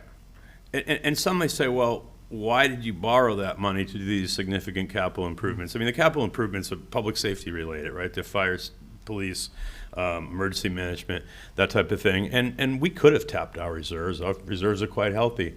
But frankly, it's cheaper to borrow the money and earn the interest on a reserve. And I got to be careful about saying that because there's certain arbitrage rules. But we want to keep that reserve to continue to use it where necessary, because it's really a very strong succession indemnity in case there is some sort of problem into the future.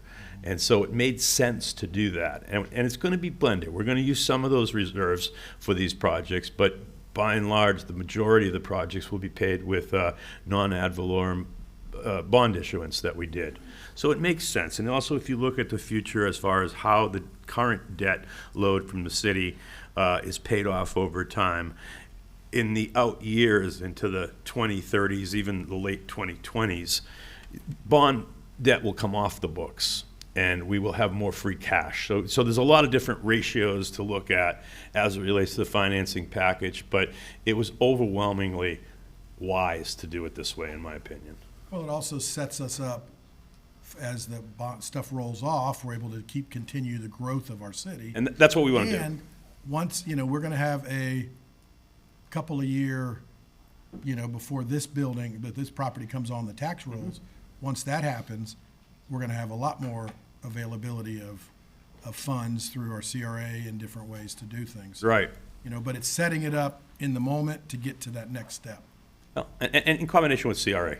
I mean, I can't tell you how hand in glove CRA is important to the future of this city's development plans. And you got a great guy that can really shepherd us and steward us in the right direction to use the city as the city, but the CRA as that additional redevelopment tool for expanding revenue opportunities.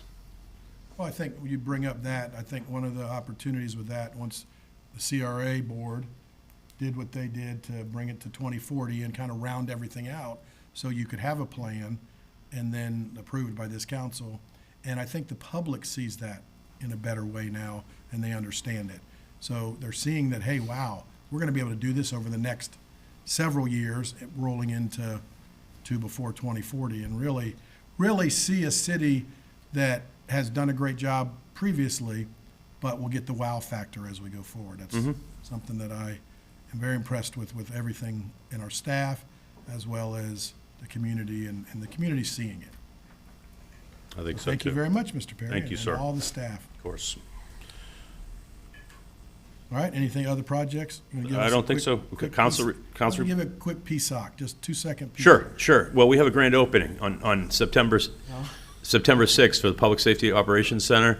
Awesome facility. We've been out Drive there. by it. Yeah. Our team, both from Public Works and John Toddy's done a great job with that as the project manager for the city. Lance has been all on top of it, and a whole host of other people. But at first, when we looked at this project and said, well, $4 million to rebuild that facility, when you go through that facility, you'll see where $4 million plus went. I mean, it is rated now at a Category 4 rating for hurricanes, and what they had to do was go every 24 inches and carve out that concrete block, put rebar into the footing, all the way up, tie the footing to the top plate, and then fill in it all with concrete to meet those standards, and of course a roofing structure too.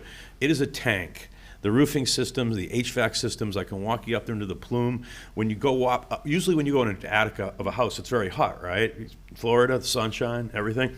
When you go in that plume, because it's insulated so well, basically, there's about a 4 degree ambient air temperature difference.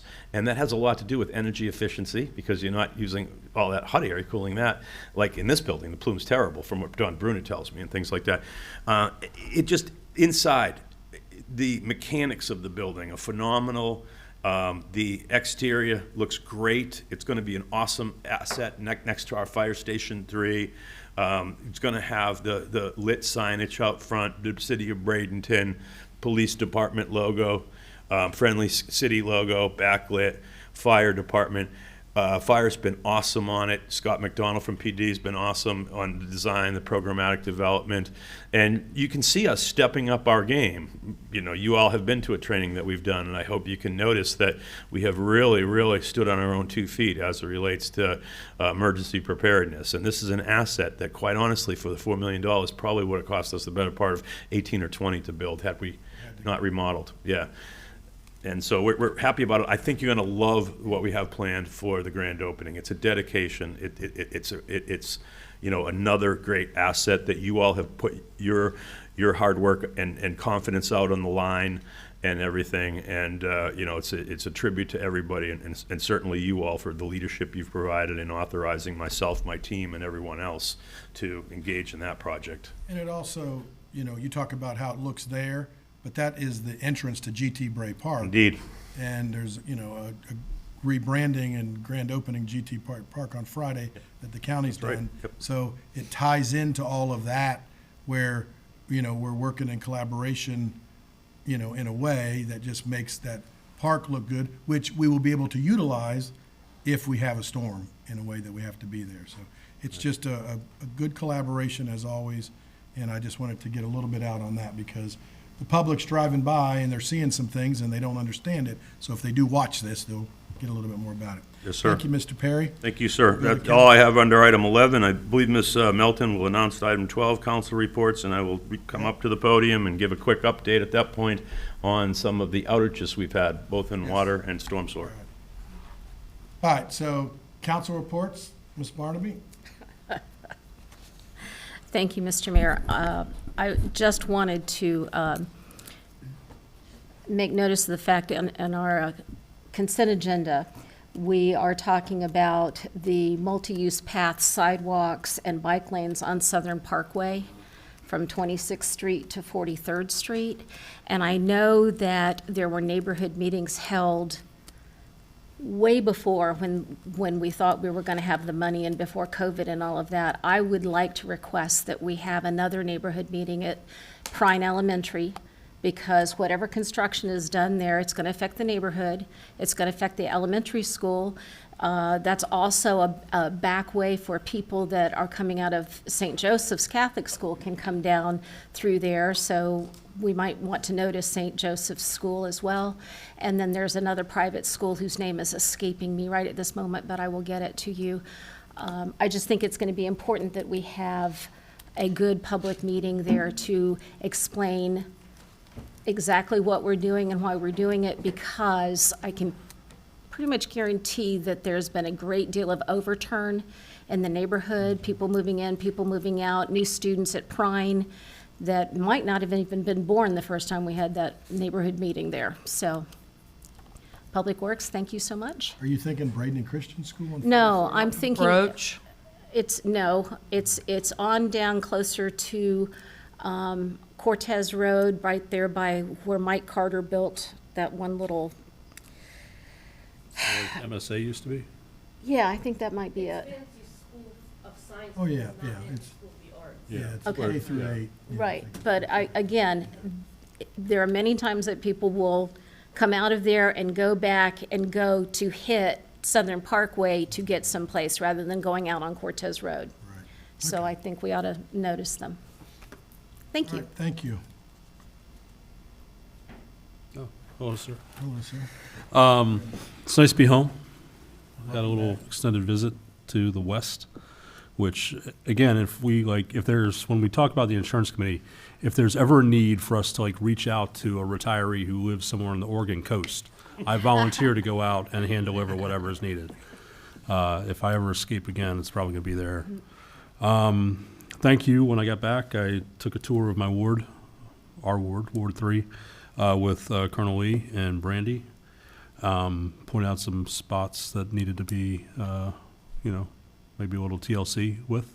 One is where Mr. Green came and talked about today. But I think we've all done it. If we haven't done it yet, we're all gonna do it. There's a lot of stuff that for years and years, you were talking about some past regimes that didn't want to raise taxes. Well, we're paying the price for that now, and it's with a lot of infrastructure situations, not aside from what we're going to talk about, what Mr. Perry's going to talk about. That's about it. Thank you. Ms. Moore? I'm just going to say a quick, I'm excited about what we just did. Nothing is without risk, and I'm in the business of avoiding risk, but I am very hopeful that we're going to see a real I can't seem to say this word, activization of downtown. And part of that workshop that I would love to have regarding planning would be for me to share what I naturally see as all of our wards and how the flourishing of downtown ultimately, seeps in different ways into the outskirts of it. So I'm hopeful for the future. In that same regard, regarding what we just did, I'll also just mention that what I'm hoping to see from us then directing staff is something akin to what we did. Now that we have, this next step, this crucial step in what happens here in this development project, I would like to see us have staff present similar to a year or so ago when they gave us that menu of 6 possible options for the relocation. I'm hoping that the format of our conversation about then the natural next question is where do we go? That we see something like that, some options presented to us that we can kind of then hone in to something that everyone can get behind. So I'm looking forward to that. Part of that vision that I have for Ward 4, I've had many conversations with Dr. Burton about, because he is genuinely fun to talk about these things. He's got a lot of big ideas, and even more importantly, fun ideas on how to fund said things, particularly if the bulk of your ward is not located in the CRA. So I'm hoping to see us embrace some kind of creative ways that we can assist projects outside of the CRA. So all of that to come, and I'm looking forward to it. Regarding some other couple little Ward 4 things, I met with, actually, one is technically Ward 5, but it feels, East Bradenton. I met with Sherry with Reflections of Manatee and Sarah Hand with Station 2 Co-work. That is technically in Ward 5, but it's right there adjacent. Sherry would like to present, and I'm hoping to get her on I want to say menu, an agenda for the month of August, so that she can present a little bit about some exciting things, some things just to follow up, namely the signs that we were talking about putting in the park, as well as there's some public works things, but I get to have my tour on Friday, and I'm looking forward to it. And the park is going to be one of the things that we will obviously tour. Because of everyone, I'm sure everyone knows that a lot of our local cultural and art organizations lost a significant portion of their funding when the governor vetoed their state funding of that. And Reflections of Manatee was unfortunately one of those. So I would just like to encourage everyone to support what they do they really do try to do a good job of preserving the history of the archaeological findings in that area. They were just awarded the 2024 Florida Preservation Award, given by the Florida Trust for Historic Preservation. And they also asked me to follow up on that Sister City Red Bays issue. So all of that will probably be included in her presentation, but that's just a little sneak peek. I mentioned the tour that we're going to have. I'm sure all of us got some, and we're going to talk about it next, some feedback from citizens regarding communication and how the water Mr. Perry Sunday. will go over. Yeah, so I just wanted to, let you all know I heard about it. I'm sure you heard about it. And our conversation was very positive, because I think all of us agree that there were some issues, and we're going to, basically, what was the thing you said? Face it and fix it. So I thought that was very positive, and I look forward to hearing what he has to say. And I believe that that's it. I'll kind of go two things that you said. One is we also lost funding from the governor that we got vetoed some of our roundabouts. Mr. Perry and I have talked a little bit, and obviously I talked with Dave Hutchinson of the MPO. So we're looking at probably as the number one priority for us is the roundabout in Ward 4 to see if we can not make that a 7-year thing through the MPO. And also we're meeting with Jimmy Boyd and the DOT to see if there's some other things we can do. So that's one thing that I think is on the priority list for us. And then as well as donations, if you're going to give a donation, go to the Flanzer Trust because they'll match it. And they'll match up to, I think it went to $125 if I'm not mistaken. Now, it used to be $100, but if you got 5 credit cards, you can do 5 different credit cards and they'll match it. That's what I did last year to try to get them some funding. And there's different times that they do it, but I think that's year round up to a certain amount. That's great, thank you. So yeah, so go with that. So, all right, Mrs. Coachman. Thank you. I'm going to try to be brief, as I always. We were earlier talking about parking, and I wanted to chime in, but it wasn't really in the realm of what we were talking about. But I have gone to the library a couple of times recently, and I have been told by a citizen that they're concerned about why there's so many marina spaces and they're empty, during the day when people are trying to find a spot in the library parking. And I was also told that employees from Oakenstone are parking in the library parking. And I said, I don't know if there's some kind of agreement going on, but I don't know where do the Oakenstone. In the parking lot of the library would be the county. So But that they is, control that. do you know of any arrangement or something? Okay, Yeah, no, I'll not check with with open stone. But I just wanted to mention it because it was mentioned to me. And then they also was concerned about our parking garage and so many of BPD's cars there, but we have a lot of spaces in the parking garage. I'm Well, just, if we move from here, then there won't be in the parking garage. I'm just being the voice. I said that. We voted on that. I said, don't have their own parking lot. But you know, I'm being the voice for a citizen. I also had the opportunity to drive around with the Colonel and Brandy. Oh, I'm sorry, your last name. Miss Brandy. And I was hoping to show them areas, you know, just tell them some of the trouble areas and drive around. And we were driving around and I had not been in some of those areas in a while. And to find out that code enforcement and BPD and Public Works have done some great jobs on some areas that when I was first driving the grid of Ward 5, I thought my stomach was going to turn.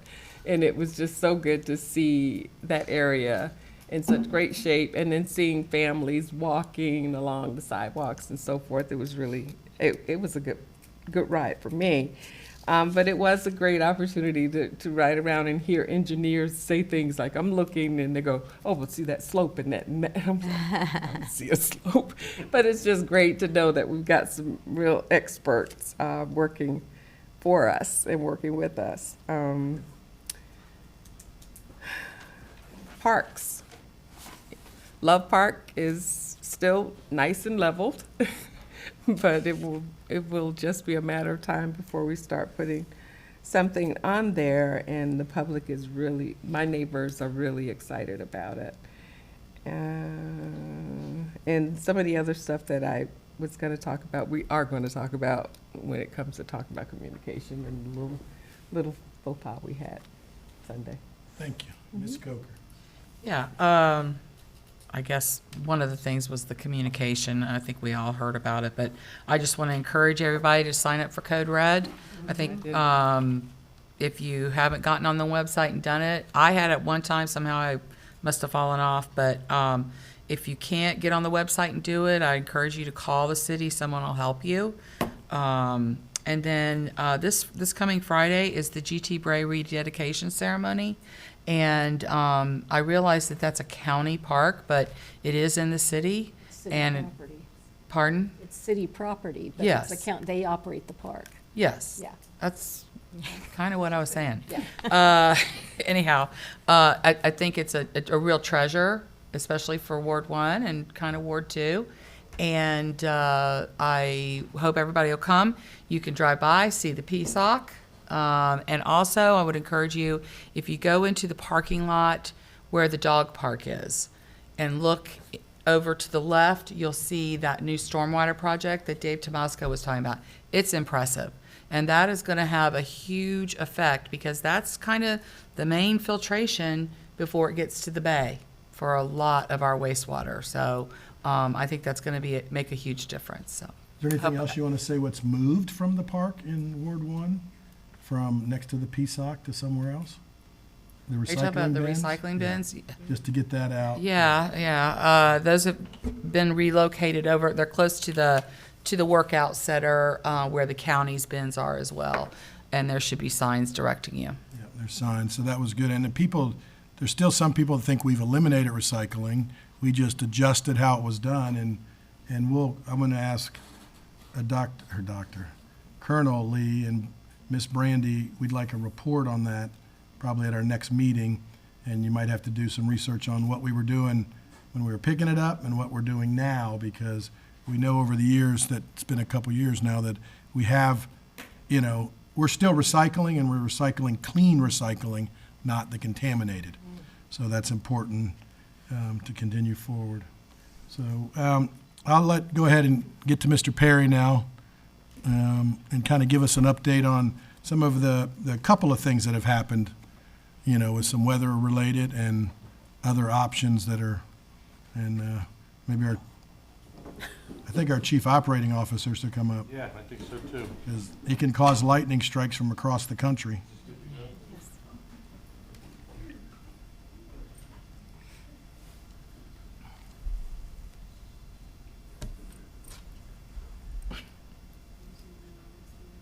can zoom in. Oh, this is Now your gonna phone happen. died. Look quick. Right. You want to try to zoom that a little bit for me? Sure. Okay. This is a control panel on River Isles Lift Station 24. It's a pretty good lift station. You can see a little bit, that picture doesn't do it justice, but what a ground strike does basically from a lightning strike. And that is where the power comes into it from the FPL, and it basically then is distributed to the various components of the lift station. And it looks like it's been hit by a rocket, basically. It's all burnt out, all the components are burnt out and the like.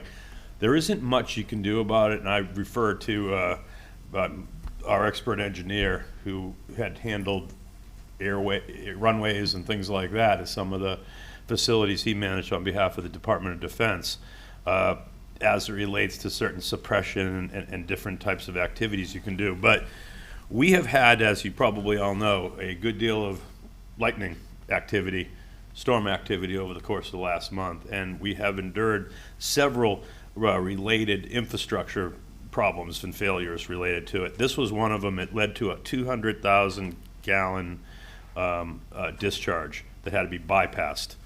And I'll let Irv go from there, talk about this if you'd like, Colonel. Sure.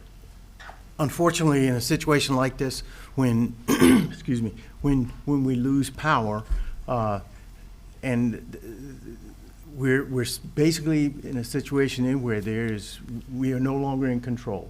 And the sheer volume of effluent that came through the wet wells and then spilled, and the time,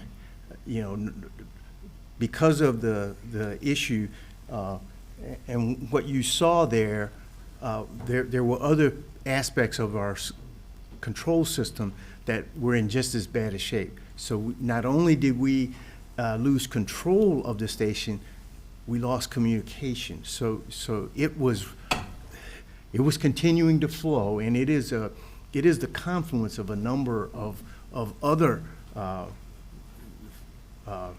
pipes that come to that lift station. And so essentially what we wound up with the amount of time that it was that it was down, that flow continued, and that's why we wound up with this large volume of discharge. Here you can see we're working again to rectify this. And Mayor, as you mentioned this morning, the thought process for why you would locate the lift stations there, historically, dilution was the solution. And obviously that is not an environmental strategy that is likely for us to succeed.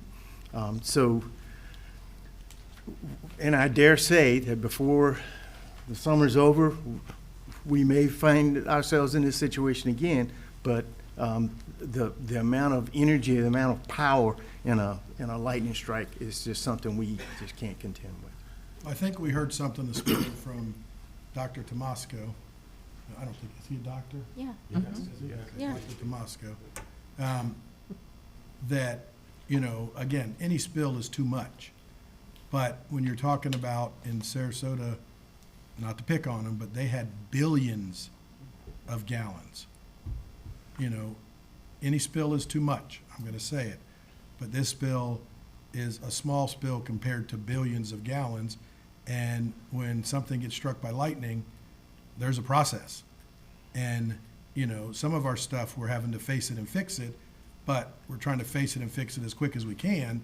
This is something that pops up, and, you guys got it as quick as you can and limited it to 200,000 gallons. So that was one of the things that we go through, and so I commend our staff for getting to that as quick as possible and limiting it. And one of the things that when we look at, even we're gonna have situations, but one of the best parts about it is our bays and rivers are as clean as they've been in a long time. So we're not gonna try to continue to put it in, but when a mishap happens, it's not a Piney Point. You know, it's a one-off that we hope we can continue to eliminate. Yeah, and we try to contain them. I mean, here you have the main power processor capacity of a lift station going out, generators that are there that probably get fried, components of them, other types of SCADA, which is supervisory controlled data, automated data acquisition, all these other components that have to be done. And they did a really good job of getting out there and repairing them and getting it back online. Unfortunately, you know, you have to bypass the system at that point, and it's 200,000 gallons. But that all being said, can we move on to last Saturday mornings, Sunday mornings? One thing that I did hear, though, is that at one point, we were having 150 strikes every 15 minutes over the last week at certain points.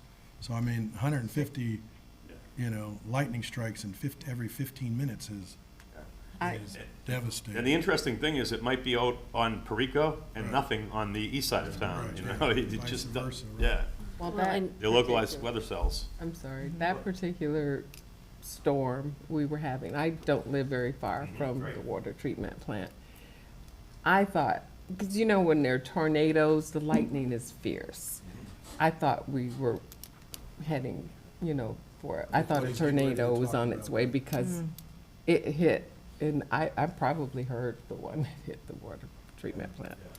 So that was late into Saturday evening, Sunday morning, basically. And I believe it was, Put a microphone. sorry, I believe it was around midnight that we started to get indications of problems out there. And the crew out there, I think Chuck was on duty, he's a licensed A operator. And I think is Letitia here, yeah, she has yep. And so they try to repair what they could repair, and it became apparent that there was major problems from 2 switches that went up. Letitia Smith, come on up, thank you. Yep. 2 switches. Now, generally, you know, you guys have asked me, like, well, was it a lightning strike? Can you make sure? Well, I don't know if FPL will ever say it's definitely a lightning strike, but generally speaking, if you have a lightning strike in the area and 2 of these switches go out, it's probably a lightning strike. I've talked to Colonel Lee about some of the different protective systems that are on some of the DoD runways and things like that, and there actually are like electrically engineered suppression systems to deal with that under this theory he told me about, but I wasn't very good in science, and he'll have to get to that. But the point is that with that strike, we try to power up backup generators at that point. And the backup generators, the batteries failed. They were unable to power the backup generators. Well, the batteries were only 5 weeks old, and they had been tested, actually, I think 2 weeks earlier. June 24th. Yeah, and everything, and they were fine. And so we have to wonder, did something with that lightning strike cause a circuit interference on that part of the system? And we may or may never know. Typically, what you would do is chase the circuitry and see where the circuit is broke, basically, or how additional power load caused the failure of it and the like. But at any rate, it did fail. They were able, so what do? You go down and you get new batteries, but it's a Sunday morning. And so they call Ring Power, who's our contractor, and they were great. But they said, we'll get you new batteries, but we got to get them at 8 a.m. And Ricky Fullerton, who's the plant operator, responded at 5 a.m. Letitia was on all over it. And they tried to kind of go through process after process after process to get the water plant back online, because there wasn't a penetration with a line break. There was just a lack of pumping that caused a pressure decrease. At the same time, from what I understand, as people started to notice this, and the fire department, basically, like on the lift station by where I live, they have cell phones that alert there's a low pressure problem and the pump will burn out if you have low pressure, so it automatically alerts the fire department.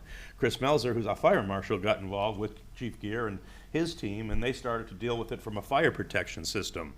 And so, at any rate, by 8 a.m., they got Ring Power, they got the batteries, and they installed them, and they got the generators back up, and we had pressure.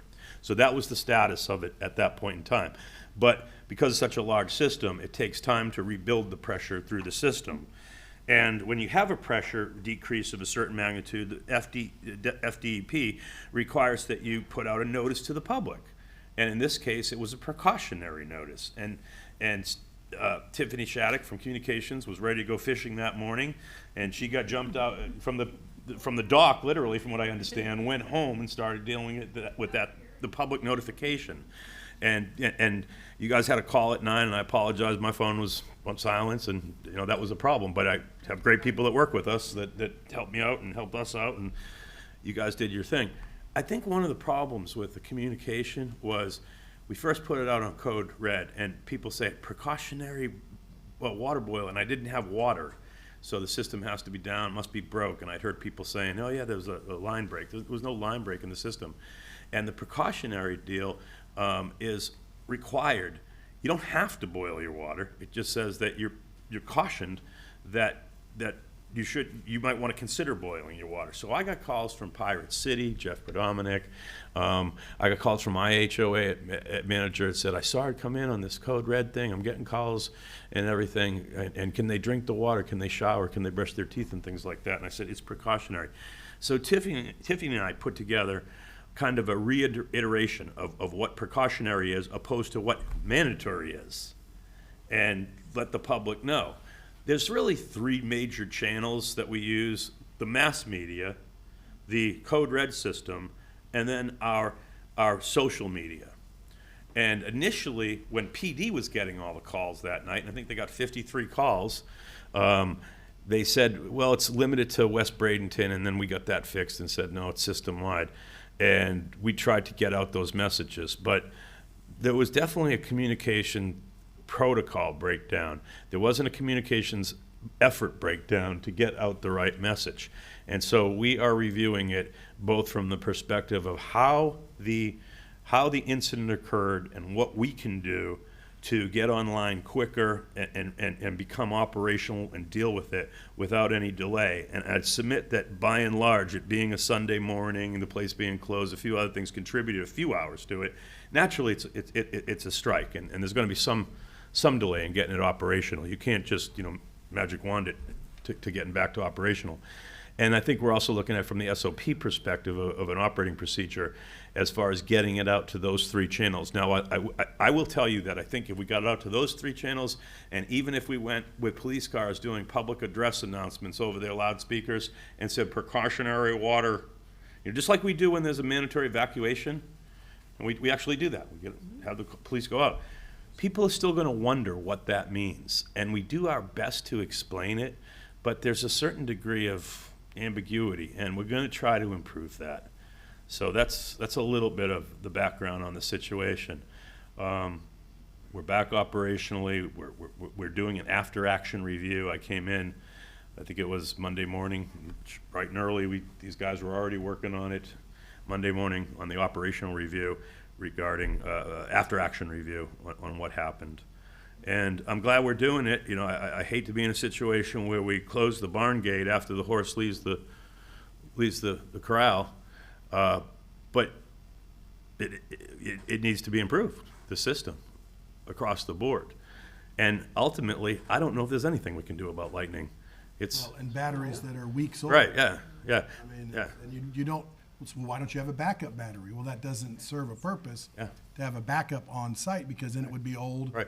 We found out that 24-volt batteries, we could have actually gotten them from some of our heavy equipment that was over in the yard on Monday morning when we were talking about it, but we didn't have a protocol to do it at the time, right? To try to see if it would work. Now you know. So that's kind of the background on it, and I apologize, and I know these guys and ladies apologize. They work really hard, and they deal with eventualities and unpredictable things like this pretty much every day. And unfortunately, we just got to keep getting better and better at it. No, and I had talked with Devaney from Florida Power and Light. Yeah, I've heard that. She was aware of it. They were working on it. So, I mean, again, it's going to take them time. And we'd hoped they'd be up by 11. Right. It got up by 2. By 2. So that was pretty good. Because they're switching equipment. Yeah, it's their equipment, but they had to figure out the same things we had to figure out on a Sunday morning. So, no, I just want to commend everybody, and I know face it and fix it. And, some of the situations were out of our control, but we did that part of it, and now we can improve on if something like that ever happens again. Vice Mayor Barnaby. Thank you, Mr. Mayor. Just a couple of thoughts I wanted to share. One was, yes, it was a Sunday morning, and I don't really know what would have happened if we'd sent out the code red message at 6 a.m. or 3 a.m. That would have been, I think we would have gotten a lot more criticism at that point. I think that in the absence of fact, rumor is king, and there was a lot of rumors flying throughout Nextdoor, Facebook, Instagram, whatever. And part of it is people think if their address says Bradenton, Florida, they're in the city limits. And I think it's really important, maybe even with this, the next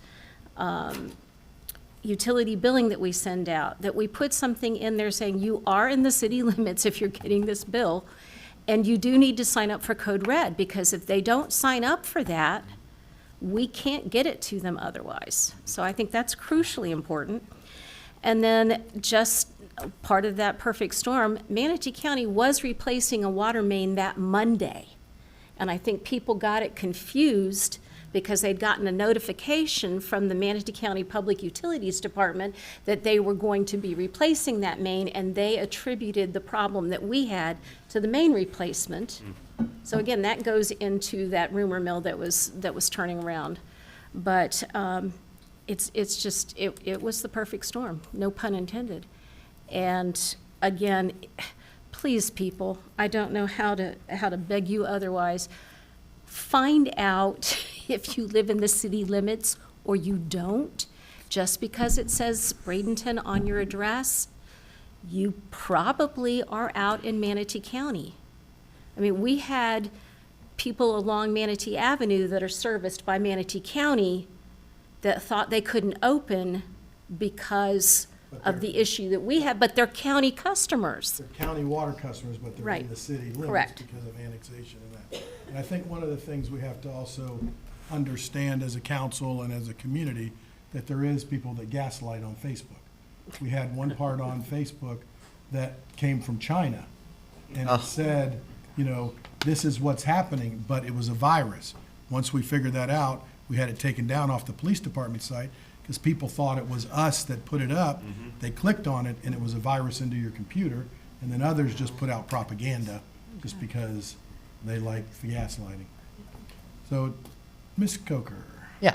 I think that, yes, I don't know that a red alert at 3 o'clock in the morning would have been well received, but I do feel like Code us. red. We gotta say code red. Okay, whatever, But code red. I think that's important because there is some other, I think Manatee County does something. Okay. Ours is code red. Okay. But I do feel like we, as council, do need to get those, even if they're in the middle of the night. I don't have to respond. I don't need to really, I'm not into call and plays, but I think I need to know because my phone started ringing at 7. And so I think it a little bit undermines us if we don't know what's going on. Well, I'm just gonna say that. As quick as possible. I'm not so sure by 7, we even We knew wouldn't know, exactly what yeah. the extent of it Oh. was, you know? Yeah. And maybe we should have called and said, hey, there's a problem. Right. Well, I But called they were still Lance. trying to assess it. All right. I know. Right, yeah, as soon as you got what was going on, and I know, I mean, the police department, and I didn't get notice until you got really what's happening, what's going on, so. And it was mentioned that Lance was calling all the council people right then. And I think that was probably about 8:15. I think I talked to him about 7:30. Yeah, so I mean, that was, yeah. I likened it to, when there's a large structure fire or something, someone from chief's office just sends a quick text to all of us that just says, this happened, and I feel like that's sufficient. I don't need to. That's normally after everything's under control. It's not during the fire. Sure, that is Yeah, true. so that's, it's when things are happening. If there's something going on, Mr. Perry and I get it right away from chief if it's an emergency. But then about, when the fire's under control, here's what's happened. And especially if it's your ward, you want to know because you may want to be Red Cross, different things happening, if it's, depending on the severity of it. I just think that, to Councilwoman Coker's point, people are expecting, I woke up at 7:15 and I already had people screenshotting social media. And I had no idea what was going on. And so even if it had just been a, hey, there's a problem, we're working on it, I can at least tell people, there's Yeah, a problem. we're We're working working on it. So, Yep, just a note- suggestion. noted. Mr. Williams? So part of the SOP review that we're doing is to that. So like the folks that we had at the water treatment plant, they didn't do anything necessarily wrong, right? They found the problem, they tried to fix it. The only thing that we're going to ask them to do in the future is to reach out to their superintendent, their higher ups ahead of time to say, hey, here's a problem. Here's what we're doing. We're going to reach back out to you in an hour, half hour, whatever the case may be. At least that gives us the opportunity then to reach out to appropriate parties, to council, mayor, and so forth, to say, here's a situation. It's a fluid situation. We're working on it. We'll be back in touch. So I think that'll help alleviate kind of what everybody's talking about, not only for operational things, but even, we've talked about for storms or hurricanes so we're looking at it holistically to put that in place. It'll be something that we have to make sure that our boots on the ground ensure that they start the process, because again, even though I was reaching out to each council member ahead, as fast as I knew, it had been going on for several hours before, so I didn't even know that it was happening. So it's a process that we're working through, and it's kind of changing the culture to let our staff know it's okay to let us know that there's an issue and you're working on it. We're not asking you to have it resolved by the time you contact us or inform us. So that is a process that we're working on. So just rest assured that is coming, and that'll come mainly out of this SOP directly. Well, and I think if they would have been working on it and got it fixed by 6 o'clock, we may never have known. So, it would have been, but because of those batteries, that didn't allow that to happen. Can I ask another question? Sure. Is there a reason, why have we had to extend the boiling notice? Yeah, we had to extend it because we have to test, and it was required that we test the entire system. We did about 2/3 of the system on Monday, from what I understand, and we actually used contractors to even get out there and test because we needed extra help. And so it is a 24-hour development period for the samples to get back from the science lab. And so that's why we had to extend it.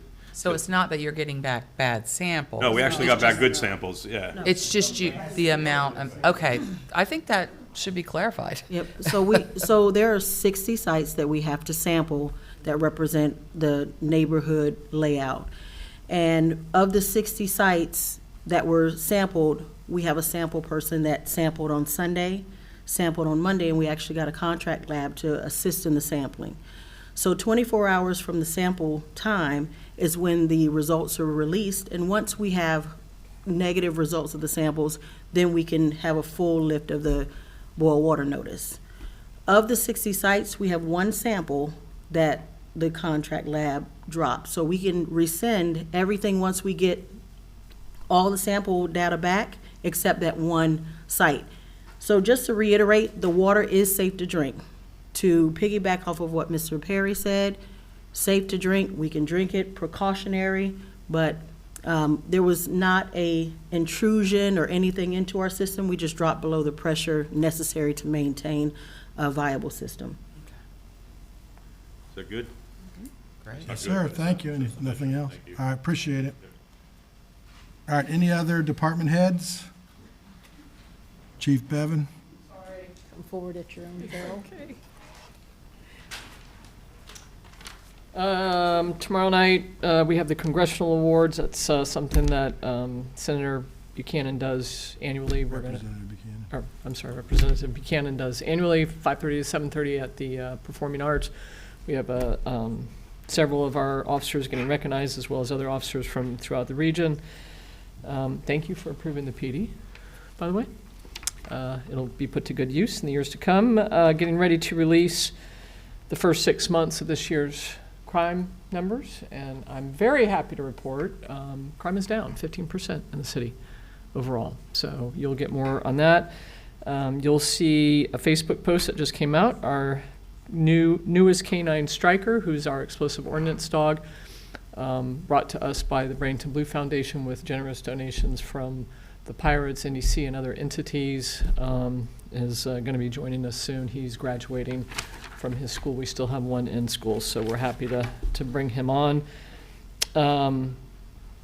This Friday as well, we have Christmas in July with the Marauders from 6:30 to 8:30. They're going to be auctioning off a jersey. The benefit of that goes to, anyway, Bradenton Blue Foundation benefits that as well. They're going to be collecting toys, and those toys go towards our Fill the Truck event. And so thanks to the Marauders for taking care of that. RNC, you all saw the frequent Facebook post. Our folks all came back safe and sound, very long hours. Not sure that they want to do it again, but they'll forget all that in 4 years and they'll do it again.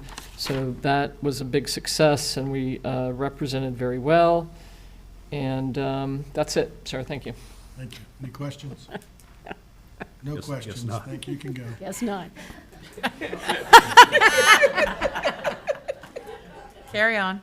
Anyone else? Anyone else? She was like, All right, we're going to take a 5-minute restroom break, and we'll adjourn this meeting. We're adjourned, and then we'll be back in